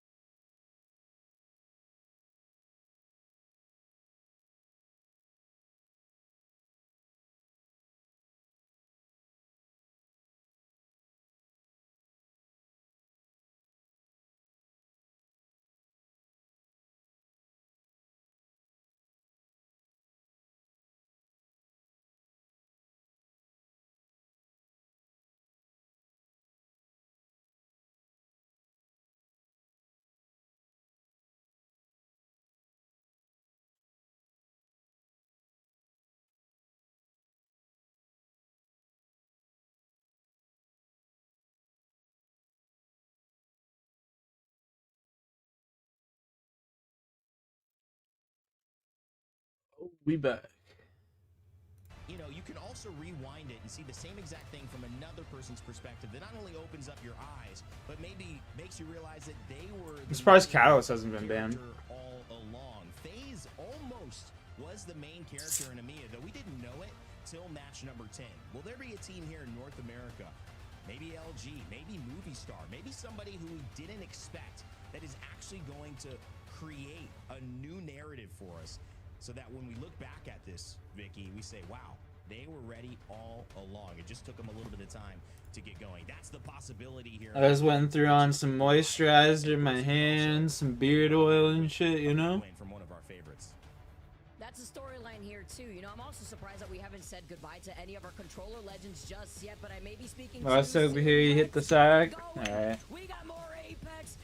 Grind it up. Now back on the district as we get to see where we'll be moving on to after winning or watching LG win from their Humbert Labs POY, going all the way over to that north side, taking a look now at what LG's got plans for us, because here I can't even open this because my hands are all greased up now. Outside where there is usually that Fuck. beacon to make their quick rotation. Come on now. Guys, you know, at the end of the day, if you missed your rave tonight because you were planning on going out and having some fun, we brought it to you in terms of the music that joins us as we change scenes. We love to keep the action. Custody decision tomorrow. You got that. Ears. That's the ALGS way, baby. LG, this is the team that I kind of have propped You got that unlocked, Sean. I don't know, my secondary storyline, my savior of maybe this lobby for teams Come on, bro. need to get that little bit of movement. Of course, Vicky, it is, you know, kind of the thing that everyone knows, the elephant in the room, that North America is just not as risky as it was in EMEA. We had maybe 4 or 5 teams balancing on a knife's edge on who would be going into midseason playoffs because there were only 8 teams to qualify. Here with 16 teams, you do have a little bit more breathing room, but it doesn't mean that there still can't be some heroics, and it also doesn't mean that some of these teams, in terms of winning this, because you know that matters to every single pro here, cannot start making a run, because you look at Twisted Minds, you look at Shopify Rebellion. I mean, these are playoff winning level teams. I mean, LG, the story of Nocturnal, finding his sense of self again after the breakup of kind of the traditional X-set NRG squad.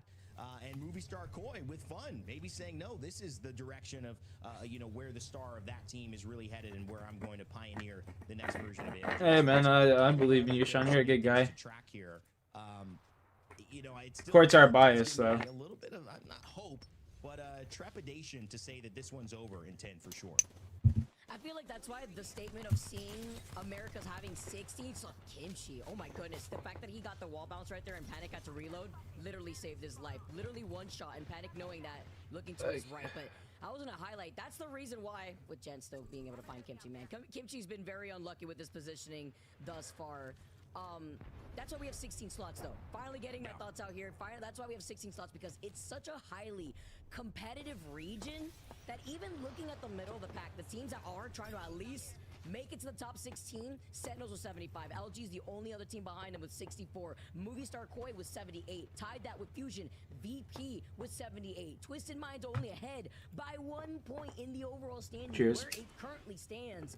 So there's still a lot on the line just to even be able to compete for a $2 million tournament, or even put yourself at risk of not making it to EWC and then having to wait as long as you do to compete once again in a LAN.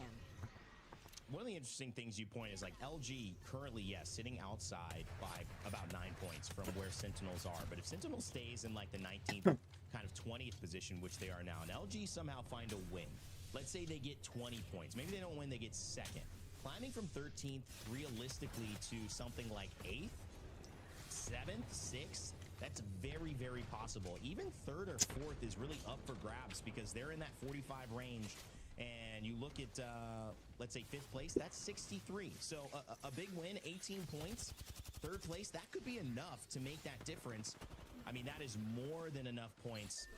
I mean, it's probably looking at, what, 20-something points, 24 points or something like that. They would certainly be able to jump Sentinel. So LG, even if they don't win, have a chance to make it into playoffs simply by highly outperforming Sentinels in this game. If they can do it, that they kind of control their own fate here. Let's Even if they sit. Go to another game. Fuck LG.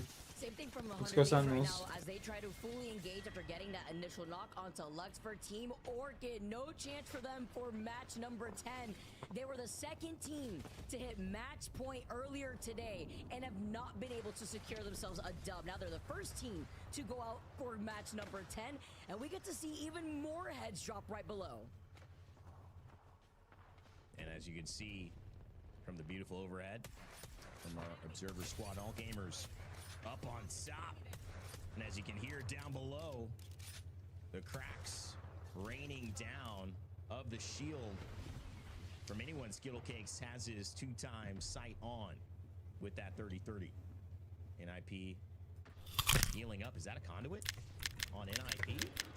I'm not surprised. They've been running the conduit for a while. They've scrimmed with it. That's right. It is a conduit. This is something that actually I had mentioned earlier on in the broadcast. I did a video on earlier on this week. Keon, big proponent of it, played it with NIP, subbing out for one of their members. I'm not sure if it was Kurev or Vayne that he subbed out for. But now NIP showing what that conduit can do, and this is when you bring it out in Game 10. McLovin goes down early, though. Not a great sign for them. Well, what can Vayne and Kurev do with the extra shielding now? Trying to fight against LG. This is a fight you want to take. You want to try to take it in an isolated way. Vayne taking way too much damage now, having to be careful. It's still round 1. You have an opportunity, but when you drop down into Naughty's line of sight, NIP get eliminated. Their chance has now been stopped by LG. Man, you're talking about LG, though, slowly climbing through 48 points, Rain Day, as you were highlighting this narrative to see what they could do at the very end. As you also mentioned, better late than never. And, you know, I'd love to, you know, just see a team have a moment like that, especially in North America, where it feels like their backs are against the wall and they can somehow make a moment for themselves, especially when you talk about, you know, people like Nocturnal, who's, you know, been through many journeys, many iterations of their identity in Apex Legends across teams, and even as an individual player, in, you know, kind of recounting what am I bringing to the table? How do I bring that? And is it my squad? Is it me? What situation do I need to thrive? You know, sticking with it throughout all that. It's a great quality. You can see Gilderson's here in NRG. Gonna go down here to this play with Sentinels. And unfortunately for LG, this is the team in front of them. So this is the only team LG want out of the lobby right now, staying in 20th. Let's go Sentinels. Not getting any other points. Wow, the retaliation with the Mad Maggie Wrecking Ball, it's villainous. Showing up now versus Sentinels. Literally Yo, Sean, you stay safe out there, buddy. You have a good day tomorrow, and I'm believing in you, bro. You got this. It's like the bread bowl, essentially. Just trying to figure out what they could get in terms of any KP to start off this fight. Both teams tired of being stuck at the bottom. 25 total points for Villainous over the course of 10 games. Sentinels, though, they get the bleed out on Timmy. So they were able to try to move in with Villainous, trying to go in for the third party at the same time. They now get that knock onto Riley, trying to get a nice little peek through the window from the Valkyrie. Cheeky's flying in.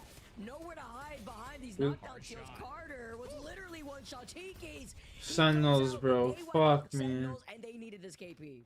Damn. Getting out right away. That's not they good. know it. It's just, you know, going to be a chase down for sure. Sykes stays alive. NRG still Sentinels choking, all man. teams helping to hopefully get out of the way if you're an LG fan. But when it comes to Sentinels going down, that was the first piece of the puzzle. Now, going back to that conversation, normally in a pro league, if you're sitting where LG is in 13th place, you're going to earn 7 points. In this situation, you're going to earn 10.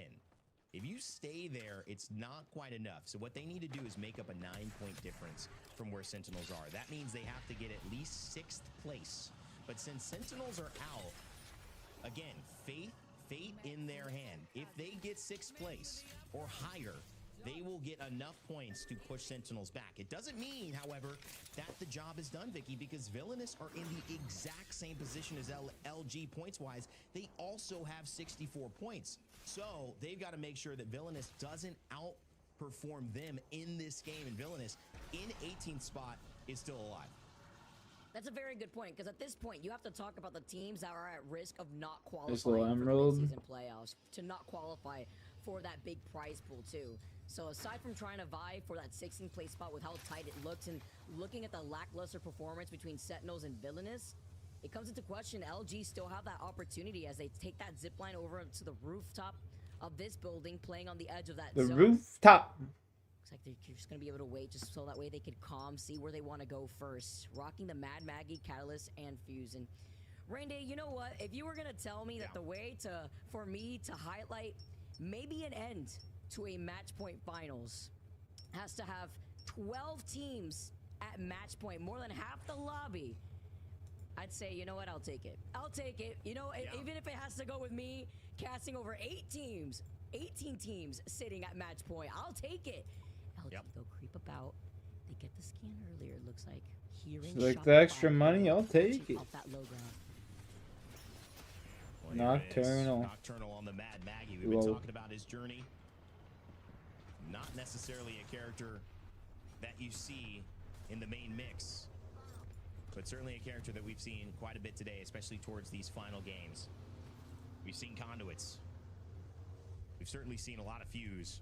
Naughty on the Catalyst. Kind of surprised she's made it this entire way. Same. But that is going to be a huge asset for these teams as LG continues to try to make it across. Vicky still in No worries, Sean. Love you, brother. Have a good night. teams ready to close this one out. Ring 3 about to count down, and Furia sitting inside the zone yet again where everyone wants to move.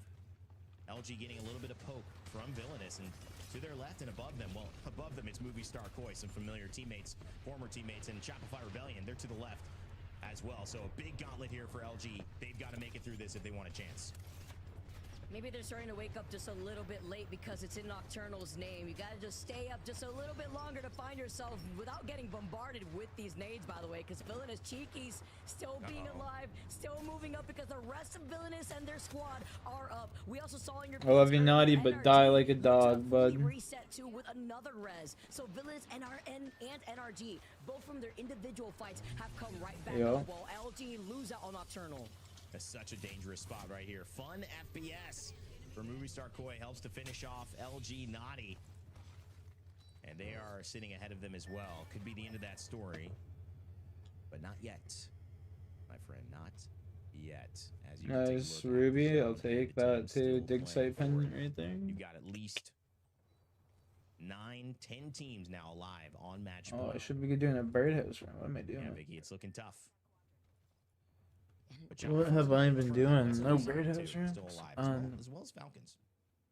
If LG gets to out-survive this, if they get any more KP, which I don't think so, if NRG are going to approach from this choke, which are forced to, right? LG need 2 more points to be at match point. A team that was sitting at the very bottom end of the overall standings now have moved up towards 13th. This is how highly competitive the Americas regions is in the ALGS. Are you kidding me? This is the biggest rat of his life. LG trying to make it in right now. It's most likely going to be the end of it, but maybe NRG, maybe Shopify, maybe Movie Star Koi, CTE. They could fight each other, but it looks like there's going to be really a collapse with LG and CTE right now, unless there's some serious craziness going on. Serious craziness. Oh my God, he's right next to CTE, by the way. I know I'm kind of calling this map feed, doing a map feed cast, but CTE literally are staring at the solo from LG, but they don't know it yet. All Gamers as well, a team that is in a position with 65 points and 5th place to close it out and maybe get a win here. Let's go ahead and listen in as they make a very treacherous dive. They're getting shot right now. I might die on this. Live. Where do I gen? On my corner? On you, maybe? Yeah, my corner. Come to me. Move. Moving.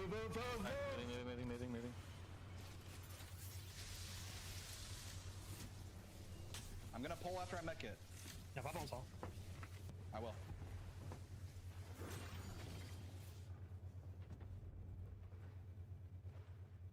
I want to run across to this back part here. Okay, I'm getting pulls on. They can't peek us from this side because that team's just fucking shooting at us. Where I'm at is so safe. Okay, hear you? This is the safest healing, spot. yeah, we're in back here too. Yeah. Right, I'm gonna just chill on John 1. Only thing that could happen is a random drop down.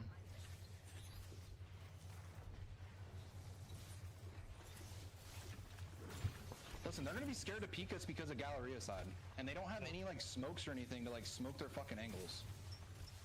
Back here is just way better, yeah, drop. It is. I agree. Yes, I agree. This is better. All gamers steady, alive and well, setting up their webs of Watson fences. For those paying attention to the earlier drama, LG still alive. CT in front of them, so is Movie Star Koi. On the other side of things, it's Flat and All Gamers on the north side of this ring. And it will be LG who go out. That will not be enough. They will not make it to our mid-season playoffs unless for some reason we go to another game. And it's not going to be because of NRG. They are on match point, and they are trying to close it out. Fusion will fall as well.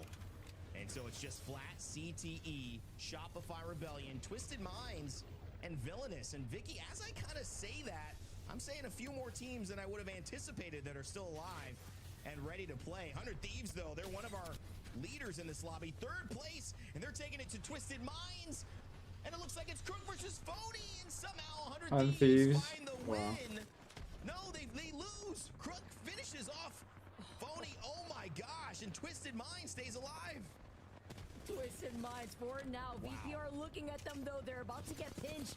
If NRG split their focus onto What that, the fuck? VP fully dive in. Here looking at Oh, he's Twisted not shooting Minds. out. They have to get this finishing blow while they bring all the attention to themselves. Crook can't hide anymore. And VP, they get some KP grenades hurtled in their direction. Looks like they have the Watson Gen though, just for some safety. And TSM, also another team that's been sitting at match point for so long. 11 teams left. And by the way, the only teams holding on to that north side of the zone, the least contested side, Flat, who is not at match point, All Gamers, and Rock. If it ended now, it'd be NIP, Falcons, NRG, All Gamers, and Shopify Rebellion in the top 5. NIP taking the overall win in the season in terms of standings. But it may not be over. TSM in a good spot here. Fighting. Finishing. NRG Sykes goes down. Timmy falls as well. It's just Gildersons, and he responds. Panic Apex goes down to that. Duplex still alive, but on the lifeline, it's a great spot for him. Yet it is NRG who will go down. Virtus Pro now on the other side. Next to TSM. And they're going to have to do a lot of healing, and they're certainly getting that done. The power of lifeline right now coming in huge for TSM. This guy's... Round 5 closing in, but it's Yo, that man was flying right there. VP on top of it, they lost That's out funny. on Panic. Thankfully, they have the remote res with Duke being on that lifeline, and then he notices that's another team. You're on your own, buddy. He tries to run away in that moment. Takes one poke while Duke manages to get up on high ground alongside with that Jet. Movie Star Koi have gone out. Only 2 teams can stop this series, this regional final from ending. And it is Flat and it is Shopify Rebellion. One of the teams in the ALGS that have lifted a playoff trophy at LAN. Boy, oh boy, they would like to do it again. Play spoiler to all these other teams who think Come on, Flat. Come on, Shopify. TSM's out. Fury has been in a great Their odds are getting better and better. 2 purples and a red, Vicky. It's going to be hard to supplant them here. And right now, it's actually a 3v3 potentially between Shopify Rebellion and Furia. They're on either side of this tree. Well, they definitely heard him climb. I was going to say, Koi's literally right next to Fury. They're going to try to fully swing him, but they can't jump in from the high ground, too. There you go. They find them out. That means there's only one team left in this lobby that can keep this match point finals going. It is just Flat, and they're on the north side looking at Falcons. They're looking at All Gamers, ROC, all 4 teams on the north side with Furia, the least contested team on the south side of this vinyl zone once it starts closing in. It's gonna be nearly impossible for Flat to win this one. They've got pressure from Falcons, landing down on All Gamers, Rock as well on the other side of it. And you just look at Furia, who are sitting pretty, watching them all fight. It wouldn't be impossible to think that it ends right now, but just as I say that, playing at Gibraltar, that's the thing that won the other game in EMEA.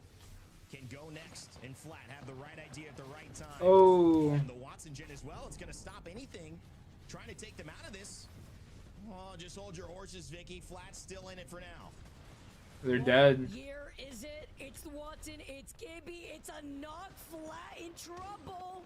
Flat, the only team that can keep this going, but they're getting shot. 1 second for the bub. Nah, they're dead. It's only up to Nano, and it's Oh my god.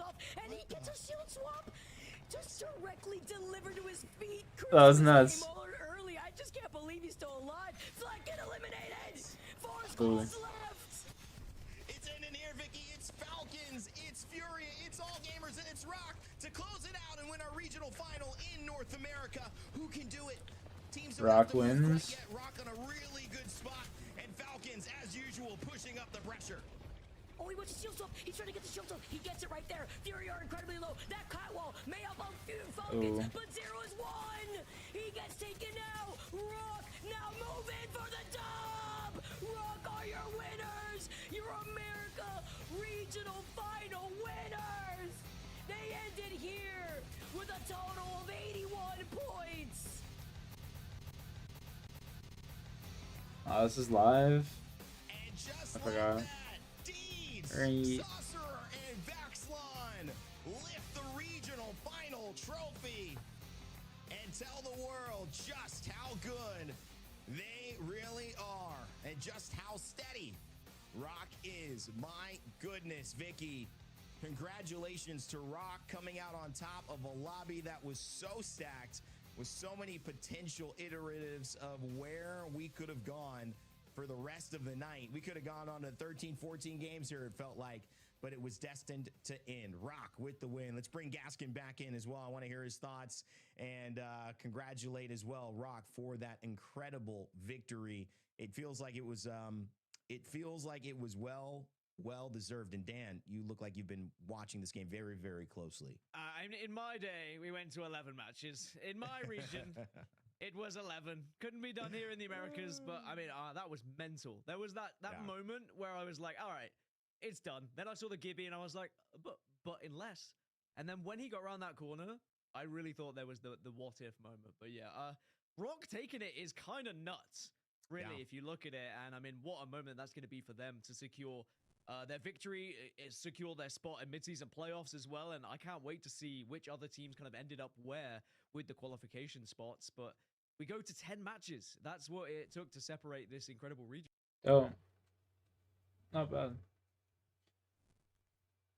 Not a bad set of games.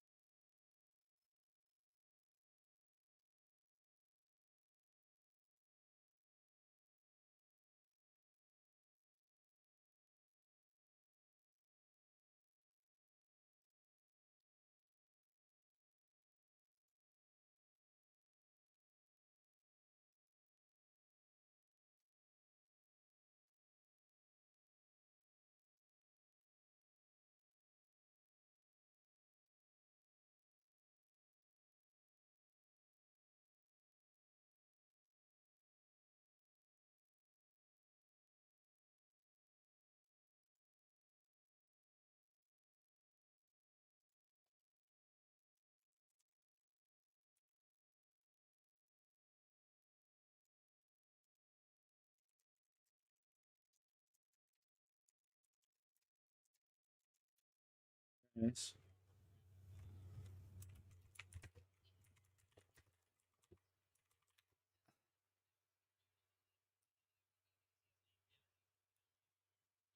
And choose.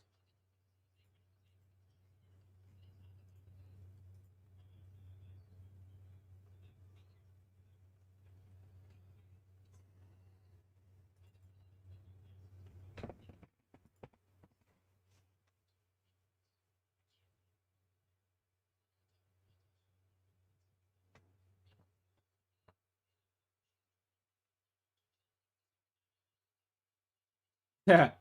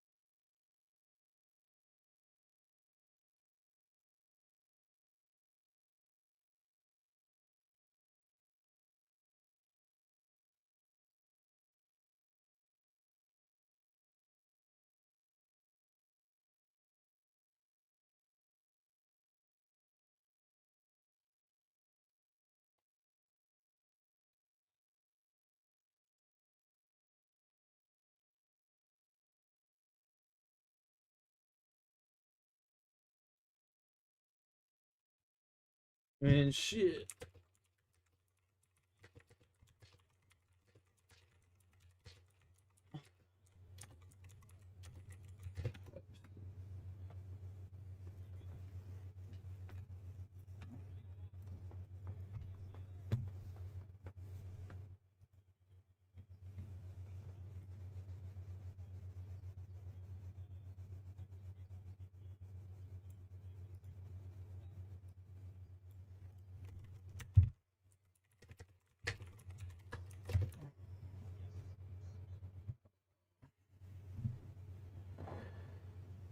I'm not smoking a toke, so don't redeem one, homie. I'm not. I don't have any more weed. I don't no more bud. Ski.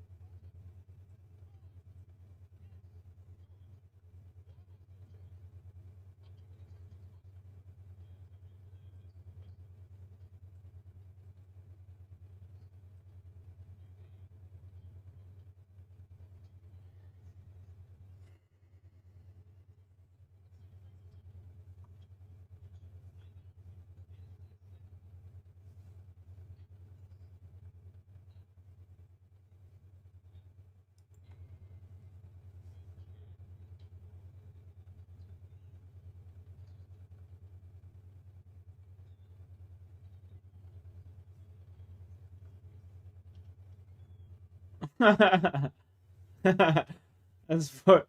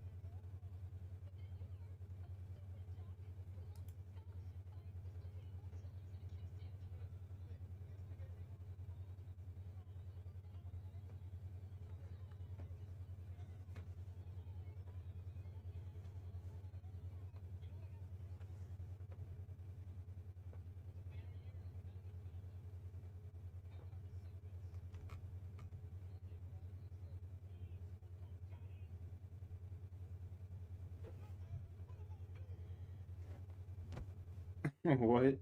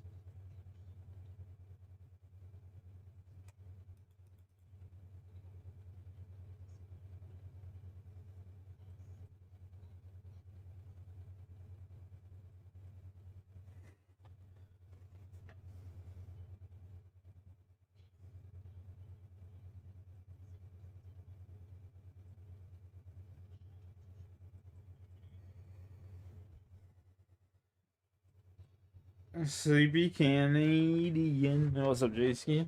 I just watched ALGS.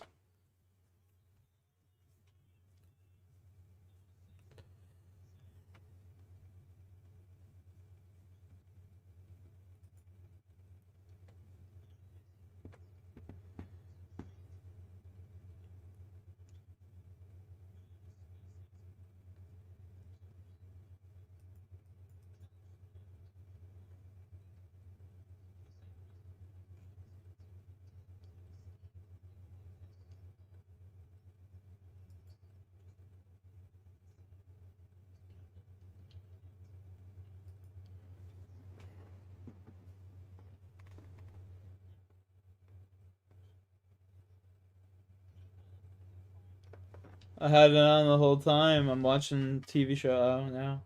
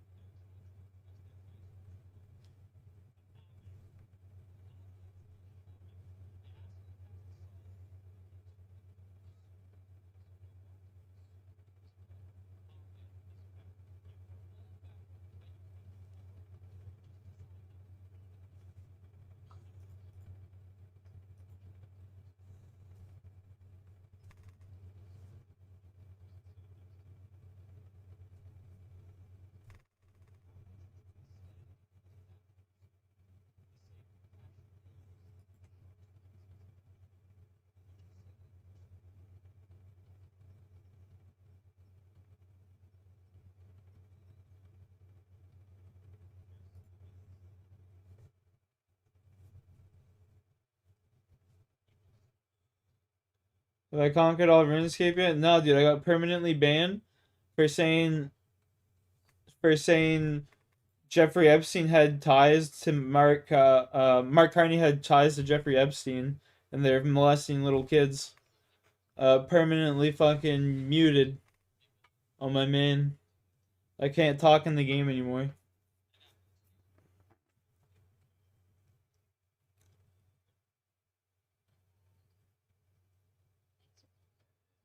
Yeah.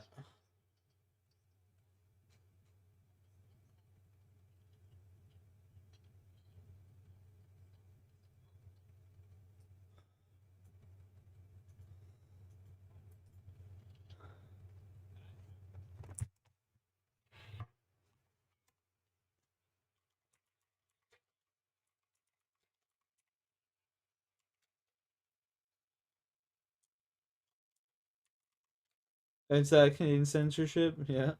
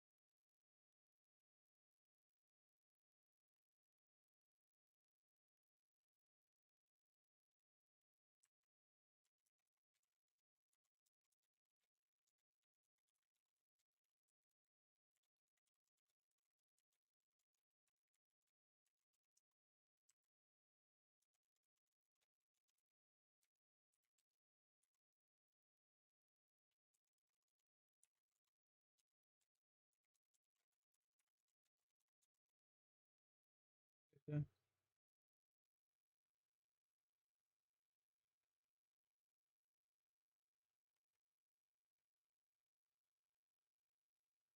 Oh, here, grinding Oblivion. Weird. How's that treating you?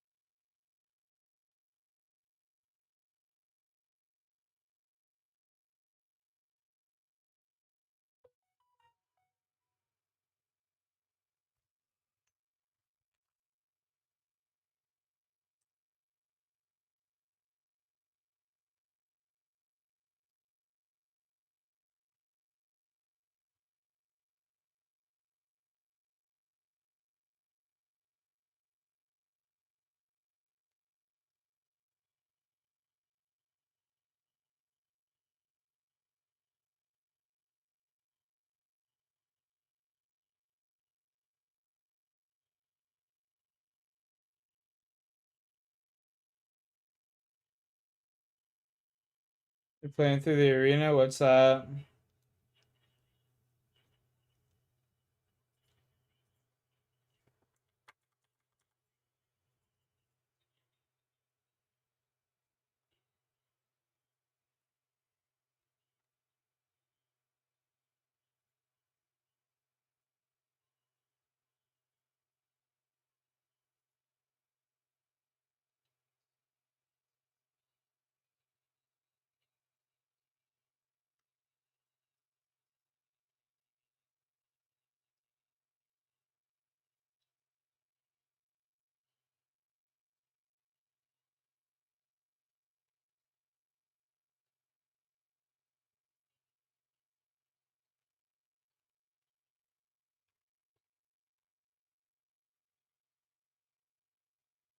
Yeah.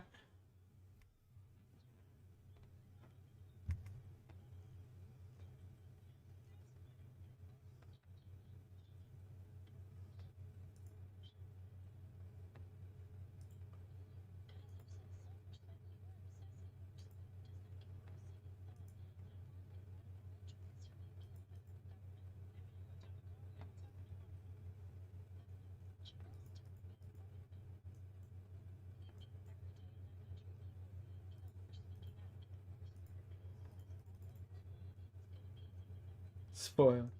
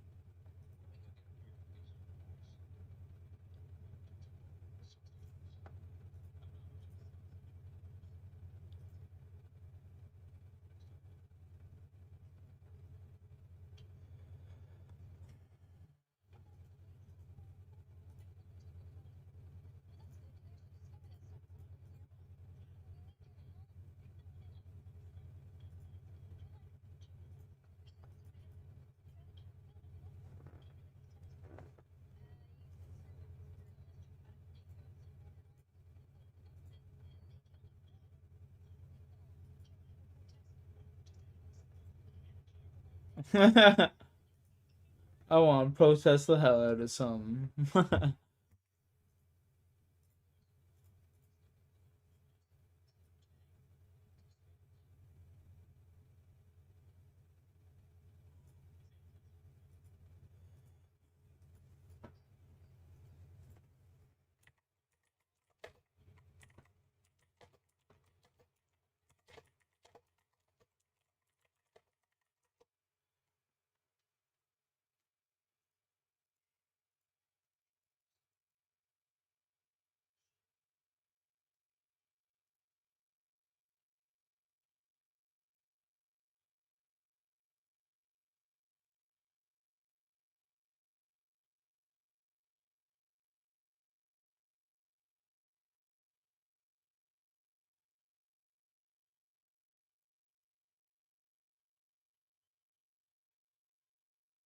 When's the promotion? What do you mean?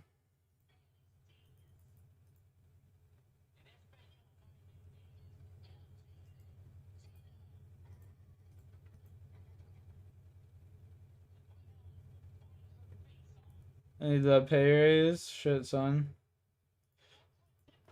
Well, when you start giving the boss some good favors, that's when you get your pay raise, baby.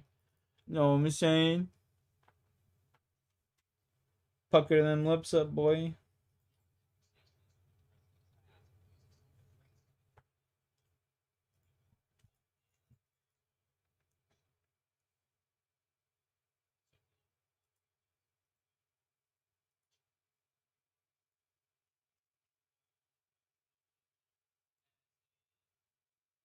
Pucker up, buttercup.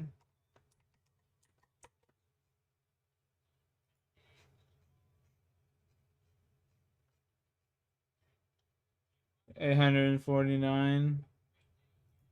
Alright.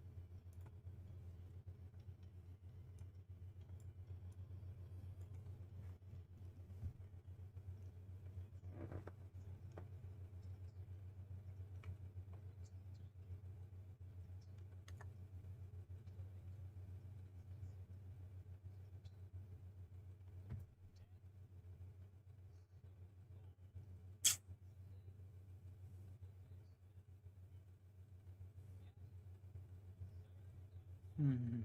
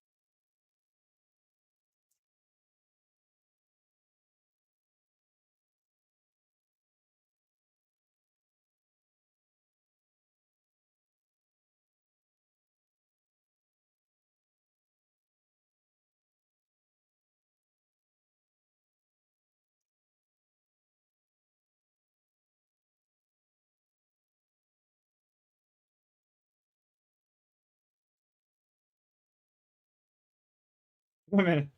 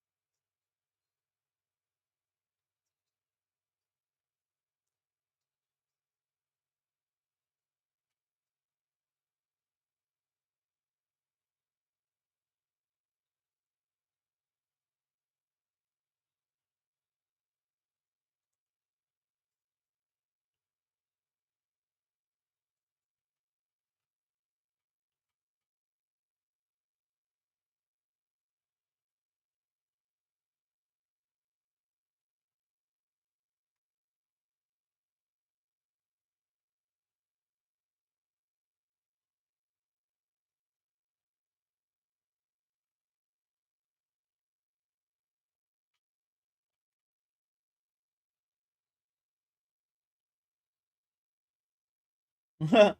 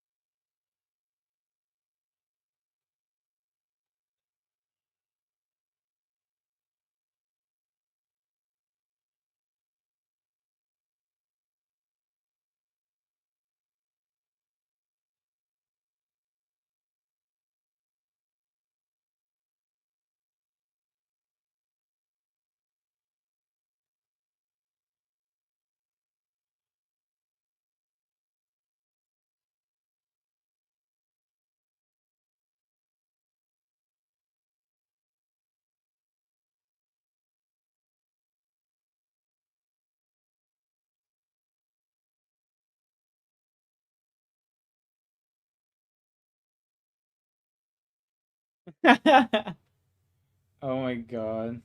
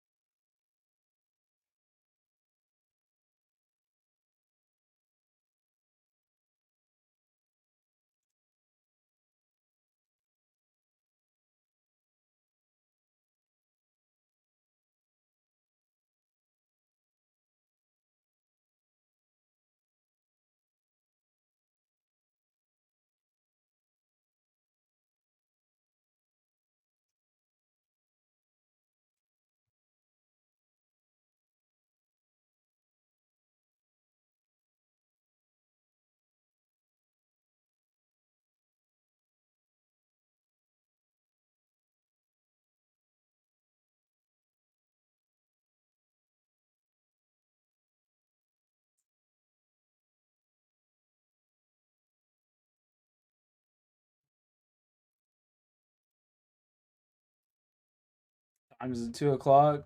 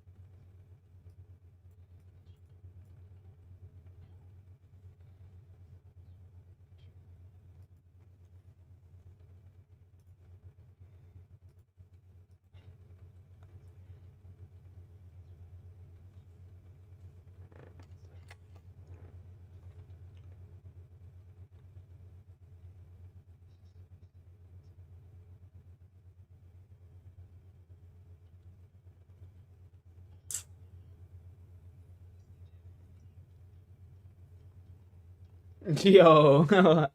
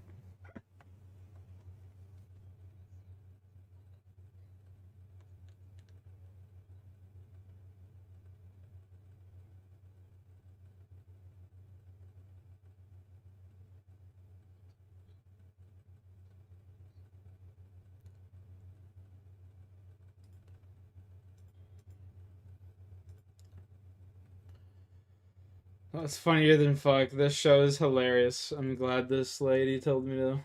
This woman told me to watch it. Fuck my god. Hilarious.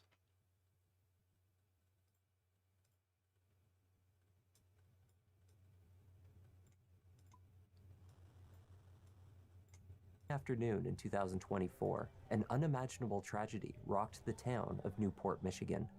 2 children were killed and over a dozen more injured. Let's do what's up, Jay?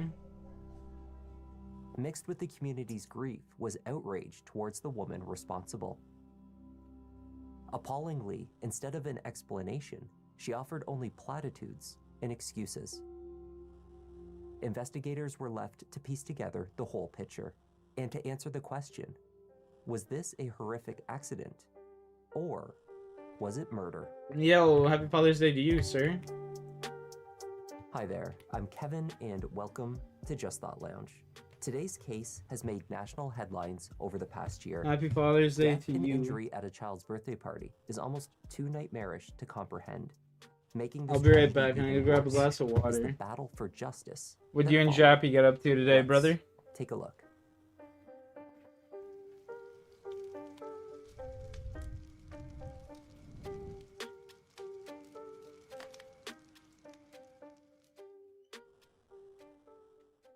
The Swan Boat Club, which calls itself the friendliest club on the water, sits on the Michigan shoreline of Lake Erie in the town of Newport. The club has been a community hub for many years. All right, everybody, welcome back. It's time for another $300 drawing here at Swan Boat Club. It is 6:20 p.m. On Saturday, April 20th, 2024, Kristen Sigler, a longtime bartender at the club, rented the pavilion for her son's 3rd birthday party. The celebration that Kristen planned was a 3-year-old's dream. It was circus-themed. There was a bouncy house, face painting, and a hot dog stand. Family, friends, and club members were invited, along with their children. Beginning at 1 p.m. that afternoon, over 80 people arrived, carrying cards and gifts for the birthday boy. At just before 3 p.m., the partygoers sang happy birthday. The candles were blown out, and everyone indulged in cupcakes. Then, at approximately 1 minute past 3, an SUV accelerating at 44 miles per hour barreled into the side of the building. Striking more than a dozen people, sending some into the adjoining room, running over and trapping others. The vehicle came to a stop only after crashing into the far wall, 25 feet into the building. From the driver's seat emerged 66-year-old Marcella Chittister, a local resident and longtime member of the boat club. And Porsche. The Swan Boat Club, which calls itself the friendliest club on the water, sits on the Michigan shoreline of Lake Erie in the town of Newport. The club has been a community hub for many years. All right, everybody, welcome back. It's time for another $300 drawing here at Swan Boat Club. It is 6:20 p.m. On Saturday, April 20th, 2024, Kristen Sigler, a longtime bartender at the club, rented the pavilion for her son's 3rd birthday party. The celebration that Kristen planned was a 3-year-old's dream. It was circus-themed. There was a bouncy house, face painting, and a hot dog stand. Family, friends, and club members were invited, along Bomb-ass with their breakfast children. burritos and we just chilled and Beginning ate at 1 popsicles p.m. all that day. afternoon, Yeah, over that's 80 fire. people arrived, carrying cards and gifts for the birthday boy. At just before 3 p.m., the partygoers Good shit, sang man. happy birthday. The candles were blown out. She's and loving her everyone Spyro. indulged in cupcakes. Then, at approximately 1 minute past 3, an SUV accelerating at 44 miles per hour barreled into the side of the building. Striking more than a dozen people, sending some into the adjoining room, running over and trapping others. The vehicle came to a stop only after crashing into the far wall, 25 feet into the building. From the driver's seat emerged 66-year-old Marcella Chittister, a local resident and longtime member of the boat club. She appeared dazed and disoriented. As the dust cleared, there was confusion as partygoers scrambled to account for the whereabouts and safety of others. Some of those clearly injured were carried from the building. Others attended to where they were found. Calls to emergency services poured in. Marcella was seated in a chair in the center of the chaos, looking on as a group coordinated to lift her vehicle from the ground in order to release those trapped underneath.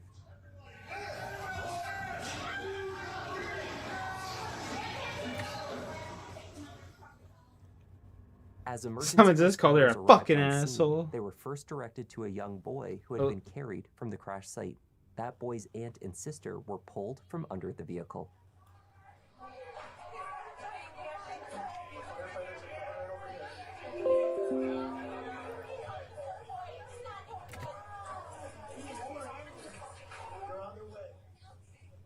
Officers were directed to Marcella, who appeared uninjured, if a bit confused.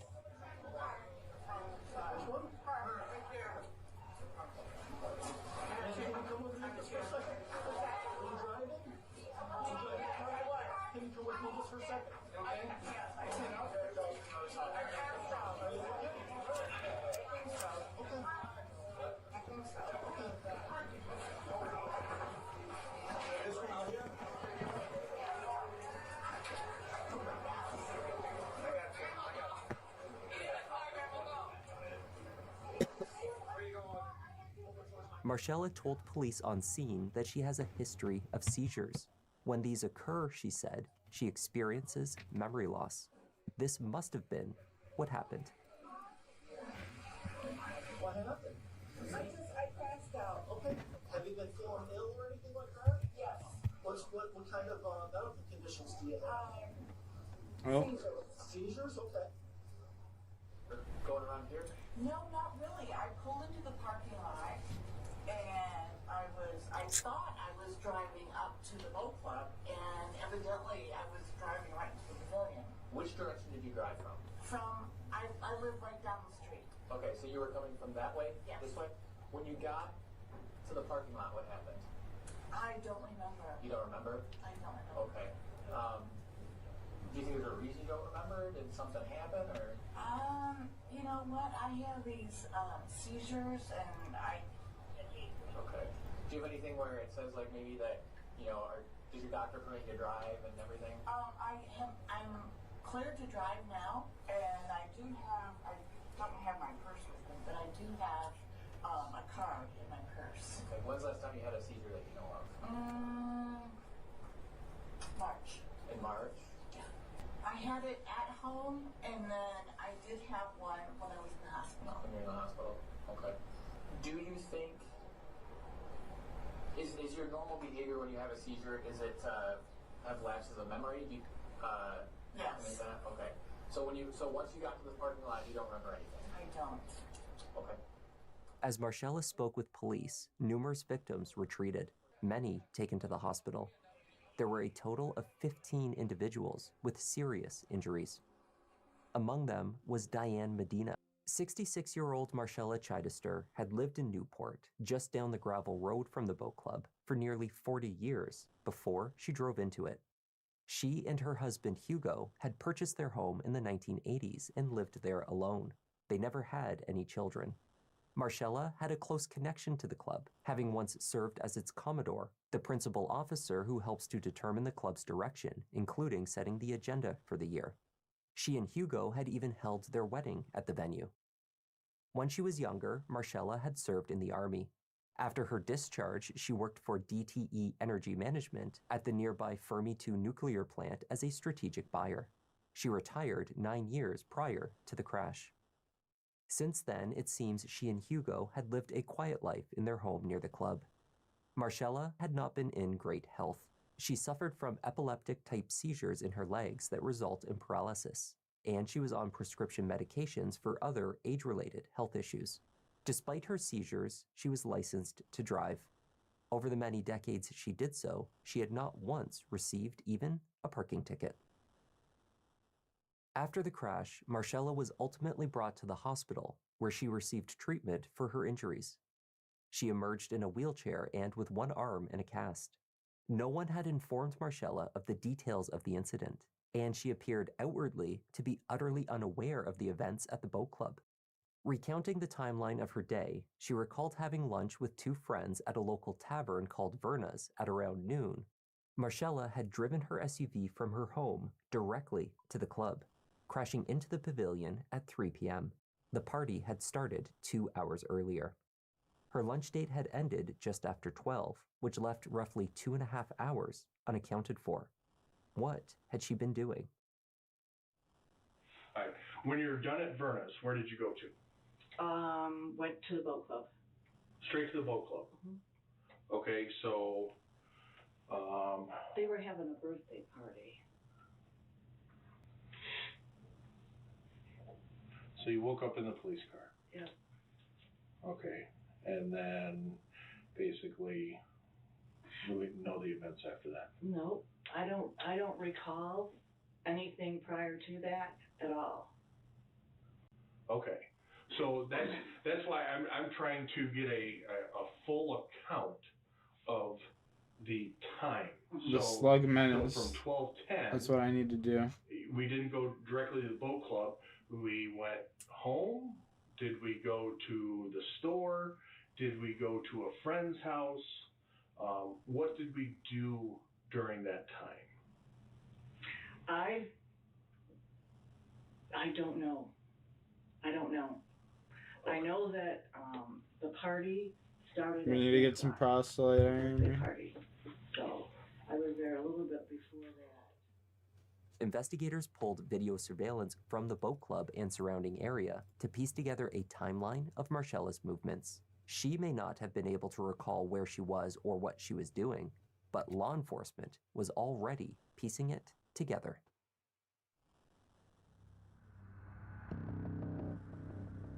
At just before 3 p.m. on the day of the crash, a neighbor's camera captured Marcella leaving her house. She appears to stumble slightly while exiting and takes each step down from her porch with caution.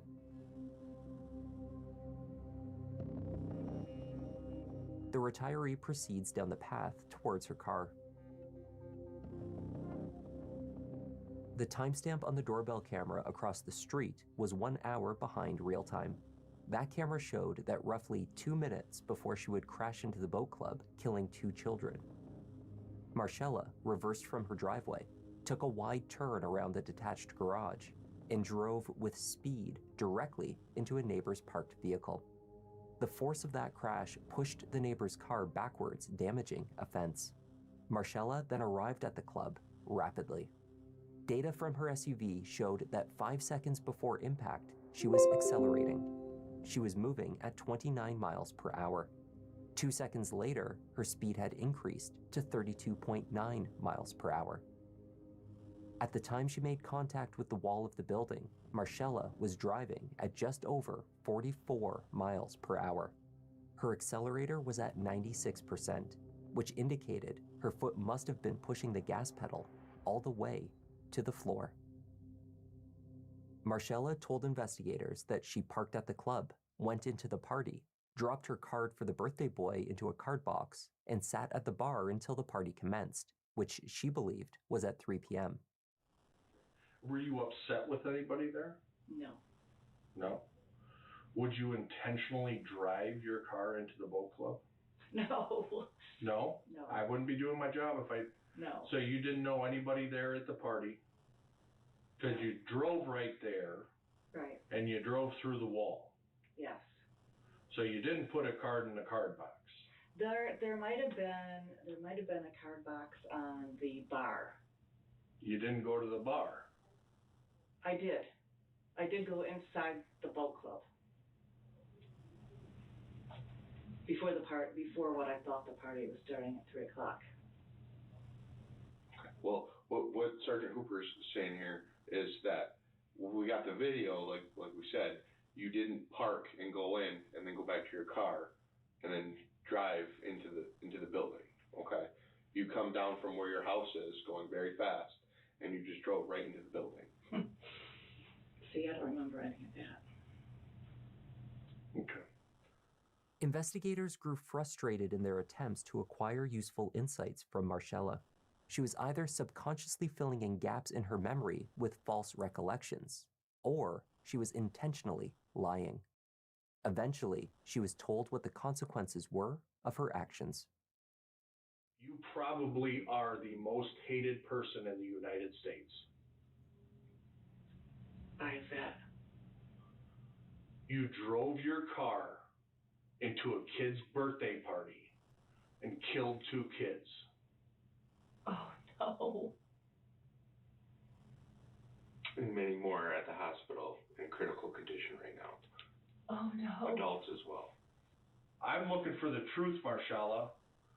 The truth needs to come out because you are the most hated person in the whole United States right now. I guarantee this is national news. You are the most, so you need to change that narrative right here. You need to change it. There's only one way you can change it, and that's by telling the truth. I've been doing this for a long time. I've sat across the table from killers before, like really, really bad killers. You're not that person. And I don't remember. Honestly, I do not remember. I would think I would remember something like that. Well, you're not being truthful about how much you drank. You're not. Only minutes earlier in the interview room, Marcella admitted to having only a single glass of wine with her lunch that day. Indeed, the receipt obtained from the tavern, as well as the recollection of the bartender who served her, confirmed this fact. She had ordered 1 glass of wine alongside a bowl of chili. It was her assertion that alcohol could aggravate her seizures, which is why she claimed to have primarily moved on to drinking alcohol-free wine. Investigators did not believe that was the whole story. Officers at the scene of the crash had attempted to perform 2 field sobriety tests.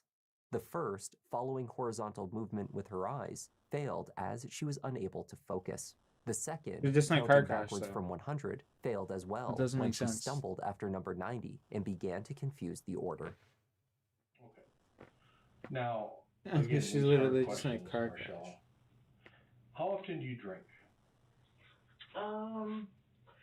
I was drinking quite a bit there, but I've kind of switched over and I'm doing a free now, more so because of the, What's a free? it's alcohol-free. Alcohol-free Cabernet. Alcohol-free Cabernet? Okay. It's like a, I guess it was like a O'Doul's, of wine. Yeah. Okay. Marcella's insistence that she had consumed only a single glass of wine prior to the crash was contradicted by her own statements. At the scene, she admitted to officers that she had been drinking and that she did not feel fit to drive. Have you been drinking at all today? A little bit, yes. Okay. When's the last time you had something to drink? Probably like a half hour ago. Half an hour ago? What do you drink? Wine. Wine? Okay. On a scale of 0 to 10, 0 being like you're stone cold sober, you can drive perfectly, 10 being you're passed out drunk, where do you think you're at right now? 7. A 7? Okay. Do you think you're okay to drive? I wouldn't want to drive. You would let you drive? 1 hour following this interview on scene, a blood She's sample was cooked. taken. An officer from the Monroe County Sheriff's Office was tasked with driving the sample directly to the Michigan State Crime Lab and handing it over to forensic experts there, which the officer did.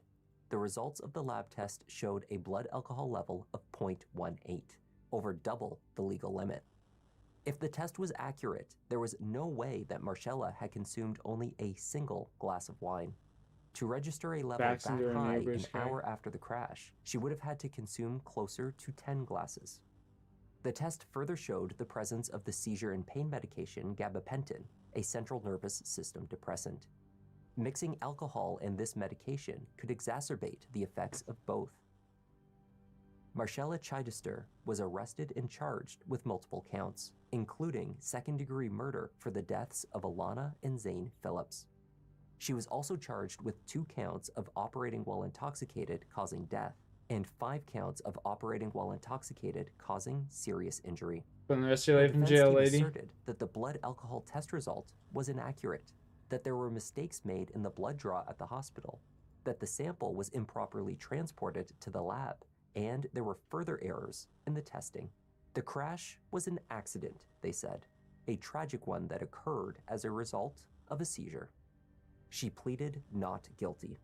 To the outrage of the community and her many victims, Marcella was released on bond, awaiting trial. Of course. Wanted to just let people know, that I'm so very, very disturbed about the situation, and I don't remember what happened. I can only say that I've been praying for everyone that's been injured. I would never, ever do anything intentional. never. I mean, that's just not me. And especially to a boat club that I love so much, and I have family and friends there. I think I had a seizure. I think that the same thing that my husband said that I did when I have a seizure is just go straight. And I think when I got in the car, that's what happened. I just had the seizure and probably put my foot on the accelerator and crashed into the building. These babies haven't even had a burial, a service yet, and this lady's drinking coffee at home with her family, with her loved ones. Personally, will never forget the feeling, the cries from a grown man when he finds out his kids have been taken from him. Attempts by the defense to have the BAC results thrown out before trial failed. The strategy in front of the jury, however, was still to introduce evidence that these results were, in fact, tainted and unreliable. What it is, and I expected it, it's a motion denied at this time. They still have to lay the proper foundation at the time of trial. So they can't just come in and say, this is your test result. They have to show that they drew the blood properly, they preserved the blood properly, and they tested it properly. And if they don't do that, then it's not allowed in. At least under the law, it's not allowed in. In addition to questions of Marcella's BAC, defense attorney Bill Kolovos further asserted that due to no fault of her own, there were questions surrounding Marcella's prescribed medication. Kolovos presented these speculations to the media after his client's family doctor, who oversaw her treatment and wrote her prescriptions, was arrested and charged with multiple felonies. Dr. Garg faced 35 charges related to what was described as a criminal enterprise in which he prescribed heavy painkillers to patients who did not need them.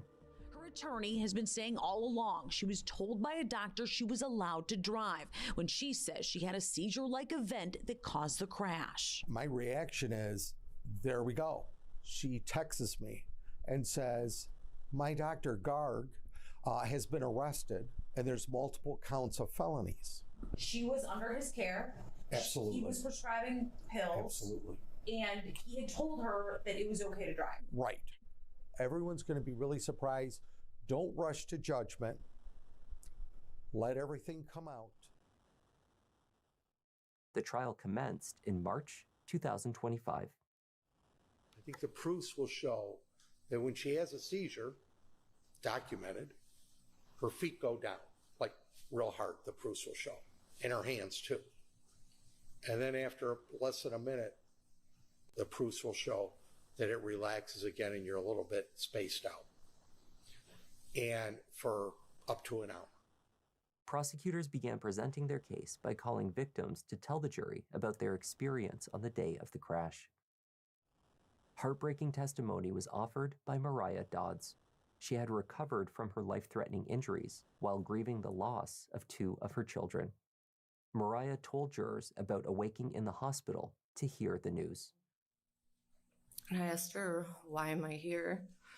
And she said there's been an accident, and it occurred to my brain that how I was in a building the last time I remember at a birthday party, and then I freaked out because it hit me, where's my kids at?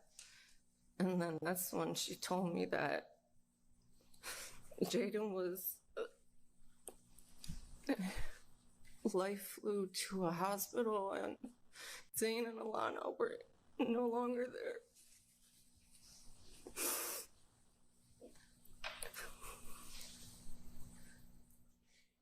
Defense attorney Kolovos stood to cross-examine Mariah, only to tear up, speak of the loss of his own son, and offer his condolences. I'm very sorry.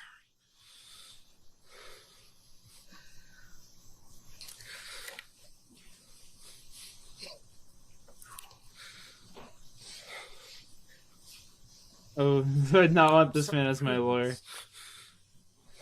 I lost my son in September.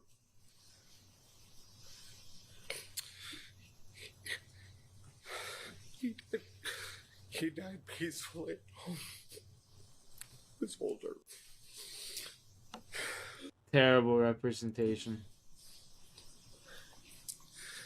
And every time I work on your case, I think you go. And I think of your children. And you have my deepest sympathy. And I'm human. Might be a defense attorney, but I'm human. And you seem like a much stronger person than me.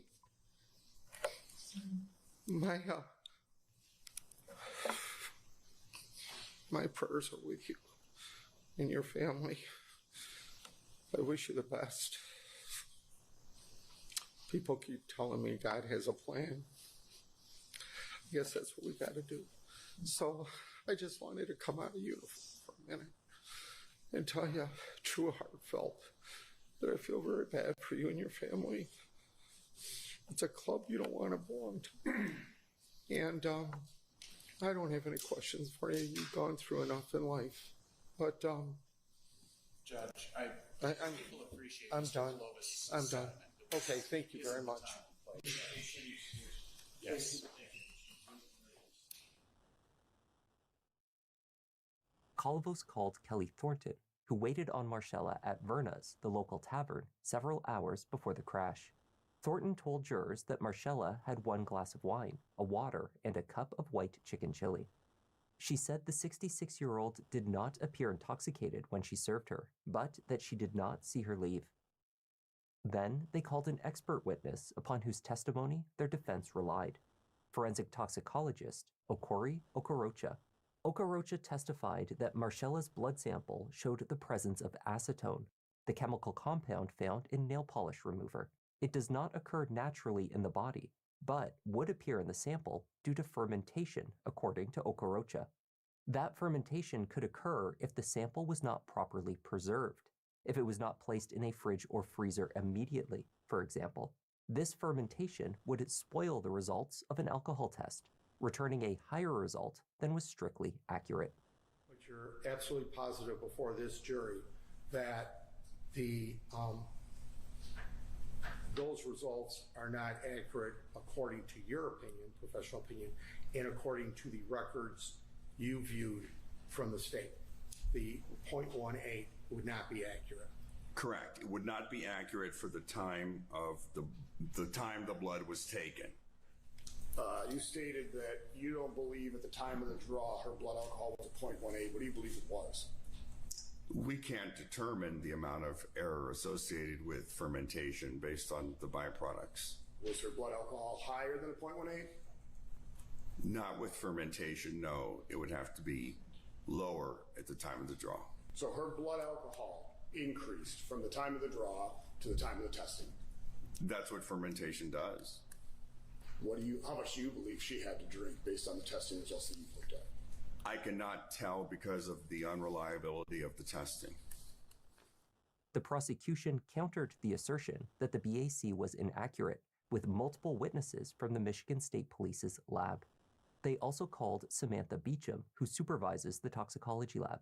It was her job to check the sample for any irregularities, and she said she did not find any. There was one more glaring issue with the defense's theory.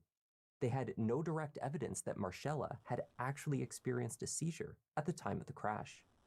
There was a wealth of evidence, however, that she had been drinking wine all day.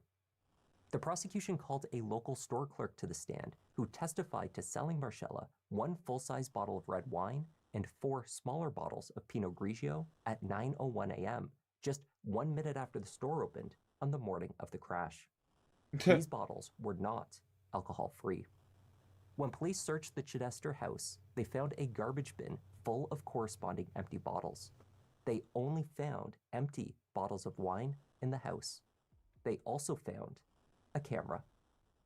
Internal footage from the Chidester home showed Marcella returning from the store and carrying in her hand what appeared to be one of the smaller 187 milliliter bottles of wine at 9:24 a.m. The kitchen camera has a timestamp 1 hour earlier than real time. At 10:30 a.m., she carried an empty bottle back into the kitchen. A small bottle is visible again in her hand at 10:45. By 12:35, she is captured returning from her lunch at Verna's. It was undisputed that she had consumed another glass of wine while she was there. At 2:10 that afternoon, the camera now captured her carrying a large glass of red. Roughly 20 minutes later, she wandered in to refill that glass. The bottle, presumably the one purchased that morning, is visible on the edge of the screen sitting on the kitchen countertop. That last glass was refilled less than a half an hour before she chose to get behind the wheel of her SUV, back into her neighbor's vehicle, and then drive 44 miles per hour into a child's birthday party. I love she's got the American flag on too. At the moment she crashed into that truck, she had to know things were not right. But she continued on. She continued on at full speed and drove her car into a 3-year-old's birthday party, into a building, a route that she knew very, very well. Ladies and gentlemen, this is not a typical drunk driving crash. Not at all. She didn't cross a center line and strike oncoming traffic. She didn't misjudge a red light and rear end someone. At almost 45 miles an hour, she drove through the wall of a building that she had been to countless times. That's what makes this worse than OWI causing death alone. She drove her car into an occupied building knowing she was unfit to operate a vehicle. And if she didn't know she was unfit to drive when she got behind the wheel, she knew it after she hit her neighbor's truck. The jury returned with their verdict after less than 2 hours. The jury find as follows. Count 1, guilty of murder in the second degree of Alana Grace Phillips. Count 2, guilty of murder in the second degree of Zaid Isaac Phillips. Count 3, guilty of operating while intoxicated or operating while visibly impaired causing the death of Alana Grace Phillips. Count 4, guilty of operating while intoxicated or operating while visibly impaired causing the death of Zane Isaac Phillips. Marcella was found guilty on all counts. Guilty of operating while intoxicated or operating while visibly impaired causing serious impairment of a body function to Mariah Lynn Dodds. Count 6, guilty of operating while intoxicated or operating while visibly impaired causing serious impairment of a body function to Edward Thomas Smothers. Brian Phillips, the father of Alana and Zane, expressed his relief at the verdict, though admitted that nothing could give him peace after the loss of his children. Do you feel with this verdict you're able to have some type of peace? After I leave here, I'm going to their gravesite and let them know how today went. I will never get peace. I never will find peace with this, but I'm glad that the verdict came back on all counts. I am happy with that verdict. 1 month later, Marcella was to receive her sentence from Judge Daniel White. In an unusual move, during the period of time between the verdict and the sentencing hearing, Marcella fired her attorney. According to Bill Kolovos, he planned to handle the appeal and was surprised to learn, upon arriving at the county jail to see his client, that he had been dismissed. At the hearing, the new defense counsel made it clear that he did not support the methods employed by his predecessor. Before I get into what I wanted to talk about in my sentencing memorandum, I wish I would have been here. I wish I would have been here a long time ago in this case. I, like many of our community, colleagues of ours, was first found out about this case from the media, from watching the news. And from what I saw, I was disgusted. I can't speak to why former counsel would go on the news and invite this type of scrutiny into this case when clearly people were grieving. But I thought it was disgusting. I truly do. It does not change what happened. Victims from the crash offered impact statements to the court. Remembering their smiles, their touch, their sense, I'm telling you, you're the best mom ever. Their fun personalities. Remembering the way their heartbeats felt when they were scared. Remembering the silly voices they would do and nurturing them. when they were sick or hurt or just cuddling them. It was just a tragedy. I can't help it. Sam's so very, very sorry for the loss of your children. It kind of looks like my I Aunt pray for Bonnie. them every day. And I mean, I said, their father would also forgive me, as well as the people that were injured.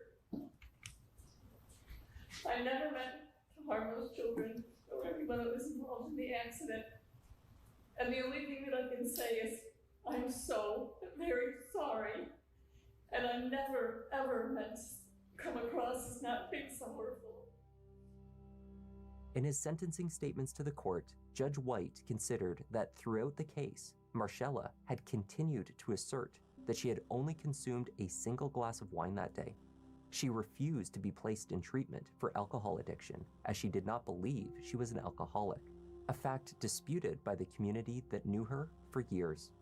The judge speculated that her further insistence that she could not recall the events of the day may be a way to cope with the horrific nature of her actions, because this memory loss had never been fully explained. Marcella Chittister was sentenced to 25 to 50 years in prison. She's blackout drunk, At the that's why age she of doesn't remember. What the 67, fuck and do you with her mean? existing health issues, The it is what? tantamount to a life sentence. Marcella's family doctor, Dr. Garg, did not testify at her trial. Kolovos had hoped that the doctor would admit to gross negligence on the stand for not suspending Marcella's license after her last seizure-like episode. It seems the doctor did not wish to incriminate himself while he stood accused of 35 felonies. You Kolovos, don't although say. no longer handling her appeal, has stated that he firmly believes her conviction will be overturned and that she will receive a new trial.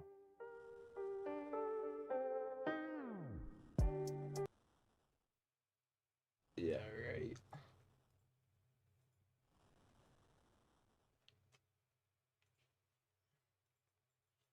A bitch was drunk as a motherfucker, dude.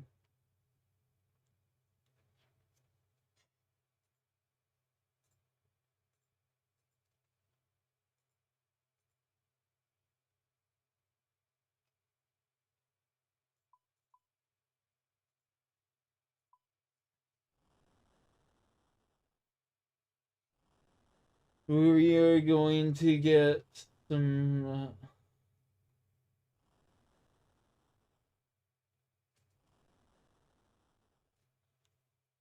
nice smithing levels, baby.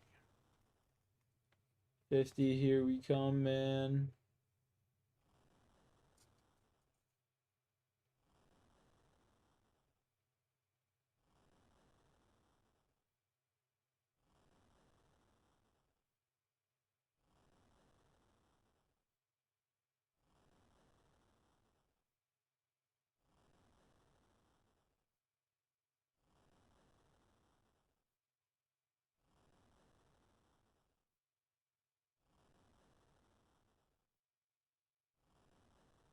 No love lost between Tim Hardaway Sr. and Tyrese Halliburton.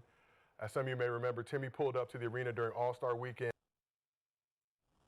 and said he wanted to take down the Halliburton. If I go back and put on my shit and suit up, I want to go fuck up Halliburton. I want to go fuck him up. Hey. He talks so much shit. Okay. I want to go back and bust his motherfucking I love it. ass. I love it. I love that shit. Yeah. Yeah, That's the yeah, energy. he talks Yeah. so much shit. I want to go back. I want to bust his ass. So you want to bust put the Tyrese jersey on Halliburton's underneath ass mask, because right? he talks too much. Right. And he think he all that. So Hallie saw the clip. Hallie saw the clip, offered this response. He said, tell the world the real reason you feel this way, Tim. Which left many to speculate. What would be the real reason that Tim feels this way? I'm trying to fuck him up. So Hardaway later doubled down on his comments. The beef has now spilled over to the finals. So during an interview on the Pacers post-up on the Believe Network, Timmy had this to say about Hallie's trash talking during the playoffs. This is my thing with Halliburton. All right. I'm a shit talking person on the court. Okay. If you're out there and you're going to talk shit, I talk shit whether I'm losing or whether I'm winning. All right. You just can't talk smack when you are winning. That's when guys don't like you. Guys like you, and when you talking smack, when you losing too. Say, that's all right. We gonna get you next time. We gonna come for your butt. Yeah, y'all got us this time, but we gonna get y'all next time. And you better be ready, and you better be ready, and so and so, so and so. You know, you like y'all had one of the best smack talkers in the league with Chuck Person, the rifleman, and Reggie Miller. All right. And then you had one of the best talk smackers as a coach, and Larry Bird. He talked when he was losing, and all of them talk when they was winning. So that was my problem with Halliburton. When you out there winning, you can give it to him. But even when you lose, don't clam up, don't get real small. I can't see you, and then you don't want to talk smack, and you hiding behind your teammates, stuff like that. So Tim Hardaway Sr. have a point about Hallie's trash talk, or is he just hating? So have Tim told the world why he really mad? That's still an answer to the question. Right, that's like, you just can't double down and you can't come at me and you ain't answer the question.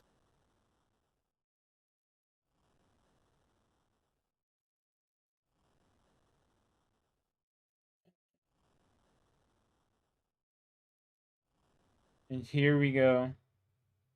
Oh my good golly gosh.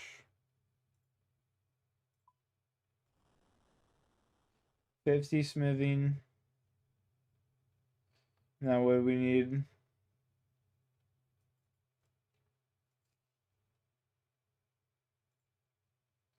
$45 herb lore.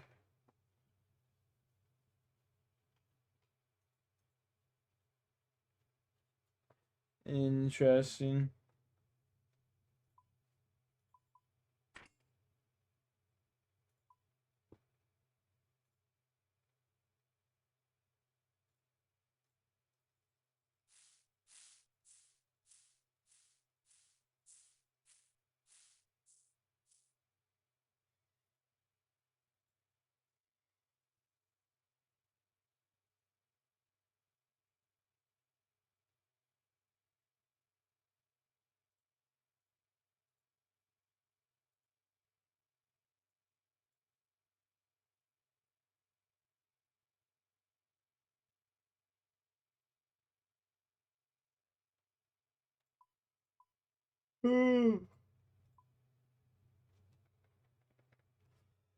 She got a Slayer task.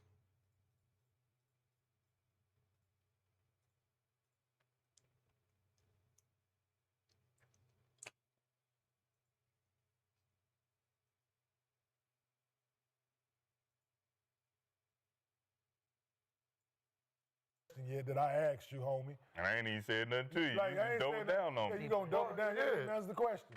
That was the question. He said, "Why you mad at me?" I'm mad. I hate him because he smacks something. No, but Tyrese Haddon, but that ain't the. Tell the real reason. It ain't got nothing to do with basketball. At all. Huh? At all.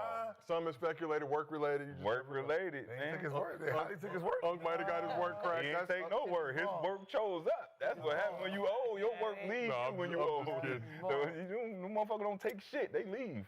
Tim Hardaway Sr. showing that black don't crack, though. Shout out. Hey, I mean, it's Tim like, gotta relax, man. the statement that Tim is saying, like, that is why players probably voted him most overrated. The reason that they probably don't respect his game like it should be is the same reason that we was talking about the Dylan Brooks thing. You can't talk shit when you're winning. Bruh, no, man. You don't want to talk to me. You can't make this shit up. 3 dragon tasks in a row, bro.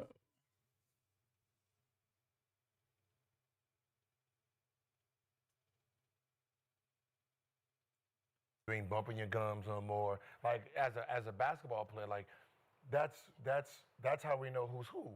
You talking both sides of it. Like Gary Payton, no matter what the score is, he's running at the mouth. That's why people like it. Like you're just not a front runner. So I guess that's what he's calling him. But do you feel like Hallie's a front runner? Obviously, if I hit a big shot in the Garden or if I hit a big shot in the playoffs, I'm a. Okay, cool. But when you get, if I miss that shot, I'm probably not going to talk. When you're getting beat by 25, are you still out there bumping your gums? Are you still out there talking shit? Like that's what makes the that's what makes the player. To talk about. That's what makes the player. Like when you go to the podium, like when you did the choking, you sit there, choking shit out that motherfucker, huh? And then when you lose, your ass in the car. But he's still at the podium. No. Because when you did the choke shit, I was up here talking like, yeah, he got the best of us. No, nobody. Right, there's another game though. Nobody ever did that. Nobody ever does that. When I'm talking shit, you're shutting up and you're listening to me talk shit because you're getting your ass busted. Ain't nothing you can say to me. And if you even try to say something, I'm gonna overtalk you because I'm beating your ass. Shut up, nigga. Shut up. Shut up. And then when you now, when I'm losing, guess what you can do? Tell me the same fucking shit. And guess what I gotta do? Shut the fuck up. Because I'm losing. No, but that's how the game go. When I talk shit and I'm busting your ass, boom. Just like this. Nigga say, he think he all that. No, nigga, you think I'm all that. Or in long I don't think shit. You do. You see what I don't. I don't get to see me walk around, nigga. That's confidence. You hate it. I get it. I get it. I get it. But when it's time to step up and I talk shit better than you, then just, you know, you gotta live with it. Because if I'm hitting game winners and I'm talking shit, you gonna tell me to talk shit when I lose? Nah, nigga, you talk shit when you win. You would still trash talk when you were losing a game? Every GOAT did it, right? No.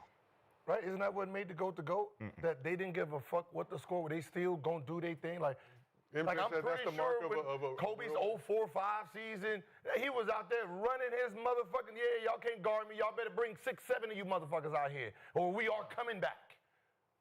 Oh, that was a dumbass foul. We coming back. Oh, so y'all fucking. He's talking the whole game down or up. Scoreboard. That's what made him scary. Scoreboard. Because it didn't matter. You still had to respect that man. He didn't give a fuck who was on the court, what the score was. He was talking. Jordan was talking. He plays on the Wizards. Was he what? Talking. I'm still me. Nigga down 30. I'm still me. Come get this work. You better double. Everybody don't have that confidence. That's what I'm the saying. confidence. So the cap right now we're talking about is now everybody got to have that? That's what we're judging off of. That's the era he grew up in. Who? Tim? Yeah. Tyrese Halliburton didn't grow up in that. So that's what he's saying. I don't like it. Yeah, you don't like it because you want it. You only bouncing around when you're winning. You don't got no confidence in yourself. So this is the thing, fuck, right? Man? I don't gotta bounce around when I'm losing. So the era that Tim Hardaway played in, right? The 90s era of basketball, late 80s, 90s era of Tim Hardaway's career, the way basketball was, it was a masculine thing. Masculinity stood out first, right? There was no locker room that you could have walked in with your nails painted.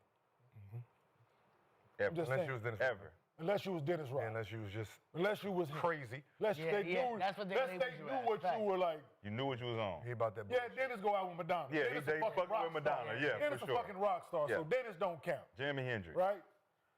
So the way you had to approach it, if you didn't talk shit back, when you were down, they just gonna write you off. Write you off, run right over you from this We're not point, listening right? to you no more. There's nothing else that you can say. This generation, more sensitive, more, I'm in my feelings, we lose, it's okay for me to talk to the media like this now because we lost, and I don't really like when you guys go after me because I just got done talking shit yesterday, and you don't even know how to rebuttal. They don't understand it. So because it's the level of competition night in, night out, each possession night in, night out allows them to be this way, unfortunately, right? They're skilled, absolutely. Talented, absolutely. But generations of from the competition part of it that Tim is speaking of, right?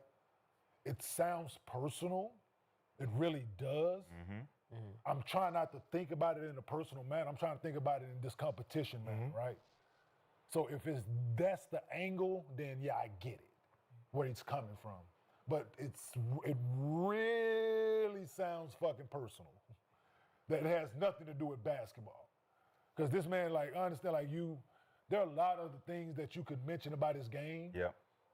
And that he's doing, that he's not doing in order, like, to help his team, the game that he hasn't played well, playing the same position that you play. There's a lot of shit that you could have went to. Yes. Before the shit talking. Yes. In my opinion, right? Because y'all play the same position, so you're able to critique it. Yes. Right? That part. That's my thing. That so part. it comes across as personal now. That But isn't that critiquing it? Nah. Right? He's basically Yeah, saying, but like I said, when you don't like the way He's you not shit critiquing his talk game. Saying when you're, after you that's success. my thing. So So when you're that's- losing, Yeah, he's talking about a no, what celebration. I'm saying is you He's talking about a celebrate, but when celebration. you're losing, you don't show up. Yeah, so but my thing is, That's part of there's a lot of the shit that, in my opinion, that you could have got to, that you could have talked about, which we didn't see the All right. totality of the interview. Yep. I'm going to bed, chat. Peace out, everyone. Have a good night. Catch y'all later.